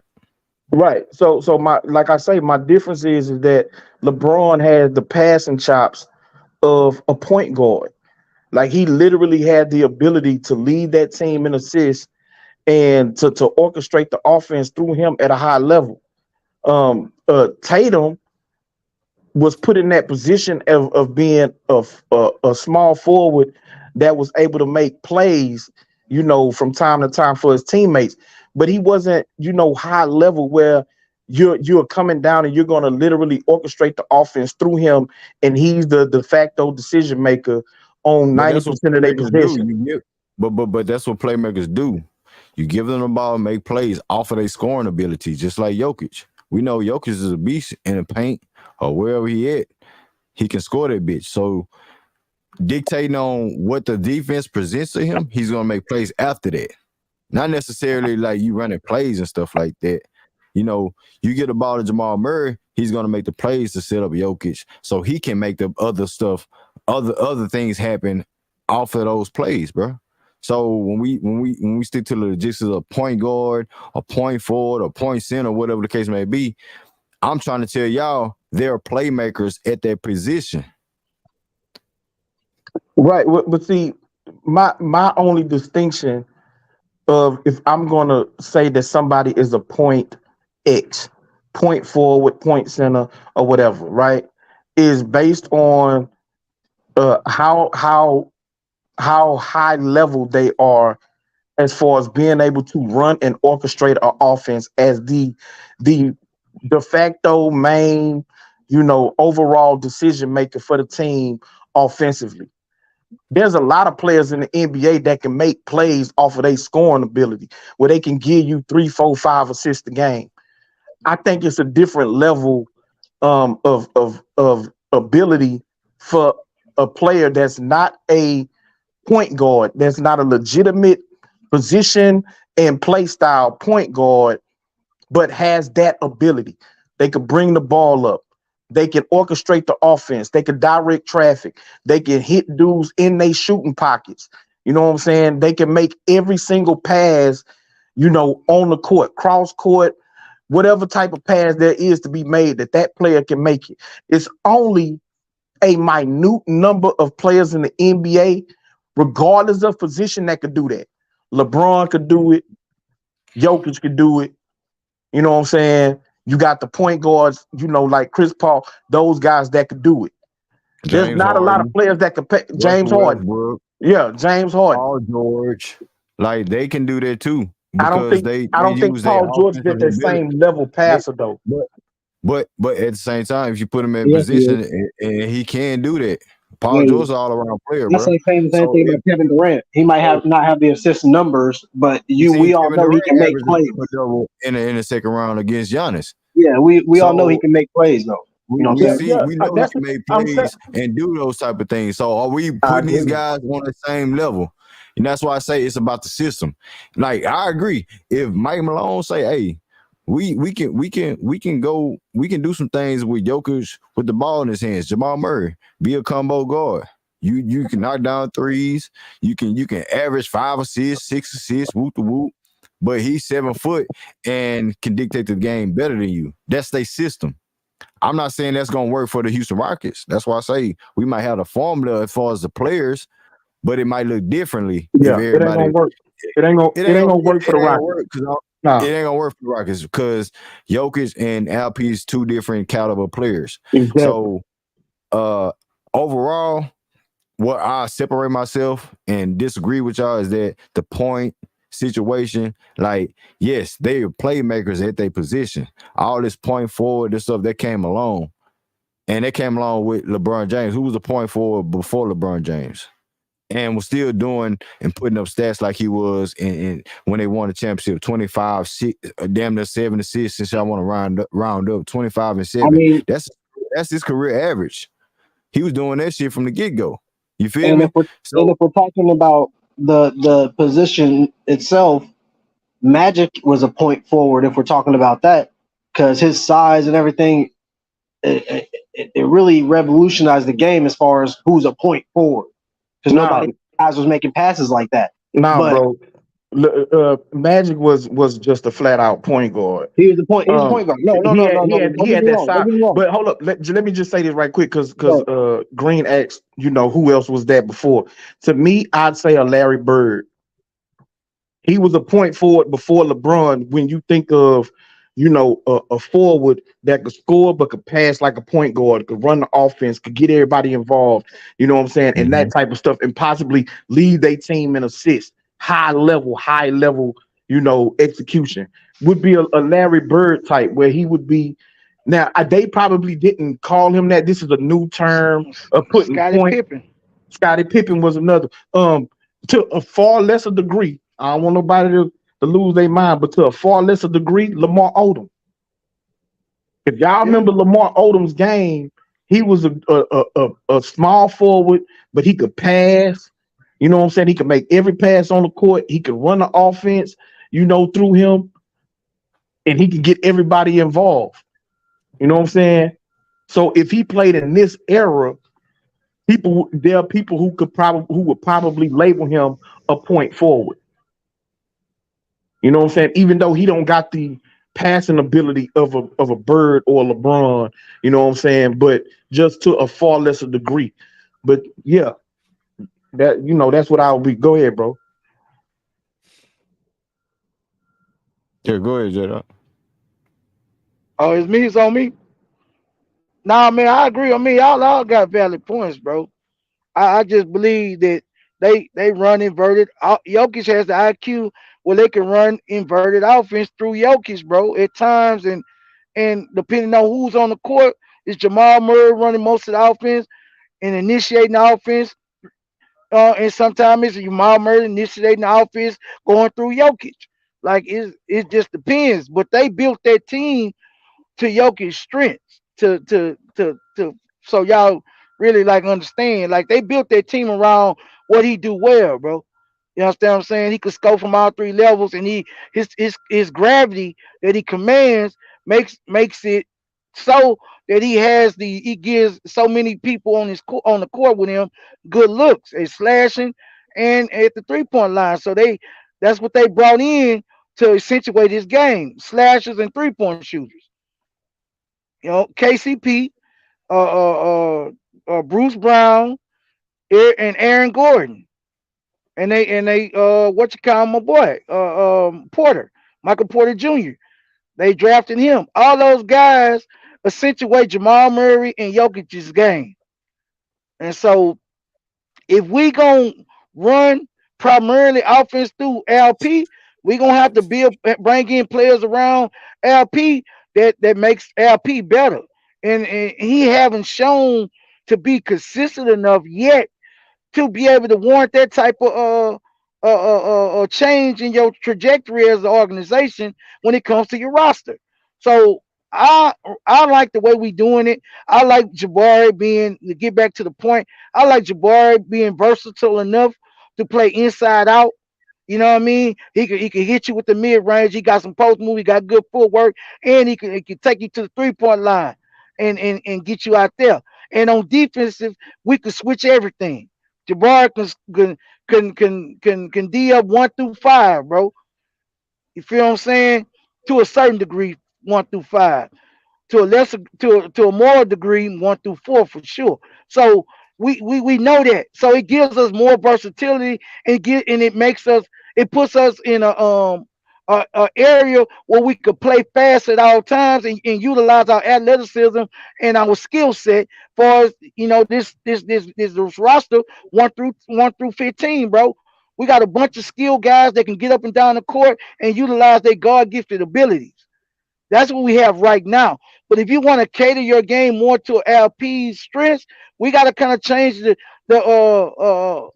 projection of our lineups, man, because the guys that we got are good with the ball in their hands. And if you're gonna utilize LP like you trying to utilize Jokic, you don't need that. Aaron Gordon don't need the ball. Michael Porter Jr. don't need the ball. Bruce Brown don't need the ball. Aaron Gordon don't need the ball. KCP don't need the ball. The only one that needs the ball to score, and Jamal Murray really don't need to score either, because he a good catch and shoot 3 point shooter. So you got to look at all that, bro. You got to change your roster to fit everything that Jokic does well. If you want to go into that way and go into that direction, but LP hadn't shown that he could be that consistent yet for you to start changing your roster around to fit everything he does well. You understand me? Ain't nobody. I agree with that You because we have two younger players right, and we need to let them right, move around and develop, and to play right. like that would slow us down and centric LP for I think too much, to be honest. Highlight him too much and we got Absolutely too many other players. right. That's Hey, J that's Dog. exactly why I said it, bro. Hey, What's up, look, bro? man. Hey, What's happening? King knows. What's up I with you? just gotta say, man, King knows basketball. Straight talk, straight like Well, that. you just not realizing that what you talking about. No, I said I know it all along. He just proved my earlier uh conclusions. He just proved it up. Proved it up. Look, King knows about it. King Oh, should be a shit, general manager in you the just called him a NBA. Y'all bitch let ass. You just called him a y'all bitch let ass ass early keep on. No, y'all let no, he should be the man Hey, should be a he general kissing manager in the real league. good. And King ought to be a goddamn shame himself agreeing with The that man the dumbass man shit should too. be a general manager in the league. King. Stop kissing. Stop kissing. I ain't doing shit. I'm telling the truth. Yeah, you do a bunch of Because it, he you know. agree with Hey, because he hey, agree with Yeah, your dumbass point. That's what no, it is. no, no. I'm just saying because yeah, he knows that's the only basketball. reason. Hold on, let me just say one thing, okay? My definition of point has nothing to do with the second Lord word, Jesus. okay? It don't matter if you're a guard, forward, or center, okay? My main definition of point is okay when the shot clock is Playmaker, between motherfucker. 20 That's what it seconds is. when the shot clock is between 20 seconds and 10 seconds. He making a play. Who's He got making the best who's got play. the ball in their hand? Who's got That's the the ball in their hand? playmaker. No, Your when best when the shot clock is between Your 20 best seconds playmaker. and 10 seconds, I want to know who has got the ball in their hand directing traffic. Whoever that dude is, that's the point.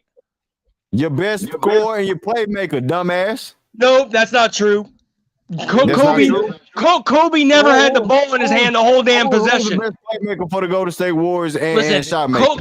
Kobe and Michael Jordan, Kobe and Michael Jordan never had the ball in their hand like that at the beginning of. Oh, you capping. Hold on. Matter of fact, let me bring him back because he's doing some more cap. I want to hear some more.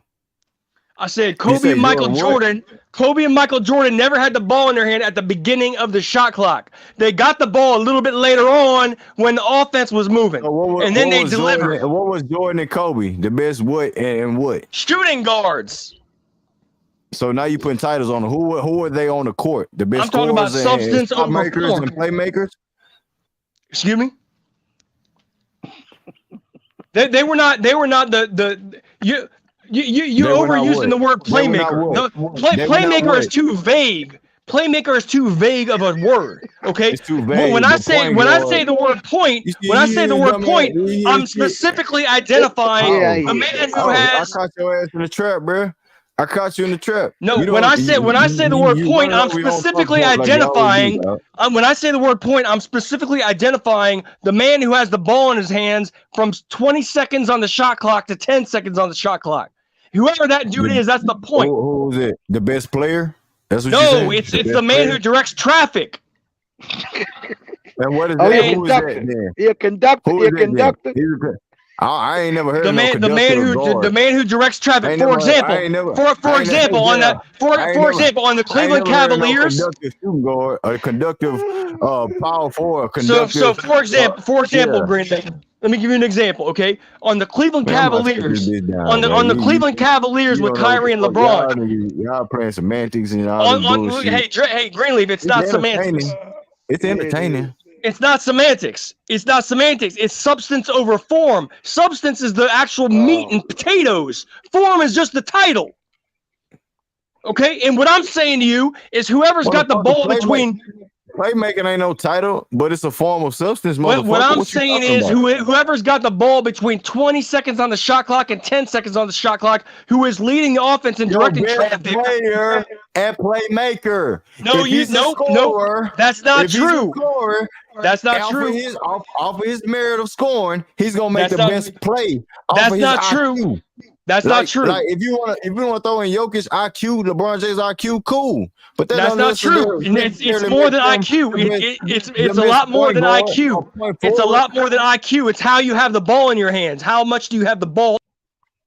Man, shut your ass up. Hey, y'all, I'm about to end this shit because y'all niggas, I ain't got time for my kids. It's such bases back in the crib, man.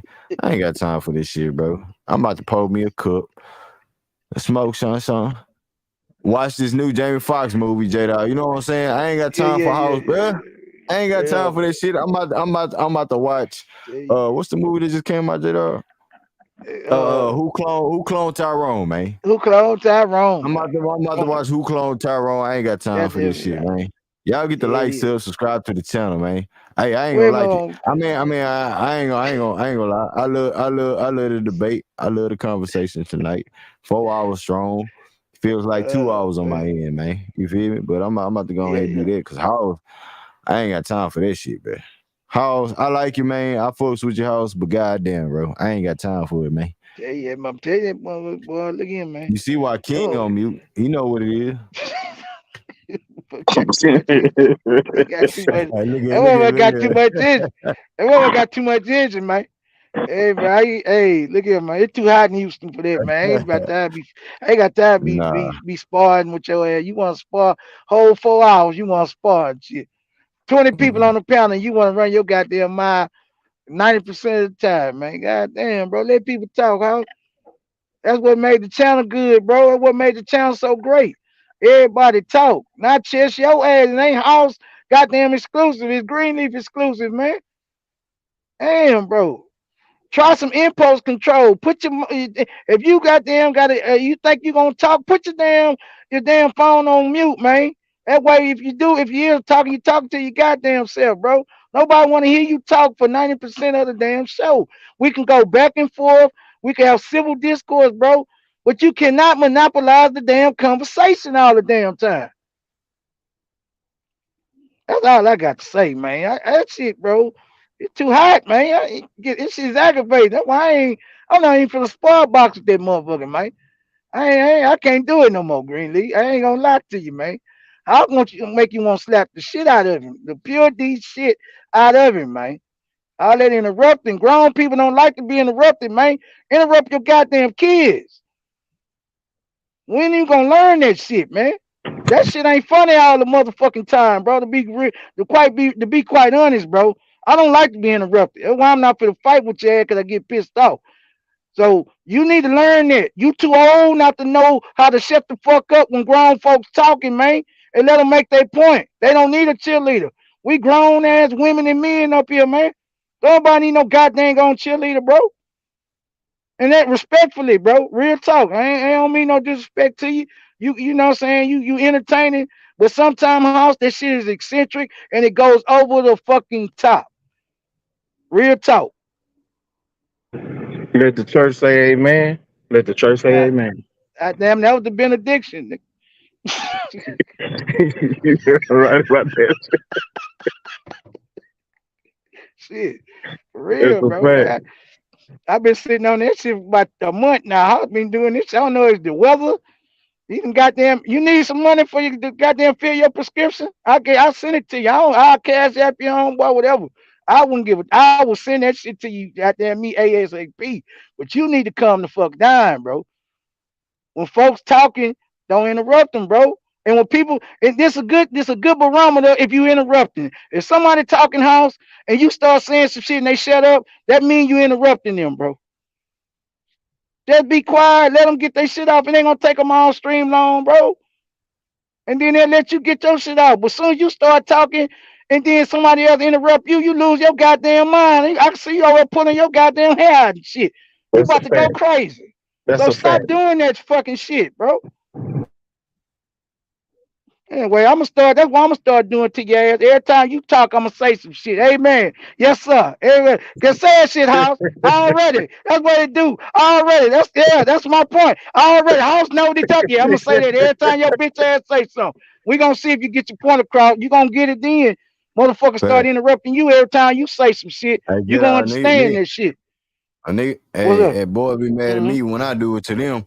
I'm the host. This is my channel. You the host, They bro. That's Real a talk. they fact. hear my they hear my voice. You know what I'm saying, y'all? Yeah, they hear my voice. They wanna start talking. That's They a want I'm to fact. start sitting here. talking. I ain't went nowhere. I'm listening to everybody talk. As soon as they hear my voice, they wanna talk over me, make a point when they hear my voice heard, and then they don't want to show up no more. Because when I do it to them, they feel like They they get more some. important than me on my own channel. Like what the fuck? That's a Hey fact. man. Hey, That's like I crazy. said, nigga, we been rocking like this for a minute, so I don't give a damn how you Mm. feel personally. You know what I'm saying? Already, Unsubscribe, man. subscribe back to the channel, nigga. We still gonna go up, bro.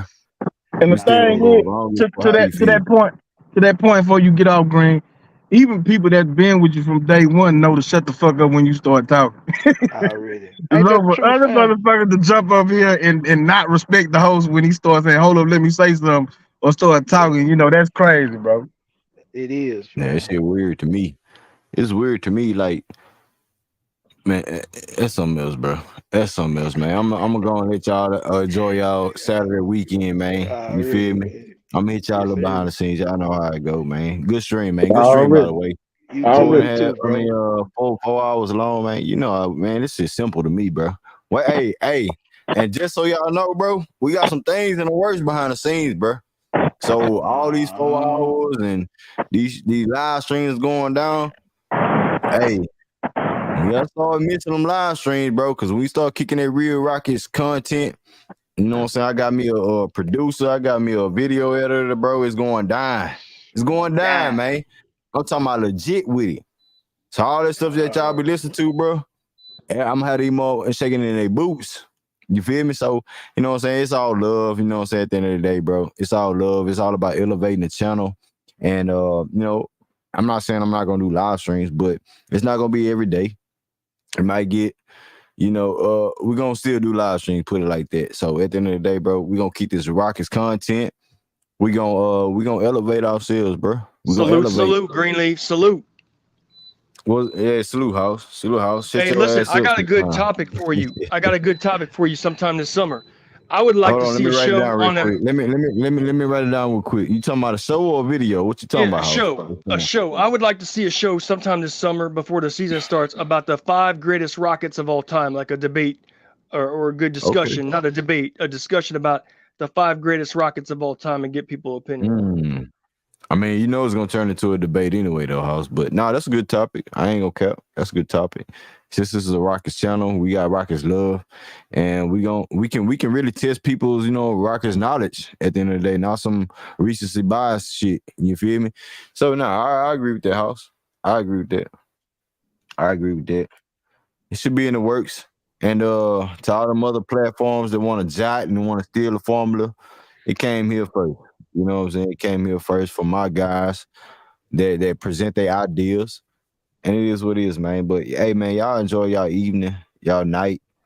Much love, much respect. I appreciate y'all for just rocking with me, just talking Rockets basketball, man. Hey, we talk Rockets basketball 4 hours straight. We ain't have to deteriorate. We'll get sidetracked and talk about other teams because we have to, bring a lot of context into form. But at the end of the day, bro, it's straight Rockets, man. Ain't nobody doing it like Greenleaf Xclusive. Ain't nobody doing it like J-Dog. Ain't nobody doing it like King, House, Rich, Reggie. Everybody that hit the link, you know what I'm saying? That get their voice heard and not just be in the chat. You know what I'm saying? So at the end of the day, bro, I appreciate y'all. We finna get up out of here. And enjoy your night, fam. Enjoy your night, man. Y'all keep it safe, keep it blessed. It's real in them streets. And we out here, family. Peace. Peace. Peace out.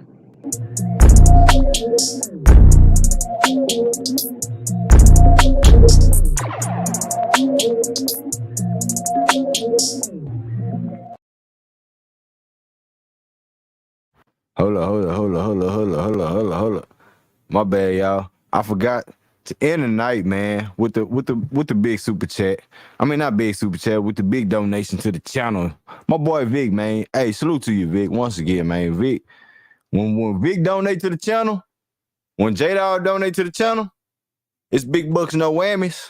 Big bucks, no whammies, man. Y'all know what it is, man. And salute to Vic, salute to J-Dog, salute to everybody. King, like I said, King donate to the channel. And if you want to donate to the channel, man, it's in the chat. Yeah. Y'all rep your boy, man. Big things coming. But we out here, family. Peace.